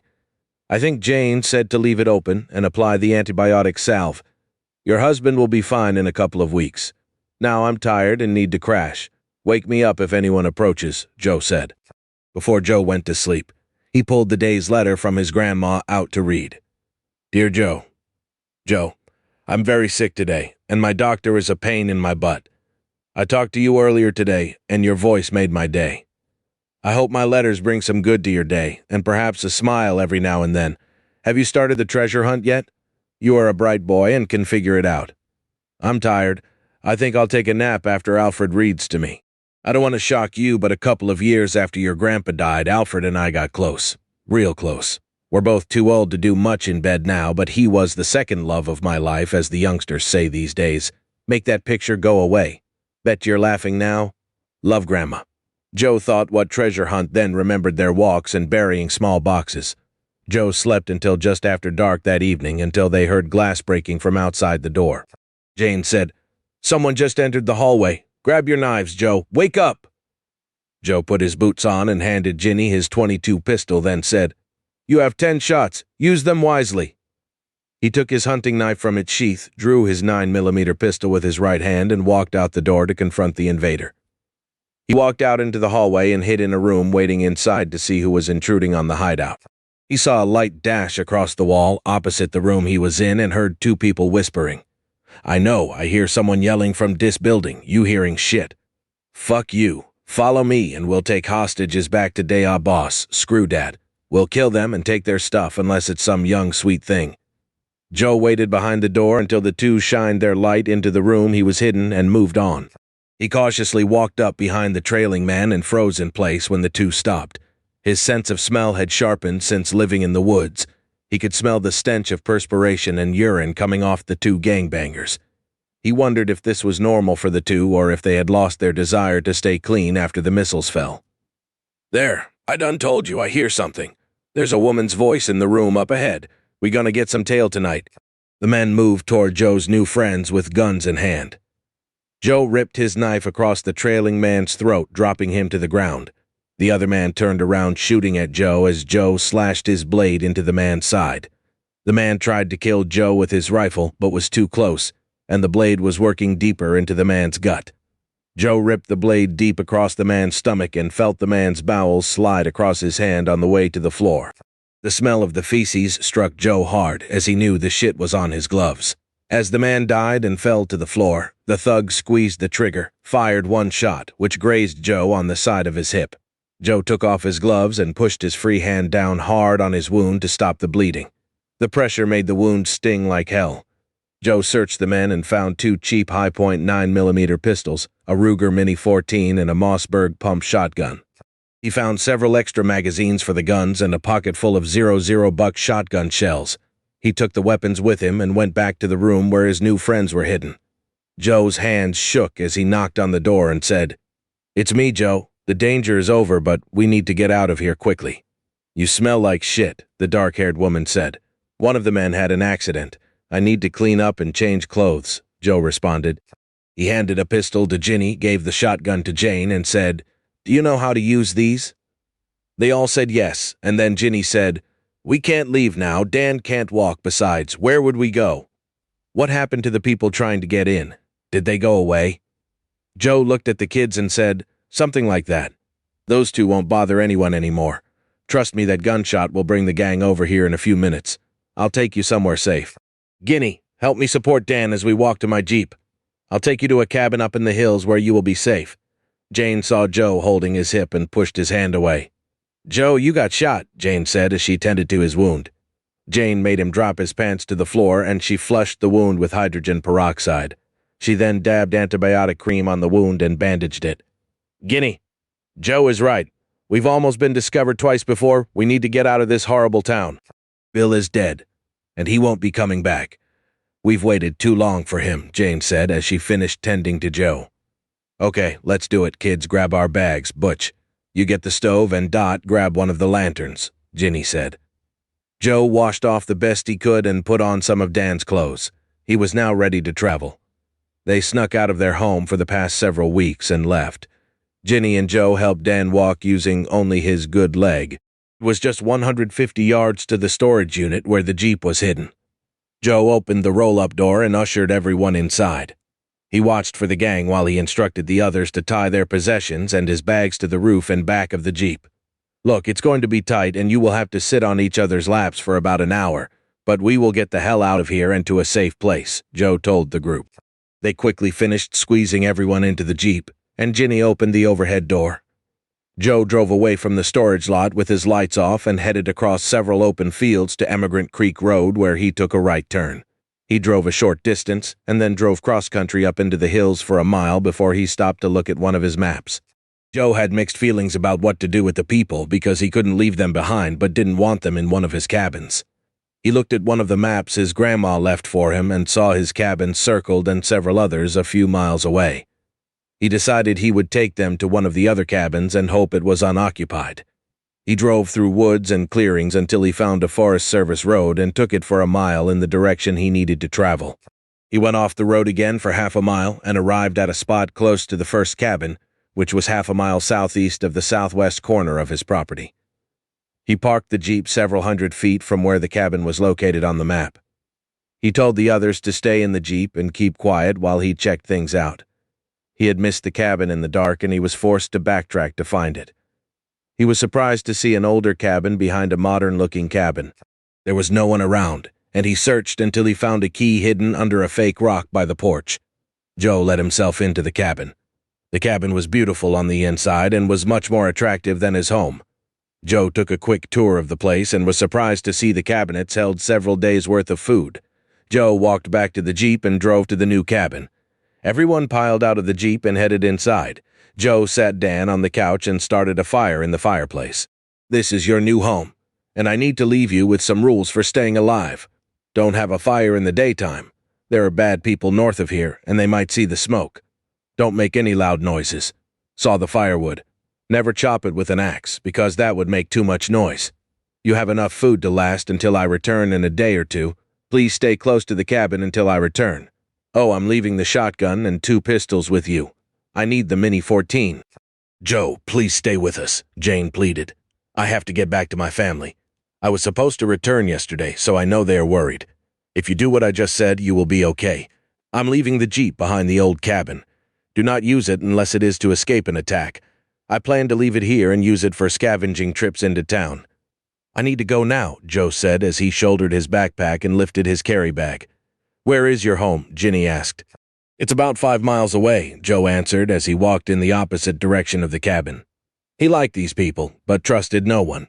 Joe walked the 1.25 miles to his cabin and unloaded half of the medical supplies and his rifle, choosing to carry the Mini 14 since it was a semi-automatic and had 3 20-round magazines. He selected several cans of vegetables, a bottle of vitamins, and then hiked to Kobe's cabin. Chapter 13. It was after midnight when Joe arrived at Kobe's cabin. He dropped his bags and gear on the porch and then rested his back against the cabin wall. He didn't want to wake the girls up or scare them, so he planned to sleep on the porch until dawn. He had barely fallen asleep when he opened his eyes and saw that beautiful face a few feet from his. Joe, why are you on the porch? Come on in the house. Chloe, grab his gear. Joe, when you didn't get home, we were scared to death. Something had happened to you. Are you okay? A lot happened in the past 2 days, but I'm okay. I met a family and helped them. I also met 2 gangbangers and ruined their day. I'm sorry, but I only made 1 run to the vet's office before my day went to crap, Joe said as he stumbled getting up. Kobe placed her arm around him to help steady him when she felt the cold, sticky blood seep through her t-shirt. She helped him to a kitchen chair and told Chloe to light the lantern. She saw that the wet spots on Joe's hip and her side was his blood. Joe, you've been wounded. Were you shot? Kobe fearfully asked. Yep. One of the punks got off a lucky shot and got me in the hip. One of the ladies doctored it for me, Joe answered. What ladies? Kobe asked. Oh, there was a man, his wife, and 2 kids, plus another woman and her 2 boys. I took them to a cabin about a mile away to help them get out of town. It's real bad in town, he said. Take your pants off and drop your shorts enough so I can get to your wound, Kobe ordered.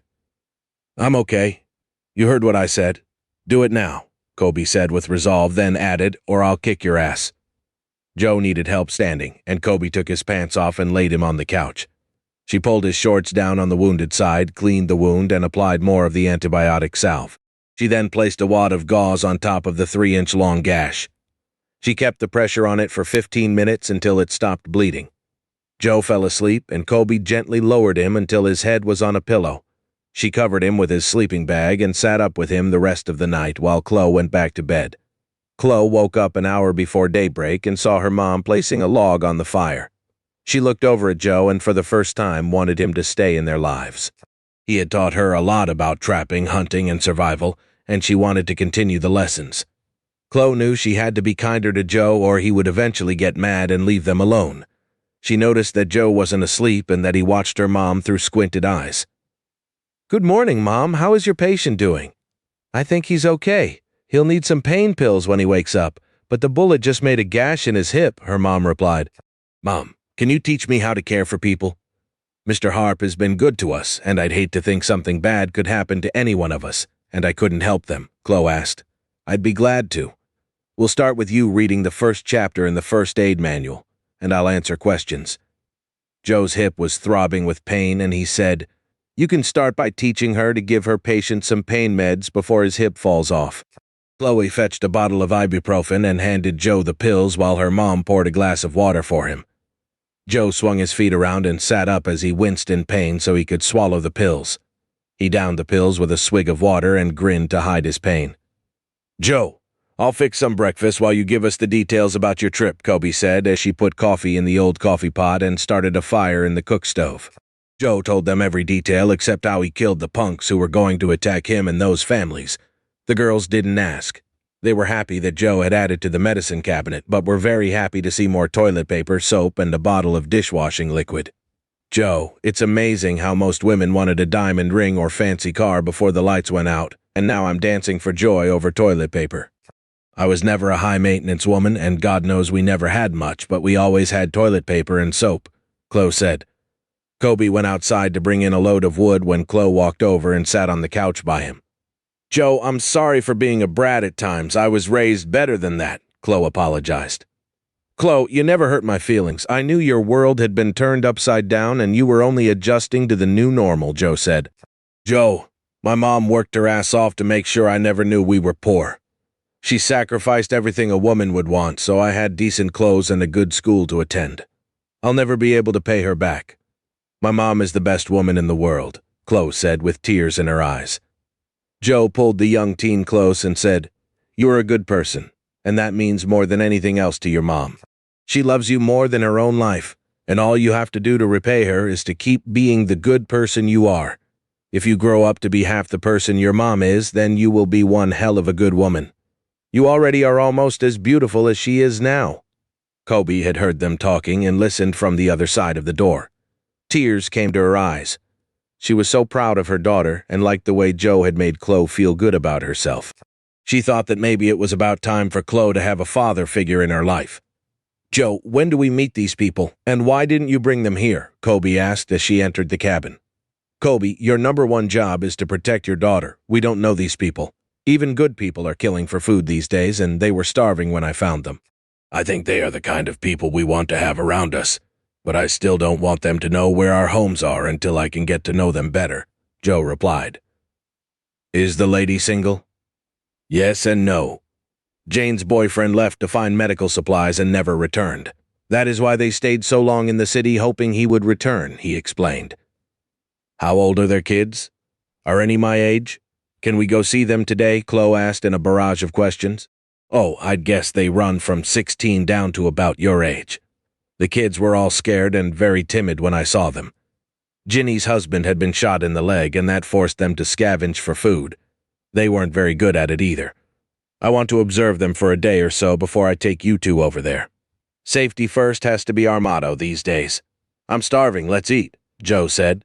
They ate breakfast, and then Joe took Chloe outside and showed her the new bow. He took the time to teach her the basics of shooting a bow and let her pull the bowstring back and shoot several arrows before telling her they had to run the traps. He followed Chloe while she checked the rabbit traps. His leg was in pain, which caused him to limping as he walked caused other muscles to get sore, but he sucked it up and finished the route without complaining. The improved techniques he had taught Chloe had doubled their harvest. They found 6 rabbits in the traps, and Chloe was happy until they got to the last trap and found a half-eaten carcass. "Couldn't we raise rabbits in a caged-in area and save a bunch of time walking around the forest?" she asked. "That's a darn good idea once we can grow some rabbit food in our garden," Joe answered. "I'll bet no one has stolen rabbit food from the co-op store. We need to find books on raising rabbits and other animals. We probably could raise goats. They'll eat anything," the girl proudly said. Chloe was right, and Joe needed to unleash their brain power. He knew he had to either bring 100 books to them or take them to his real home. He thought they were living together now, and he knew he could trust them. He decided to ask them to move in with him, and they could start becoming a family if Kobe agreed. "Chloe, I'll make a run to the co-op to bring some rabbit fencing lumber and rabbit food back so you can start rabbit ranching. I'll teach you how to make a trap to catch the little varmints alive and make you responsible for the entire process," he said. "That would be totally awesome. I'll become the Bill Gates or Steve Jobs of rabbit ranching. I'll call my company the Bunny Ranch. You might want to check with your mom on the name. She might want some input. Let's head back to the cabin and make a couple of the box traps if I can find some flat boards." Chloe started to complain about having to skin the rabbits when Joe reminded her that half of the bunny ranching was harvesting and skinning the varmints. She cleaned the rabbits while Joe went about finding nails, wood, and something to cut or drill a hole in the top of the box. Joe went to Kobe and said, "Chloe wants to start raising rabbits for food. I hope you don't mind, but I told her it would be okay and I would get what she needs to get started." "That's great. I'm sick and tired of rabbit stew, fried rabbit, and roasted rabbit, but it sure beats starving." "Why the concerned look on your face?" Kobe asked. "She wants to name her new company the Bunny Ranch." "Oh, after the Playboy bunnies?" "No, she is too innocent to know about the Bunny Ranch outside of Las Vegas that sells female companionship to men." He laughed as he replied, "Oh crap, that is too funny. I like the name and the double meaning. No one will tell her, and she will get lots of strange looks." She laughed. "So, we will start the Bunny Ranch empire as soon as I can go to the co-op and get the supplies we need. Chloe, let me know that we should be raising goats and other animals. I have hundreds of books back at my cabin, and we'll make a trip there to see what we can learn about raising animals. We'll visit my place after we visit the new folks. I would like you to think about moving in with me. It is better insulated and has solar-powered lights and running water from a well," Joe said. "How is your hip?" "I'll bet it still hurts a lot," Kobe said. "The pain meds take the edge off." "I'm okay," Joe answered. "Honestly, I was beginning to think that you didn't have a cabin and had just moved in with us." Chloe laughed as she replied, then added, "Joe, I like you, but I have to think about that for a bit before making that decision." This struck Joe the wrong way, and he felt she didn't get it that he owned the cabins. And she was the one being allowed to stay in his other cabin. He felt she should have jumped at the chance of moving to a nicer cabin. He didn't respond and went to see how Chloe was progressing on the rabbits. He walked up and saw Chloe feeding rabbit guts to her dog. He also saw the pile of rabbit fur that would be tossed. "Chloe, add tanning rabbit fur to your new company's portfolio. I'm sure I have some books that cover tanning hides. Now, take the meat to your mom, and we will get on with building our first trap to catch live rabbits," Joe told the girl. The traps were merely wooden boxes about a foot square by 3 feet long. He installed a door that dropped down from above with the other end closed. He had cut a hole in the top of the box about 4 inches from the closed end to allow the trigger stick to poke down into the box. He then nailed an upright board on the top of the box for the swing arm. The trigger was a stick with a notch about 4 inches from the bottom, with a sharp end to hold the bait. The trigger and door were held by a string at opposite ends of the box. When the rabbit nudged the food on the end of the trigger, it moved and allowed the door on the other end of the swing arm to fall, trapping the rabbit in the box. Joe made the first box while Chloe and Kobe watched, and then watched while the girls made the second box. It was now close to supper time, so Kobe went to prepare supper while the other two cleaned up and put away their tools and the rabbit traps. Joe checked his backpack and oiled his new Mini 14 while he waited on supper to be ready. He showed Chloe how to field strip her pistol, clean and oil it when he was through with his. Kobe saw him preparing his gear and asked, "Are you getting ready for tomorrow?" "I thought I'd hike over to the new group and see what they are doing. I want to observe them when they think no one is around." Kobe thought for a minute and asked, "Don't you think spying on them is an intrusion of their privacy?" "Yes, it is, but if they want to live near us, we need to feel comfortable that they aren't going to harm us or become a problem," he replied. Kobe asked, "Are you this paranoid about everyone who enters Mr. Harp's world?" "I think of it as being cautious and performing due diligence." "Kobe, many people who were nice before will do anything to feed their families. I gave them enough food for 3 days, and now I want to make sure they are friendly," Joe said. "So you would do that with anyone entering your world?" "I guess you checked us out as well," Kobe asked as her anger rose. "Kobe, don't get your panties in a wad." "Yes, I checked you out to make sure there were no others with you and that I could trust you. It would be insane not to," Joe replied as he noticed the topic had angered her. "So, did you get an eye full? Were we naked like your tramp when you watched us?" Kobe asked as she slammed the door and walked out of the cabin. Chloe looked at Joe, then ran to her mother's side. Kobe wouldn't speak to Joe as he tried to calm her down, so he left to check out the other group. He couldn't understand why she was mad, or why she couldn't understand his extreme caution. He thought about how to apologize, but didn't know he'd done anything that needed an apology. Joe staked out the cabin for a few hours as his new friends settled down for the night and only heard regular chit-chat. He felt terrific when he listened to the adults telling the kids to thank the kind man for helping them. He gave up when the lantern went out and headed back to the cabin.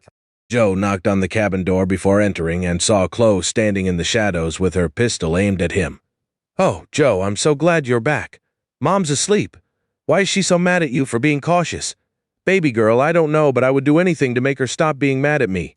I'll wait and see if she thinks it over and understands why we must be extremely cautious," he replied as he sent her to bed. Joe slept fitfully that night and had terrible dreams about Kobe and Chloe disappearing from his life. He woke up before dawn, as usual, to see Kobe heading to the bathroom while Chloe started a fire in the cook stove. Joe threw a couple of logs on the fireplace to warm the room up and then dressed. "Good morning, Chloe. How are you today?" "I'm good. Did you sleep well last night?" "Not too good. I had a lot on my mind," he replied. Kobe walked out of the restroom and Joe said, "Good morning, Kobe. I think this is going to be a great day." "What's so good about it?" Kobe tersely replied. "Well, for starters, I think we should go over this morning to visit with our new neighbors and take some supplies with us," he said in a gentle voice. "So your peeping Tom trip last night was successful? I guess they met your approval, so now they can be around us defenseless women," Kobe replied sarcastically. "Kobe, that was uncalled for. I don't know what is bothering you, but I've been nothing but helpful to you and Chloe. I'm sorry that your world fell apart, but you'd better get over whatever the hell is stuck in your craw," Joe said with a red face. "Or what? Are you going to throw us out of the cabin because it belongs to you?" "Well, you're not my lord and master, and you can go screw yourself," Kobe said as tears ran down her face. "Kobe, I'm not sorry for being cautious, and you can stay here as long as you want to stay. I'll move back to my cabin today after I visit the neighbors. You can come along or stay here. I'm leaving in 2 hours," he replied. Joe spent the next 2 hours packing and gathering the items needed to make rabbit snares and some fishing gear for their new friends. Chloe came to him several times begging him to stay with them, but Joe politely said no each time. The girl went from hating Joe to loving him in a few days and was devastated that her mother made him leave their home. Chloe went to her mom, who was in their bedroom, and said, "Mom, let's go with Joe to meet these people. You and Joe should be able to get along well enough for that, please." "Chloe, don't get involved in my discussion with Joe. He appears to be a nice man but has a dark side, and I don't know if I can trust him. We were doing very well alone for the last 10 years, and can live alone a while longer without Mr. Harp telling us what to do or spying on us.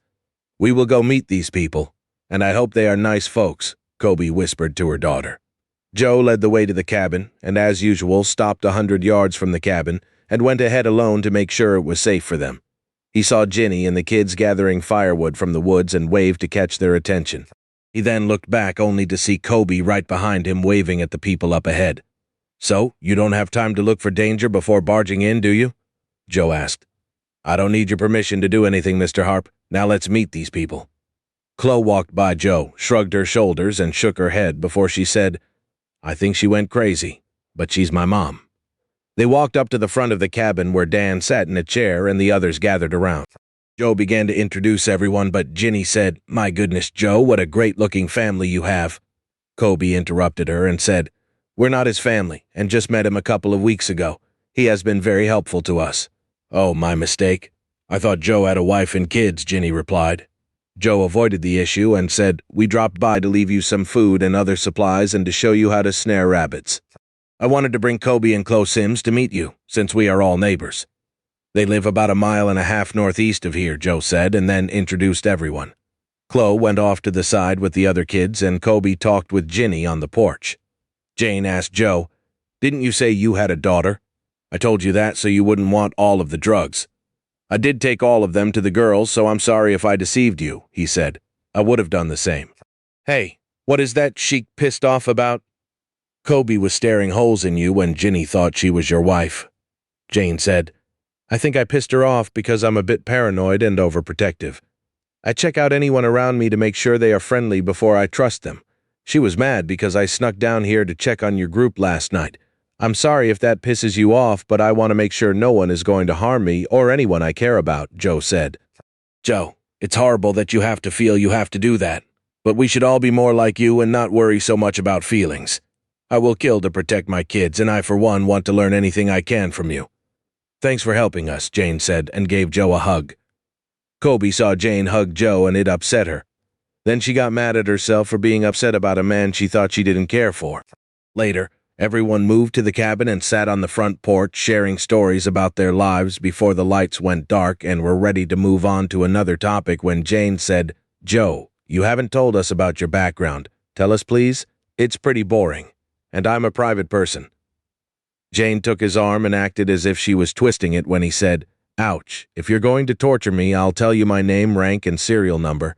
I'm from Murfreesboro, Tennessee, and was an auto mechanic. My fiancé and best friend died in the same accident, and a few days later my grandma died, leaving me most of the land north of here. I moved here to start a new life, and here I am." Everyone was speechless after hearing his horrible story, but Jane probed by asking, "Joe, you're smiling, so there must be more to the story because you have us in tears." "I'm smiling because my grandma died at 97 and was one of my best friends. She has done many things that will help all of us survive. My girlfriend and best friend were, let's say, enjoying themselves in the back seat of my Explorer in a thunderstorm when lightning hit a tree, and it fell on them. The car was crushed, and they died in each other's arms. Let's just be nice and say they were much more suited to each other than she and I were. We would have had a miserable life. I was glad she was out of my life, but feel guilty about laughing about how they died. That's why I'm smiling now. Please don't ask anymore, because I've said all I'm going to say about that," Joe said very solemnly. Chloe moved closer and hugged Joe, then said, "Joe, I'm so sorry you had to go through that alone. Is there anything we can do to make your life a bit brighter?" Joe stood up and said, "Yes, there is, Chloe. You need to just be yourself. The rest of you can all learn what it takes to survive and lead a long and healthy life. That would make me happy. Kobe, you know the way back to your cabin? Chloe, please teach them how to catch rabbits. I'm heading home to rest up a bit. Chloe, I'll fetch the supplies for the bunny ranch and help you get started. I'll check on you from time to time." "Goodbye," Joe said, as he hugged Chloe and picked up his backpack and carry bag. Jane said, "But Joe, you just got here, and we want to get to know you better." The new people all asked Joe to stay longer, but he replied, "I'll be back, but I don't want to wear out my welcome." Chloe went to her mother and said, "I guess that's what you wanted." Ginny overheard the comment and just shook her head as she went to join Jane and the kids where Chloe was to teach the rabbit snaring class. Kobe sat on the porch with Dan and watched Chloe deftly teach the other how to provide food for their families. Dan said, "I'll bet you are very proud of your daughter. Did she learn how to trap in the Girl Scouts?" "No. Joe taught her how to hunt, fish, and trap. She even cleans the animals and cuts them up to be cooked or smoked. She is becoming quite the outdoors woman. Too bad Joe is withdrawing back into his own world. We could learn a lot from him. We owe our lives to him.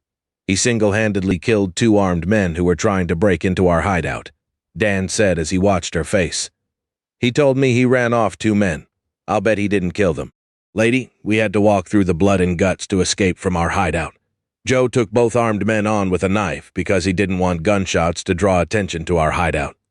The man is a hero to us. I'm sorry that you two have had a spat, but I'd recommend you get over it and play nice," Dan said in a very calming voice. Chapter 14. Several days passed before Joe poked his head out of his cabin. He was in a crappy mood and went from sulking to being pissed at the world and didn't know why. He convinced himself it had nothing to do with that arrogant black-haired bitch in the old cabin. He did know that he missed Chloe and Benny a lot and wanted to go see them, but first he had to make another run down to Ashland for the stuff to make the rabbit cages. Chloe had become very special to him, and he wanted her to succeed with her bunny ranch. He checked his backpack, cleaned all 3 guns, and strapped on his pistol belt before hiking south to get the Jeep parked at the new neighbors. The days were all above freezing now, and the weather was very dry for this time of the year. He knew there would be some grass bent, but didn't want to leave muddy tracks for people to follow. Before he left the cabin, he placed 2 of his grandma's letters in his backpack and read the one for that day. "Dear Joe, I'll bet you're still trying to get that last picture out of your head. Now on to more important things. I'll bet your aunts and cousins are really pissed at me for leaving all the land to you. By now they have figured out that I gave Alfred a lovely home in Oregon and a beach house in Florida. You know Alfred was 30 years younger than I was and earned every dime of what I left him.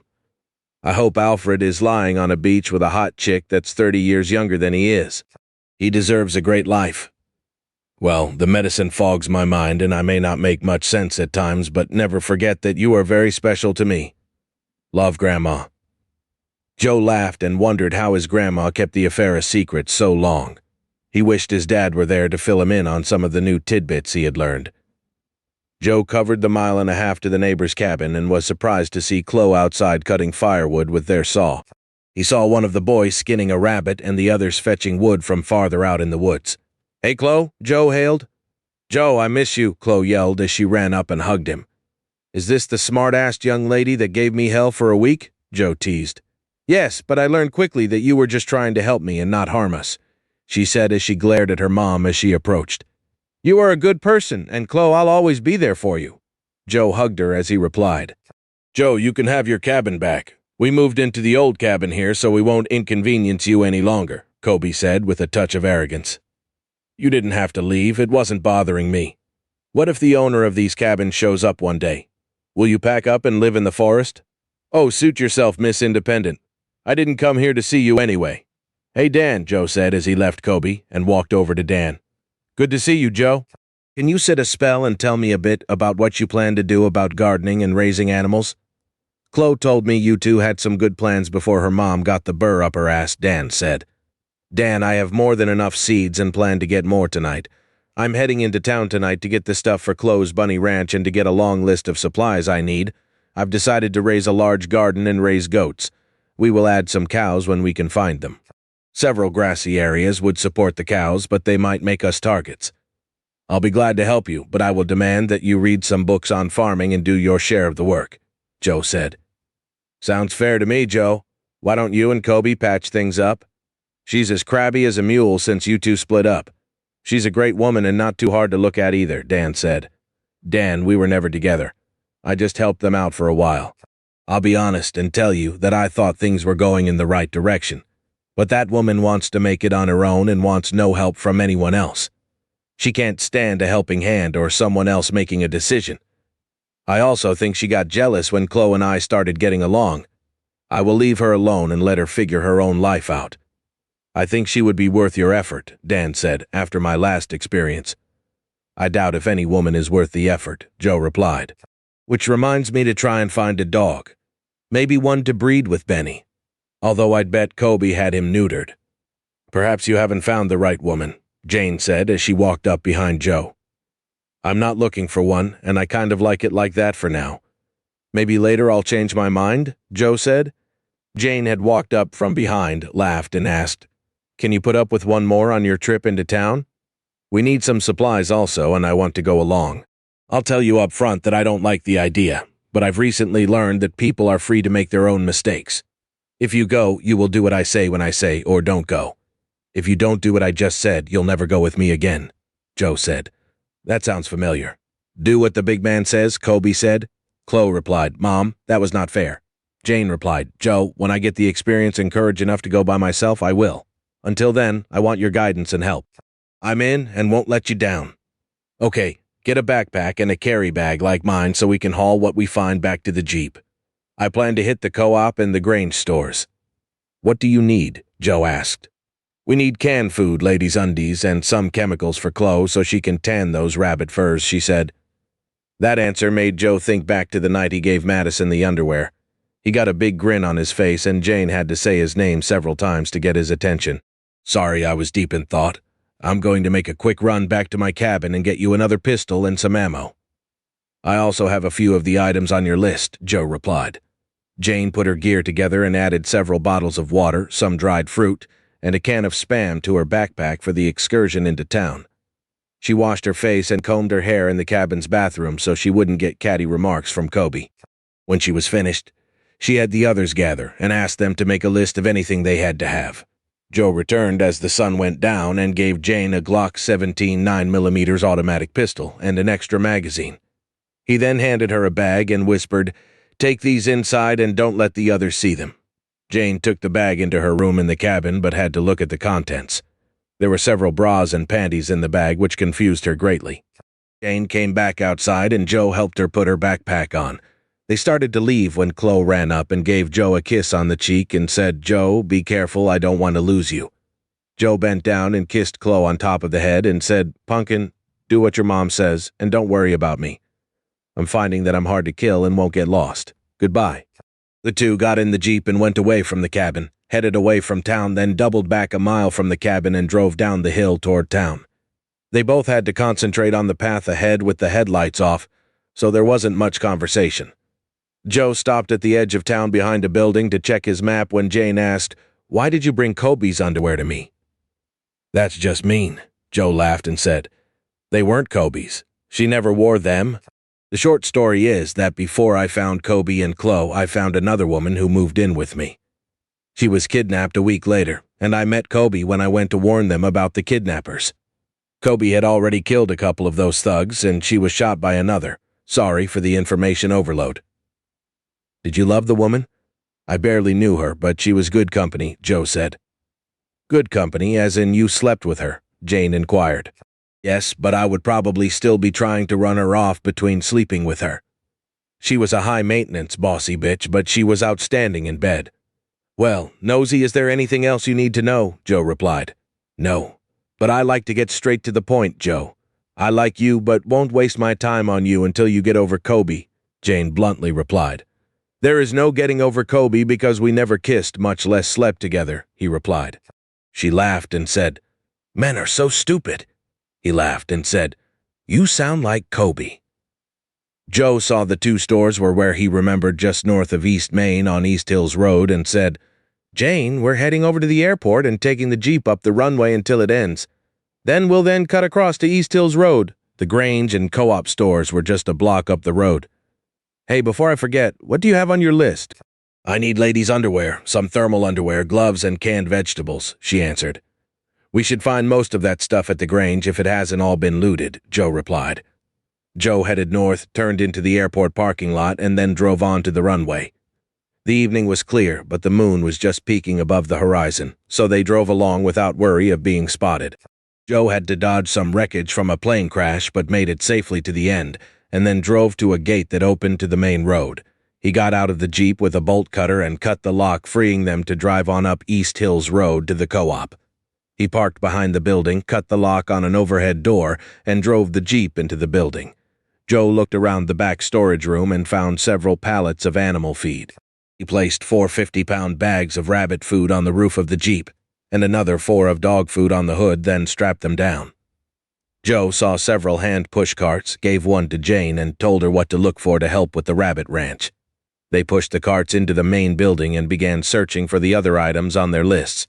The building had been looted of most of the food, guns, and ammo, but most of the rest of the merchandise was left alone. Joe found the fencing, T-posts, and baling wire in the farming section, and then helped Jane find clothing and gloves in the clothing section up front. She found some men's and women's underwear and held up a pair of white, large women's underwear. Joe, are you fond of granny panties? I'll bet you like black thongs better. Joe saw this coming since he saw Jane earlier that day. She was another Madison and would avoid her in the future. He said, I'll keep that info to myself. Let's find what we need and move on. Joe, I was just messing with you, she said, but embarrassed that he didn't like her joke. They brought several carts full of much-needed supplies back to the Jeep, and Joe said, I know they sell small cargo trailers here. I'm driving around front to get one. I'll be right back. Hell no, I'm going with you. Shit, man, you have a tendency to lose too many women. I'm stuck like glue to your ass until we get back home. Joe laughed, a deep belly laugh, and pointed at the Jeep. They carefully drove around to the front of the building and saw a whole line of trailers chained together. Joe cut the lock, selected a small 5-tanks 10-foot trailer, and hitched it to the Jeep. They drove back around to the open door when Jane pointed and said, Look, something moved by the dumpster. I think it was a woman. Joe stopped and exited the vehicle with his rifle and walked toward the dumpster. He could smell the body odor before he heard or saw any movement. He said, Come out and show yourselves. I won't shoot unless you attack us. I won't repeat it before I start shooting. You have 3 seconds. Hold up, buddy. We don't want any trouble. We were probably just doing what you're doing. We need food and supplies for our family. Please don't shoot. A man's voice pleaded. Joe saw a young woman and a man walk to him from behind the dumpster. They were very thin, dirty, and stank of stale beer and sweat. The man had a mouthful of rotten teeth and his hands were shaking. Look, man, all of the food has been stripped from the shelves, but look over there in those racks. It won't sound good, but that dog food will keep you alive until you can get some crops in or hunt for food, Joe said. I ain't eating no dog food. The government will show up. I just need some real food until they get here. Give us your food. You probably have more than you need, the dirty man said. Joe didn't see the woman raise the gun until too late. She fired but missed Joe and a shot rang out from behind Joe. Jane shot the woman in the chest and the man pulled a gun from behind him. This time Joe reacted and shot the man twice in the chest. The noise echoed through the night. "Jane, let's quickly load what we can, because the gang will be here in a few minutes," Joe said as he jumped into the Jeep and drove it into the building. They threw everything into the trailer and a few things into the back seat before driving away from the building, heading north on East Hills Road. There were several cracks from gunfire behind them, but only one bullet struck the Jeep. Joe didn't stop to check the damage and crossed Dead Indian Road to head up into the hills when Joe saw the lights far behind him. "Jane, we have to give these guys the slip and the going might get rough. I'm going to head up and over the hill in front of us, then I'll turn back toward town. I will get out with my rifle and let you go on down the hill so I can ambush the men following us. Double back and then come back up between the two hills to our left and wait for me." Joe got out, and Jane sped on down the hill in the dark. He lay prone on the ground in some bushes and waited for the vehicle to approach. He had to wait for 20 minutes before an old Ford F-100 came toward him with a guy on top shining a searchlight into the woods. The truck was going slow and made a great target. Joe shot the man on top, then shot the two men in the cab before they could draw their weapons. He didn't see the man in the back of the truck until it was too late. He saw the flash and hit the ground shooting as he fell. The Mini-14 spat out 4 shots as Joe fell, and the man bled out from 2 bullets in his legs. Joe lay on the ground with the wind knocked out of him by a bullet that struck the binoculars hanging from his neck. The bullet drove the binoculars into the bottom of his ribs on his left side. A second shot hit the rocky ground and sprayed his legs with bullet fragments and rocks. He struggled for air and couldn't sit up for several minutes. Joe finally sat up and used his hiking light to check his chest and legs out. The binoculars had saved his life but left him with a huge bruise. He rolled up his pants and saw numerous cuts and holes in his legs, all except 2 had stopped bleeding, and he held pressure on the last ones until they quit. He limped to the truck and found 3 nice Glocks, 3 AR-15s, and extra magazines for all of the guns. Joe walked over the next hill and down the valley to find Jane and the Jeep. He limped along for half an hour before deciding that he should have walked up the mountain to find her. He rested for a few minutes, then continued his trek until he knew he'd gone too far. Joe noticed that his calves didn't bother him anymore, and that he could walk for hours without tiring. If it weren't for the pain from his wound, he would actually enjoy the hike. He knew he had lost a considerable amount of weight, which made walking up and down the mountain trails so much easier. The apocalypse had forced him to exercise and eat less. Joe's only thought was that she had pulled into a stand of trees and didn't see or hear him walk up the narrow valley. He didn't want to carry the guns any longer and was tired. So he found some dense bushes and found a place to sleep until the sun came up. Joe didn't sleep much but rested his injured legs until there was enough light to see the tire tracks. His chest still hurt each time he took a deep breath. He crossed the narrow valley and didn't see any tracks, so he started down the valley searching for his Jeep's tracks.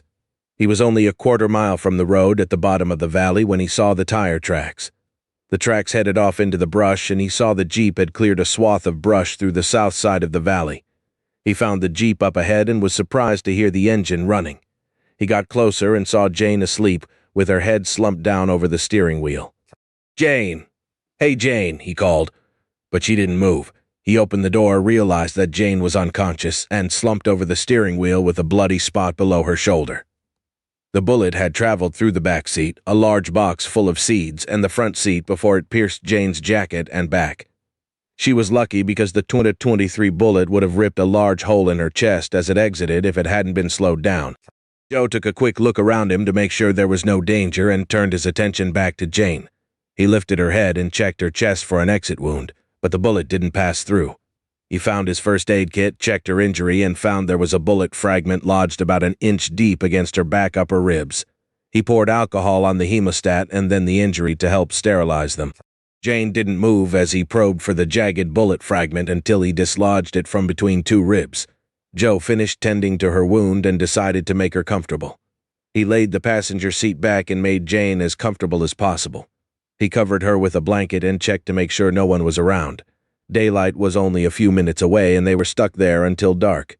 He knew Jane had been lucky the wound stopped bleeding on its own, or she would have bled out and died.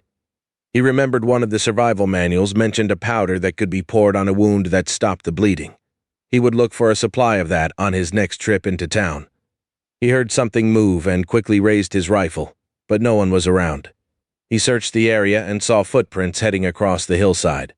He tracked the person with the intent to kill him slowly for shooting this woman. To his surprise, he came over the top of the hill and saw a body lying in the next valley. He walked down to the valley and saw the tire tracks of the F-100 going right over the dead man. The ones following him had accidentally robbed Joe of the opportunity of killing the man who shot his friend. He went back to the Jeep and added gas from the jerry can to the gas tank. He hoped he was far enough away from the dead men so they wouldn't be found. Joe made himself comfortable so they could hide until the sun went down in 9 hours. He couldn't afford anyone following him back to the cabin, so he wouldn't travel in the daytime. Jane stirred a couple of times, and he was able to get her to swallow some pain pills and a glass of water. She didn't wake up until late afternoon. Joe spent the day watching for intruders and reading a book on farming that they found at the co-op. He catnapped a bit, but couldn't sleep with the Jeep so far from home. What happened? My chest hurts almost as much as my head, Jane said as she opened her eyes and stared at Joe. Take it easy and don't move. You were shot in the back below your shoulder. I removed the bullet and stopped the bleeding. I guess you hit your head on the steering wheel when the Jeep stopped against the tree. You'll be okay in a few weeks, Joe said. Where are we? We're stuck on a hillside a few miles from your cabin. I was afraid to move during daylight for fear of being spotted. We also have to cut south several miles and come in from below the cabin. An experienced tracker could find us in a few hours, but I think these men are just trash from Medford. It will be dark in a few hours, and I'll take you on back to your kids, Joe said. Thanks for taking care of me. I really appreciate your help. I'm just sorry that I allowed you to go into harm's way. I should have made you stay home, Joe replied. Jane held back for a minute, then said, Joe, your protective streak is adorable, but I'm a grown-ass woman and can do what I damn well please. If you hadn't taken me along, I would have gone by myself. Going with you probably saved my life, or at least kept me from becoming a gang's love slave. Yeah, okay, I'm sorry, but I was raised to be protective of women and children. I don't mean to offend you, but only to protect you, Joe said. I can see why Kobe is so pissed at you. She's been making a life for the two of them for many years without anyone protecting her, and you come along all macho taking charge. It was a big change that she didn't have time to adjust to, Jane answered. So I just let you make mistakes that get you killed. No, dumbass. You offer training and then act as an equal in a partnership to protect each other. Yes, some women want their big, strong man to protect them while they wash clothes and cook supper, but most of those women will die off quickly as things get rougher, Jane preached to Joe. Sorry for being such an asshole. Joe, you aren't an asshole. You need to respect that others can contribute and become strong enough to survive, Jane added. Well, that was a wake-up call. I'm an asshole and just need to find the local Assholes Anonymous meeting to practice the 12 steps to learn how to behave around women. Perhaps they'll have an instruction manual for women that I can use to keep from stepping on my dick all the time, laughed Joe at his own sarcasm. Very funny, asshole. I thought you might be salvageable, but now I don't know. Besides, if there were a book, you men would never read the damned thing, Jane said in frustration. Girl, please close your eyes and get some rest before we head back to the cabin, Joe said. I gotta pee. Help me out of the Jeep. Make it fast. I also need to move you to the driver's side, Joe said. Joe dozed off and slept on and off until midnight. He woke with a start, felt Jane lifting his shirt, and saw her red light shining on his chest. I thought you didn't like me, and now I find you trying to sneak a feel. Do you want me to flex my chest muscles for you? Joe asked. Jane replied again with the smart-assed wise guy routine. I wanted to borrow the field glasses you always have hanging from your neck. When I ran my hand across your chest to find them, you winced in pain.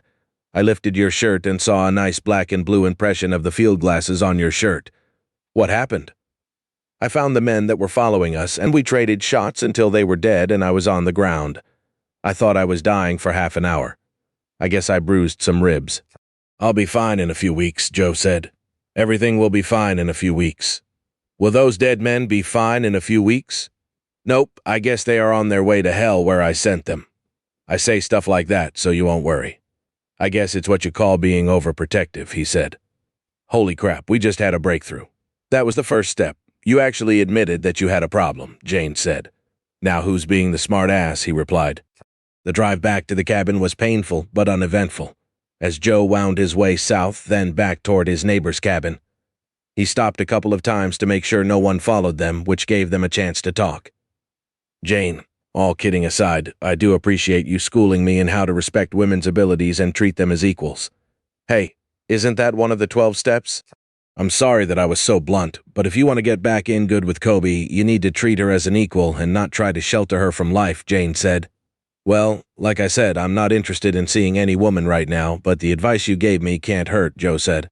They pulled up between the two cabins, and when Joe killed the engine, Jane pulled him to her, gave him a kiss, and said, Joe, you might need to be housebroken, but if Kobe doesn't let you catch her, you can knock on my door anytime. He kissed her and said, I'll keep that in mind and you can go scavenging with me anytime. I need someone to help watch my back. Jane patted her side and said, you can watch my backside anytime. Chapter 15. It was 4:30 a.m. when Joe parked the Jeep by the cabins. He went around to the other side and helped Jane from the Jeep. He picked her up and carried her to the front porch while enduring the pain from his ribs. He didn't see Kobe and Chloe running to them from the other cabin when he heard, Are you two okay? Jane took a bullet to the back, but she, well, let her tell you, Joe said. I'll be fine in a few weeks. Joe got to play doctor. He removed the bullet and stopped the bleeding. He is my new hero, Jane said to Kobe. Chloe bumped into Joe in an attempt to hug him when Jane said, Be careful, Chloe. The big man has some sore ribs. Joe took Jane up the steps to the front porch as the others came out the door, all talking at once. He sat her down in a chair and collapsed on the porch in pain. Chloe helped him to set up and sat down beside him. Jane's son asked, Mom, what happened? You were gone 2 days. Jane held his hand and said, We had a few problems, but nothing we couldn't handle. Joe and I make a great team, but it appears we have a thing for attracting bullets and bad men. Ginny and Butch helped Jane to her bed while Kobe and Chloe helped Joe to a chair where Kobe asked Joe, What happened? Are you okay? Some meth heads tried to rob us. They shot first and we got rid of them. When we were about to leave, we saw car lights approaching and headed back here. They shot at us several times. I had Jane drop me off so I could keep her safe and ambush our pursuers. I got them, but Jane was ambushed about a half-mile from me.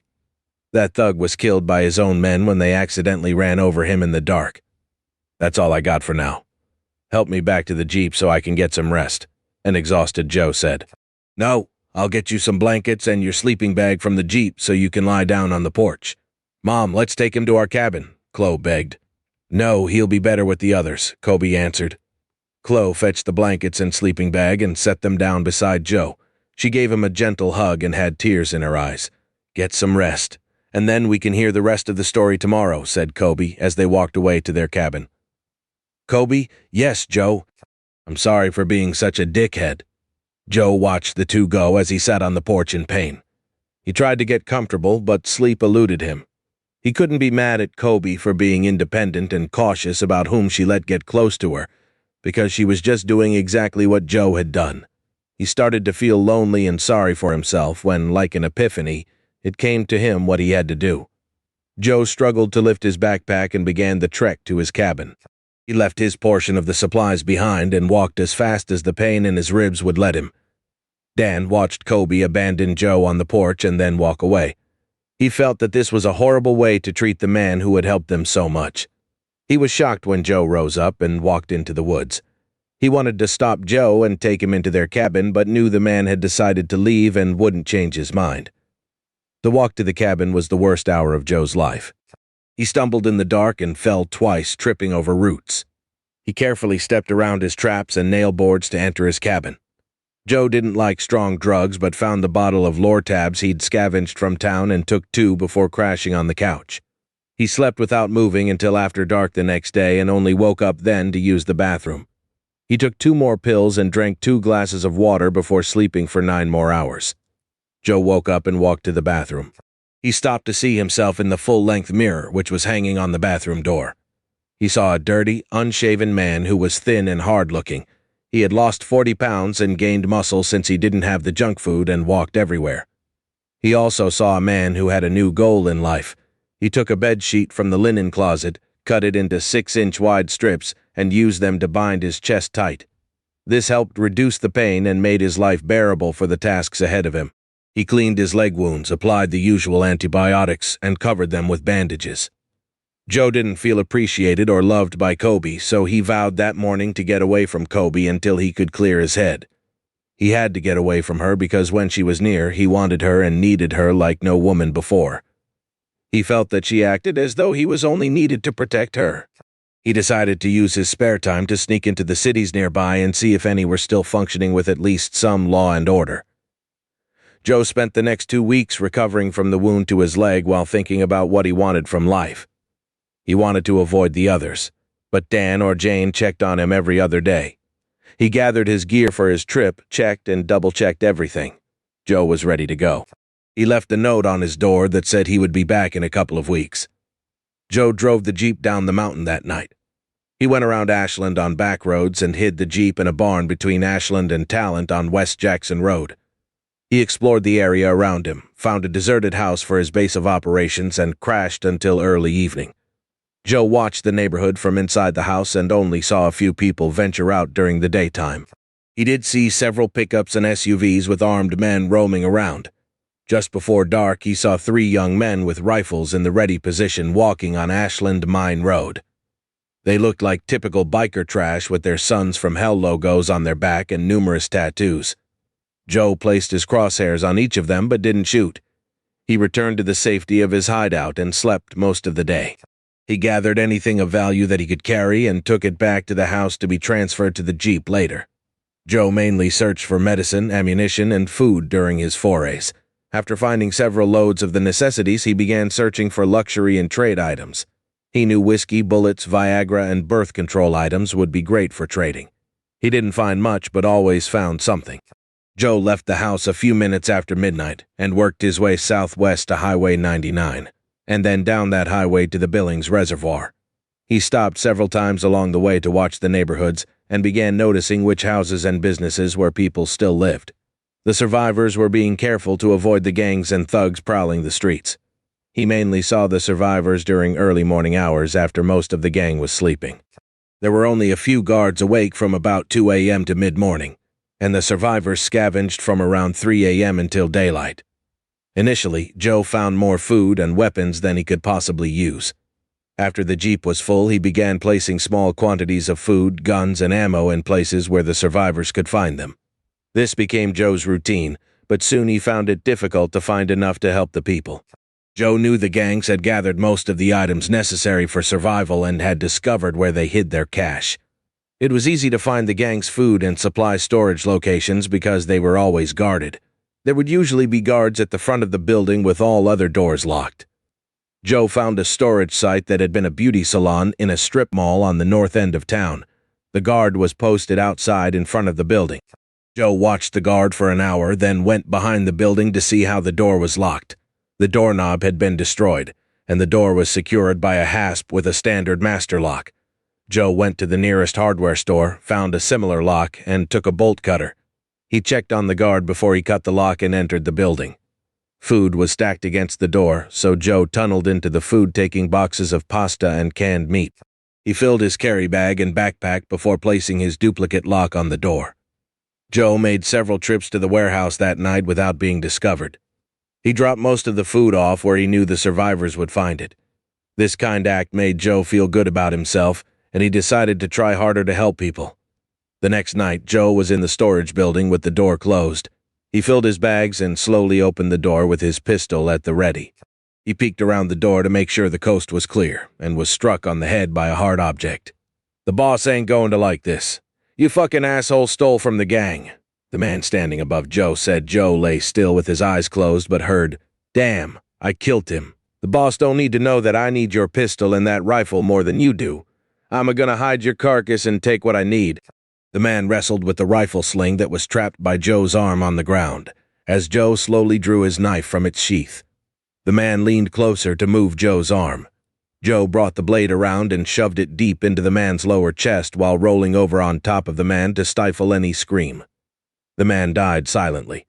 Joe locked the door and hid his bags behind a pile of trash before dragging the body to a dumpster 2 stores down. He struggled to lift the man, but finally hefted him over the edge and into the dumpster. Joe closed the door and retrieved his bags before leaving.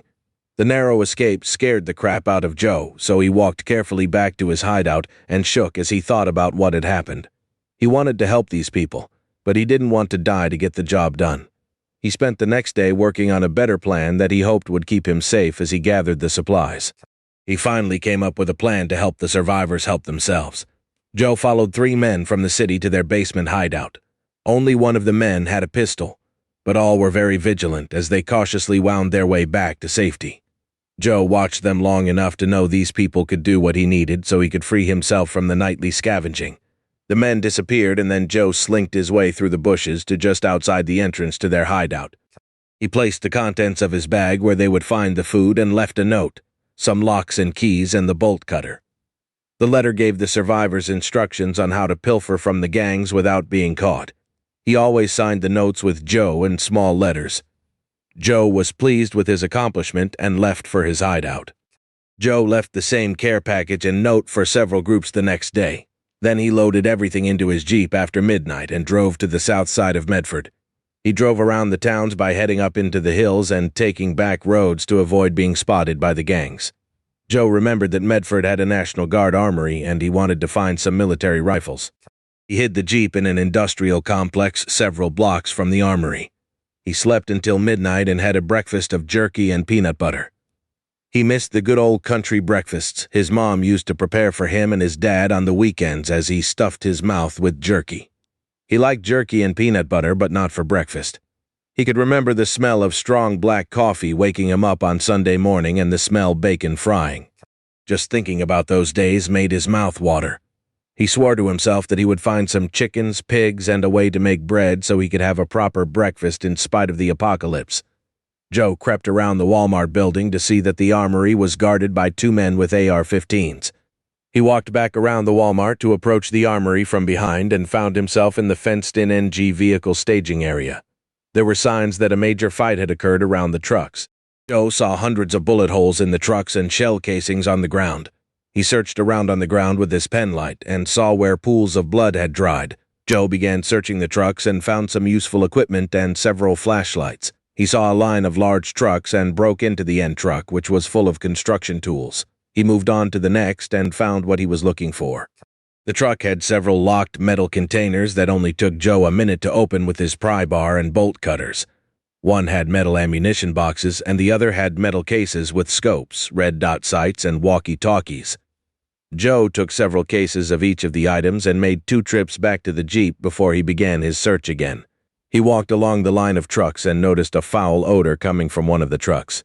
He lifted the tarp on one of the trucks and was frightened when he saw 3 dead soldiers. The men were riddled with bullet holes. They had died fighting with their rifles and pistols in their hands. Joe found several AR-15s and a couple of M4s along with a dozen Beretta 9mm pistols. Joe slung both M4s and several AR-15s across his shoulders after stuffing 6 of the Berettas in his backpack and was able to make safely back to his Jeep before daylight. Joe then rearranged his load to make room for the weapons and gear by securing cases of food and cloth bags of food to the roof and hood of the Jeep. Joe was now mentally ready to go home but wanted to make one last trip to the armory to fetch more ammo. He double-checked the Jeep to make sure it was ready to head home as soon as he returned from the armory. Joe strapped his pistol belt to his waist and put on one of the tactical vests. He placed a Beretta in his side holster and another in the vest holster. He wanted to have weapons that used the same magazines. He then filled the ammo pouches with 4 spare M4 and 4 9mm magazines. He then slung his carry bag sling over his shoulder and selected one of the M4s to go with him. He checked his equipment and left for the armory. The walk to the armory was uneventful, but he began to see more gang activity than usual as he approached the Walmart building. He went on around the backside of the store only to find a flurry of activity at the back of the building. 4 of the massive military trucks were lined up behind the armory, and there were dozens of people unloading food and other supplies from the trucks and taking the cases through the overhead door to the armory. The trucks were only 10 yards from Joe's supply of ammunition in the line of trucks. Joe watched, and about the time he thought they would be done, another convoy of trucks rolled up to be unloaded. Joe decided to go back to his Jeep and make tracks back to his cabin. He snuck along the walls of the Walmart in the dark to get back to the Jeep. He walked past a dumpster when abruptly 2 men sprang from the shadows and tried to rob him. The men were dirty and reeked of alcohol. They had machetes in their hands, and one said, "Mac, just give us your guns and we'll let you walk away. You shoot us and the whole damned gang will kill all 3 of us." "Why should I believe you will let me live?" Joe said as he drew his pistol and pointed it at the men. "Because you don't have a choice." Joe looked at the men in the dim light, and he could see the open sores and rotted teeth that marked the long term for meth and drug users. He was surprised that they had stayed alive so long, then, he thought. Cockroaches would outlive all of us. The men stank of body odor and piss, which made Joe sick to his stomach. "You always have a choice," Joe said as he shot both men in the chest. Joe quickly placed the gun in one of the men's hand and stuck the other's machete deep into the other man's wound. He threw down his emergency rations, a flashlight, and 2 magazines for the Beretta. He ran across the parking lot and hid in a car to watch. A few minutes later, half a dozen men came slowly around the corner with rifles ready. They carefully advanced to the dumpster when one of the men saw the bodies. The men took the guns and other items and went back to the armory. Apparently, they bought Joe's staged robbery. Joe was now ready to go home. He drove the Jeep slowly through the mountain roads until he camped for the night south of Ashland to spend the daylight hours. The next night, he left Ashland after midnight. He drove further south and approached the cabins from the southwest. He parked short of Dan's cabin and waited for dawn. He was damned happy to see the cabins and couldn't wait to see his friends. Chapter 16.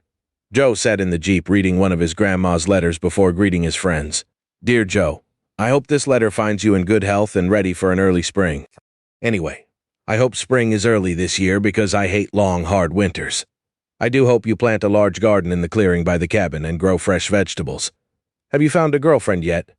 A young man needs a woman in his life, and a strong-willed woman would do you good. She also needs a strong back to live in the woods, but most men are more interested in girls' other assets. As I ramble on, I hope you start the treasure hunt after you get your spring chores completed. I assure you that it will be fun if you can bear to find the treasure map and don't cave into complacency. Gotta go. Love, Grandma." Joe wondered what the hell his grandma meant by the treasure and treasure maps. Joe was deep in thought when he heard Dan yell, "Who's there?" "Joe is back. Tell everyone Joe is back," Dan yelled. A sleepy boy answered, "But Dad, it's only 5 o'clock, and everyone is asleep." Several people ran out of the cabin and swarmed Joe as he stepped out of the Jeep. Jane was leading the charge to the truck. "Joe, are you okay? You've been gone over 2 weeks, and we started wondering if you would ever come back to us," Jane said. "Well, I'm here and plan to stay here a long while. There's nothing in town for me, and I missed my cabin and my friends," Joe responded. Joe saw Kobe and Chloe walking from the cabin heading in his direction. He ran to Chloe, picked her up, and swung her around as he said, "Chloe, I missed you, girl. How is the bunny ranch doing?" Chloe hung on Joe's neck, hugging him for a minute, and said, "I was afraid you weren't coming back. I missed you so much." "Chloe, I will always come back to you, and you can always count on me when you need it," Joe said between hugs. "Joe, tell us about," Jane started to say when Chloe interrupted. "Joe, come see my rabbits. We already have a bunch of babies," Chloe said as she pulled him away from the others. Joe said, "I'll be back in a little while after my girl shows me the rabbits." Kobe walked along with her daughter and Joe to the rabbit pen beside their cabin. Chloe and the boys had built a nice rabbit house that was filled with dried grass. The pen was 20 feet by 20 and was made with T-posts and chicken wire. Joe looked at it and said, "Are you losing any rabbits to the hawks and owls?" "Oh no, 2 disappeared this week. I thought they ran off," Chloe said. "The pen needs a roof to keep the birds from swooping down and dining on your rabbits," Joe replied. Kobe interrupted the conversation and asked, "Joe, have you had breakfast?" Joe turned to her and said, "I thought you were still mad at me, so I don't want to bother you. Joe, I want you to come eat breakfast with us this morning. Then we can all go down to Dan's and let you fill them in on your exploits. Besides, you apologized for being a dickhead. Please eat with us," Kobe said. "I would love to have breakfast with you, but let me get a few things from my Jeep first." "I have some surprises," Joe replied. Joe walked down to the Jeep and told the others that he would be back down to fill them in on his trip after breakfast with Kobe and Chloe. "Hey, I have some supplies for you," Joe said as he took several cases of food from the back of the Jeep and handed them to Dan. Joe drove the Jeep over to Kobe's cabin and parked by the rabbit pen. He took several cases of food from the Jeep into the cabin after taking his boots off. He took several packages from one of the boxes and gave them to Kobe. "Kobe, these are packages of freeze-dried scrambled eggs for campers. Could you," Joe said before Kobe gave him a big hug. "Joe, I'd kill for some scrambled eggs. You're my hero. I'll fix some to go with our fried rabbit. Joe took a can from the box, walked up behind Kobe and said, "What would you do for some coffee?" "I'd give a man a kiss for a good cup of coffee," she said as she leaned into Joe and kissed him on the cheek and then whispered, "Joe, please stay with us for a while. Chloe needs you." Joe looked to see that Chloe had gone outside and said, "What about Chloe's mom?" "What about Chloe's mom?" Kobe replied. "Does Chloe's mom miss me and want me around?" "Chloe's mom missed you even though you were the most frustrating man I have ever met. I do appreciate your apology you gave me when you left. I know I can also be difficult, so I apologize for that. Let's start over. Please stay with us," Kobe said. Joe pulled her to his chest and asked, "What will we be starting?" "I don't want to misunderstand your meaning. I'm thinking about kissing you." Kobe felt wonderful in his arms, but pulled away as she replied, "Joe, I want to be your friend. I don't know if I have more to offer right now. If you need a girlfriend, you might want to go down to the other cabin. Jane could be another Madison for you. Kobe, let's be friends and then worry about the other stuff later. You hate men, and I had a bad time with my fiancé, so I'm good with us being friends for now." "I missed you a lot and really missed talking with you," Joe said. "I missed your friendship and watching how you were so good to my daughter," Kobe said. "You are a strong woman, but you don't try to manipulate me and you're always honest. I need that out of you." "I will try not to be bossy and let you do your thing without trying to be too protective," Joe said. Kobe looked at him and replied, "Thanks for realizing that I need to be my own person. Now let's cook some eggs, dickhead." "So is that a promotion or demotion to the dickhead status?" "Promotion," Kobe said as she laughed on the way to the kitchen. Chloe had been standing just inside the door listening and said, "Joe, I don't care what she calls you as long as she's smiling and we are all back together. Let's talk bunnies after breakfast." The eggs were powdered but were like a gourmet meal to the three who hadn't seen a normal breakfast in months. The eggs tasted good but had a green tint to them and were a bit rubbery. They ate every morsel and then asked Kobe to prepare another batch. They laughed and joked around the table until Chloe asked him about his trip into the city. "I spent most of the time resting during daytime hours and scavenging for food and supplies during the nights. I was able to gather a jeep full of food, weapons, and other supplies," Joe said. "Are there many survivors?" Chloe asked. "Yes, there are people all over the city hidden in basements and homes that are scared of the gangs. There are dozens of gang members that have taken charge of the city and kill anyone who doesn't do what they are told. The crime is horrible. The captured survivors are slaves," Joe said. "Chloe, go outside and get your chores done so we can head down to the neighbors after Joe and I do the dishes," Kobe said. Chloe put on her boots, pistol belt, and coat before heading outside. Her mom watched her strap the 9mm to her hip and wondered if kids would ever be kids again. She was afraid they would become hardened to this new life as kids on the American frontier were back in the 1850s. Joe gathered the plates and took them to the sink to help Kobe when Kobe said, "Joe, I was just kidding about you helping me. Kobe, we are in a new world where you will be helping me plow the ground, fight gangs, and, well, just survive. The least I can do is help wash dishes and carry my own weight around the house. I don't think there is a man or woman's work anymore. We all work and do the best we can. Of course, there will be work that I can't do or you can't do, but we'll figure that out as time goes by," Joe said as he watched Kobe's expression. "Joe, I totally agree. I do need you to teach me what you know about guns, traps, and any other survival skills. I also want one of those military-style weapons," Kobe said, but wondered how Joe would react. "I had already planned on the training and have a couple of surprises for you. I brought back several toys to share with you and Chloe. I have an extra AR-15 for you and Chloe, and I'll give Dan my Mini-14. I now have several ARs and 2 M4s, plus several more 9mm pistols and a bunch of ammunition.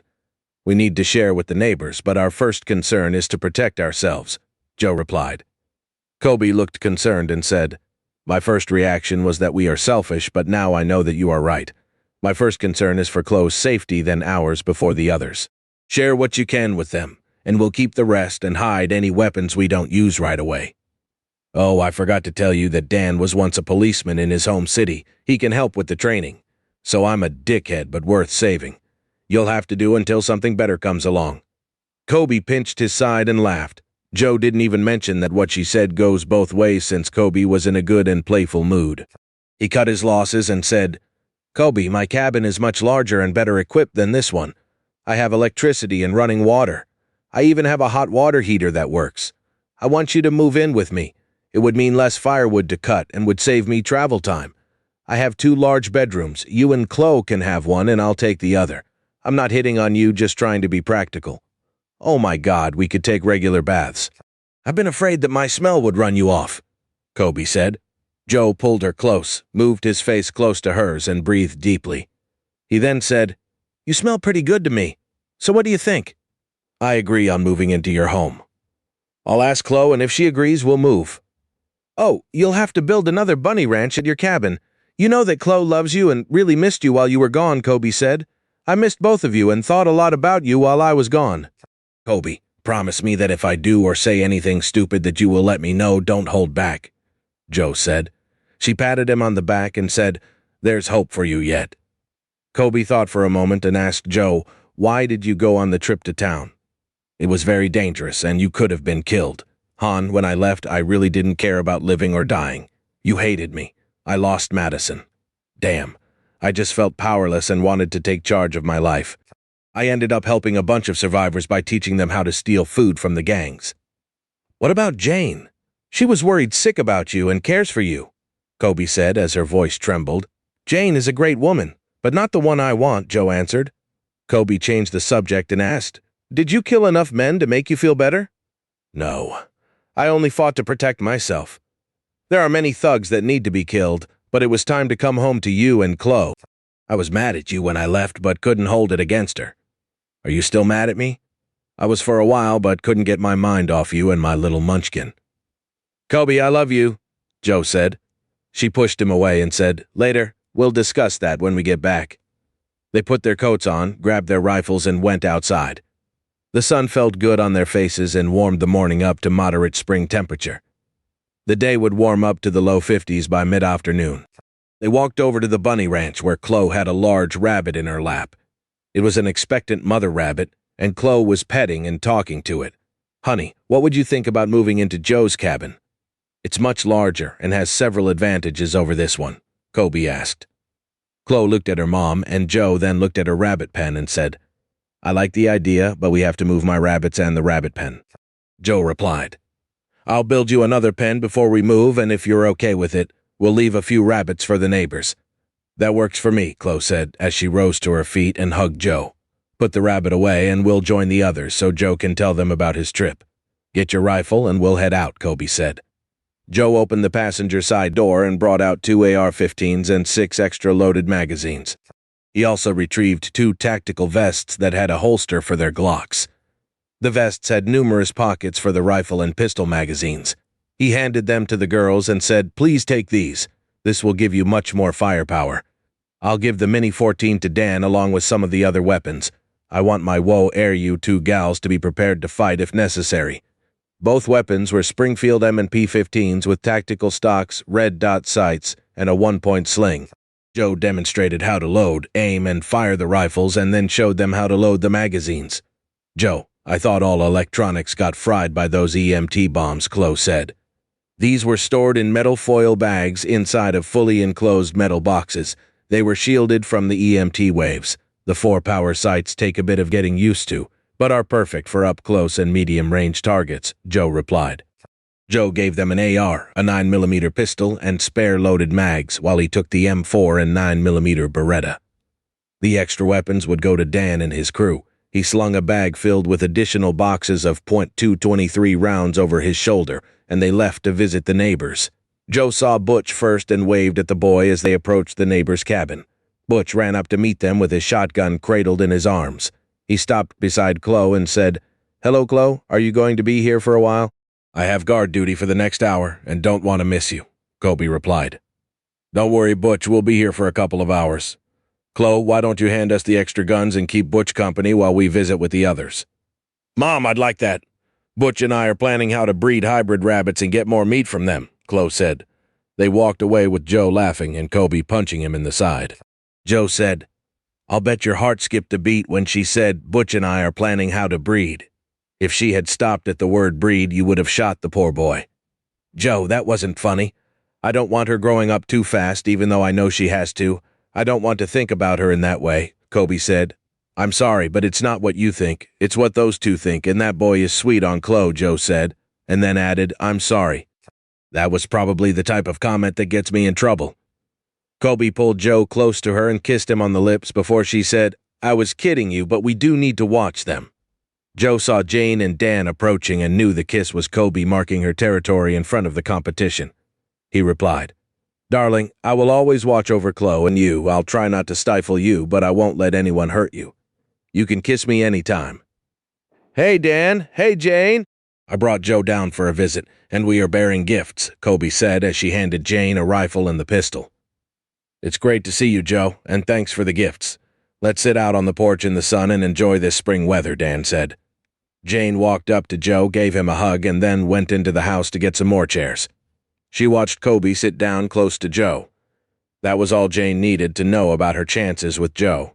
She had the kids bring all the kitchen chairs out to the porch, and they sat there listening to Joe tell them about his adventures. Joe gave them the same high-level overview of his exploits that he gave Kobe and Chloe that morning. He then whispered to Dan that he should send the kids away, and they waited until the kids were out of range. The kids left the porch, and Joe told them his story in detail. They were amazed that he was able to help so many people and return home safely. Guinea was shocked that Joe had to kill several men even though they were trying to harm him. She said, It's a shame that we can't put those men in prisons instead of having to kill them. Joe didn't know how to answer that absurd statement, so he kept quiet and listened. Dan, Joe and I discussed this situation this morning. We all need you and Joe to teach us what you know about weapons and tactics to help us protect our people. We must eliminate threats before they attack us. Guinea, Jane, we also need to train all of the children how to protect themselves and how to fight if attacked. We are no different than the people who settled the Old West. They were under constant threat of attack by the Indians, and we will have similar threats, Kobe said with a conviction in her voice. Guinea started crying and sobbed as she said, I can't let my baby shoot people and get shot at. Dan held her and gave Kobe a thumbs-up sign. Jane stood up to stretch and said, My boys and I will be ready for training when you guys are ready to train us, Joe said. I'll help where I can, but I think Dan has much more knowledge than I do, Dan. Joe, I can teach them a lot about weapons, proper shooting techniques, and how to defend themselves in hand-to-hand fights. But you will have to teach all of us how to kill people. I was on the force 11 years and never shot anyone. I know I can if I have to save my wife and kids, but never have had to go that far, Dan said. Joe answered, The best thing we can do is to stay to ourselves in these woods and not draw outside attention to ourselves. I took several of my grandpa's books with me to read last month and learned that most people will die off in the first 3 to 6 months. The problem is that the criminals were already organized into gangs. They might survive by preying on the good people who don't have guns and don't know how to fight. We must avoid contact as much as possible until we can defend ourselves. Chapter 17. Chloe was very impressed with the electric lights at Joe's cabin. She was familiar with solar power, but had never seen it in use before. Kobe was floored by the running water and the propane-fired water heater. Joe, does the water heater work? Kobe asked. Yes, I tested it once, but I use the wood stove to heat my water. We can use it to heat bath water, but not every time we heat water, or we'll run out of propane, Joe said. Joe loaded the old truck with as much of Kobe and Chloe's possessions as he could. He wanted to make a few trips to his cabin as possible to avoid making ruts on the forest floor. The ruts could lead outsiders to the cabin. Joe made 3 trips and took a different route each time. In a few weeks, the grass would be green and grow waist-high, hiding the tracks. On the 3rd day, they moved the last of their loads and told the neighbors they were done with the cabin. Jane had expressed her intention to relocate to the old cabin. This would make more room for Dan's family, but would still keep them close together for mutual defense. The move completed, Kobe began rearranging the cabin to suit herself. Joe moved furniture and tried to assist as much as possible. Kobe avoided discussing their budding relationship, but did sit on the couch with Joe's arm around her while they relaxed before bed. On a few occasions, she laid her head on his lap as she read one of the survival manuals. Joe began to wonder if Kobe would ever commit to a meaningful relationship. Spring had begun. The days were warmer and the sun rose earlier each day. The mountains of Oregon were beautiful year-round, but the springtime is especially enjoyable with the valleys turning green, and the plants and trees putting out buds and later flowers. The sunshine was a welcome part of their day as it warmed their faces and arms. Joe had the girls join him at noon every day in a short sunbathing ritual that increased their morale. On a few occasions, they all wore shorts and t-shirts during their sunbathing.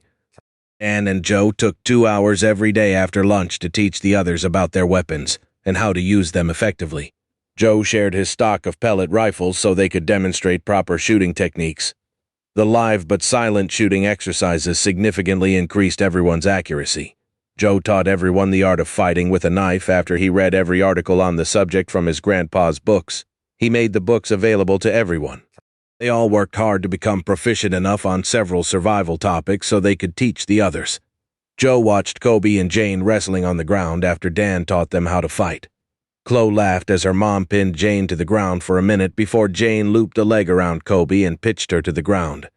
Joe pulled for Kobe to Jane's dismay, but his support made Kobe's day. "Ladies, that was excellent. Tomorrow you will learn how to disable a larger attacker. Joe and I are trying to manufacture some cups to protect the family jewels from your vicious assaults.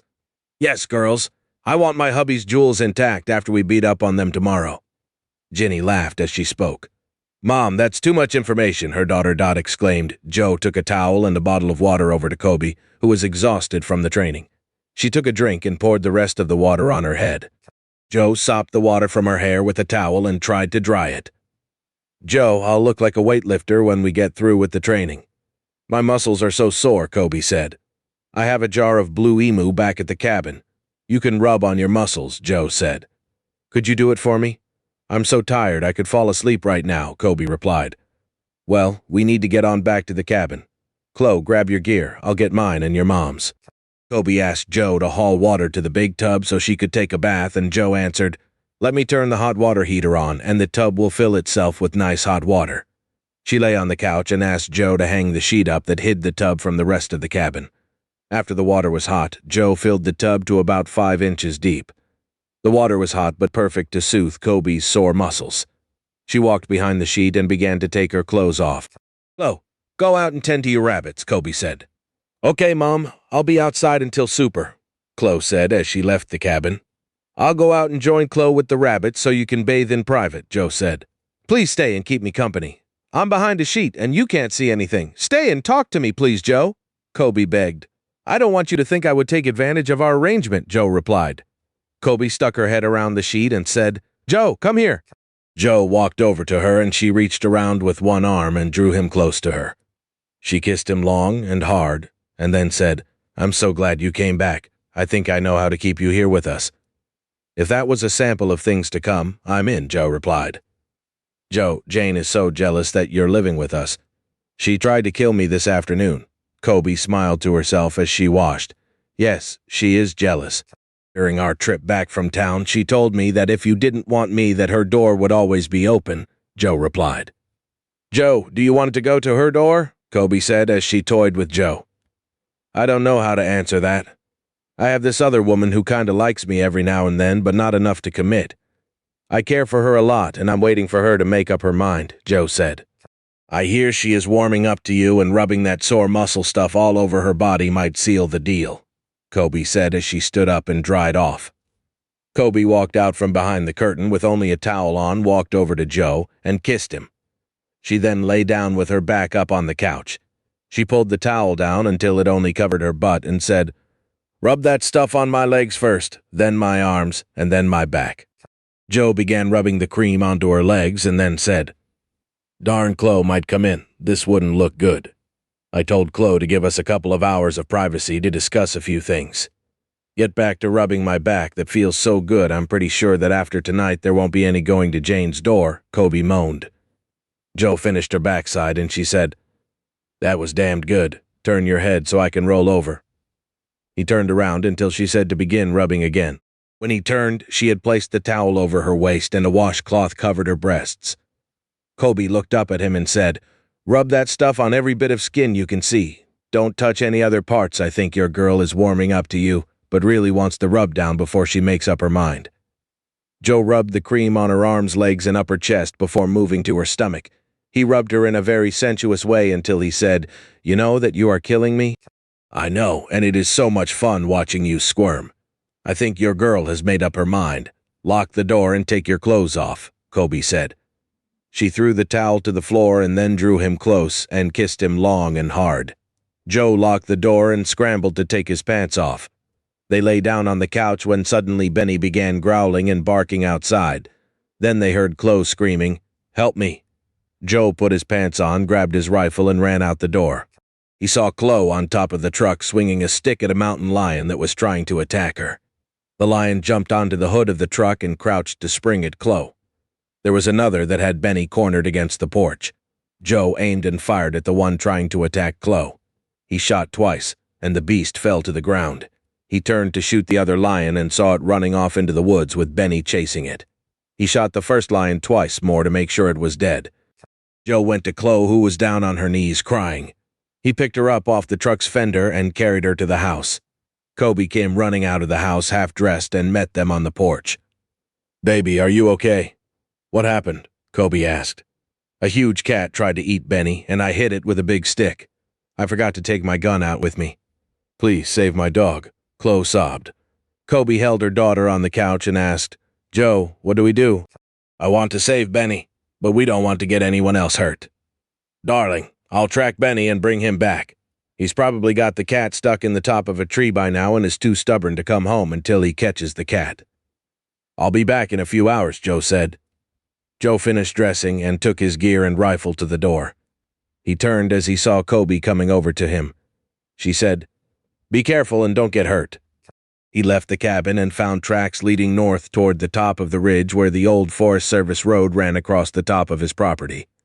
A few minutes later, the tracks headed due east along the ridge. After half an hour, he heard Benny howling and knew he was close. "Baby girl, I need to go help Joe. Lock the door and keep your rifle beside you. Joe and I just made up, and I'm not about to lose him to some dumbass lion," Kobe said.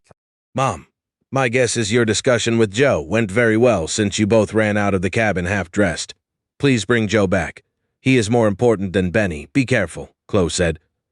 Kobe put her hiking clothes on and shouldered her backpack. She strapped her Glock to her hip and slung her AR-15 over her shoulder before waving bye to Chloe. She began following the tracks but missed seeing them turn east and kept going north. She burst out of the woods onto the Forest Service road and didn't see the two old trucks heading east.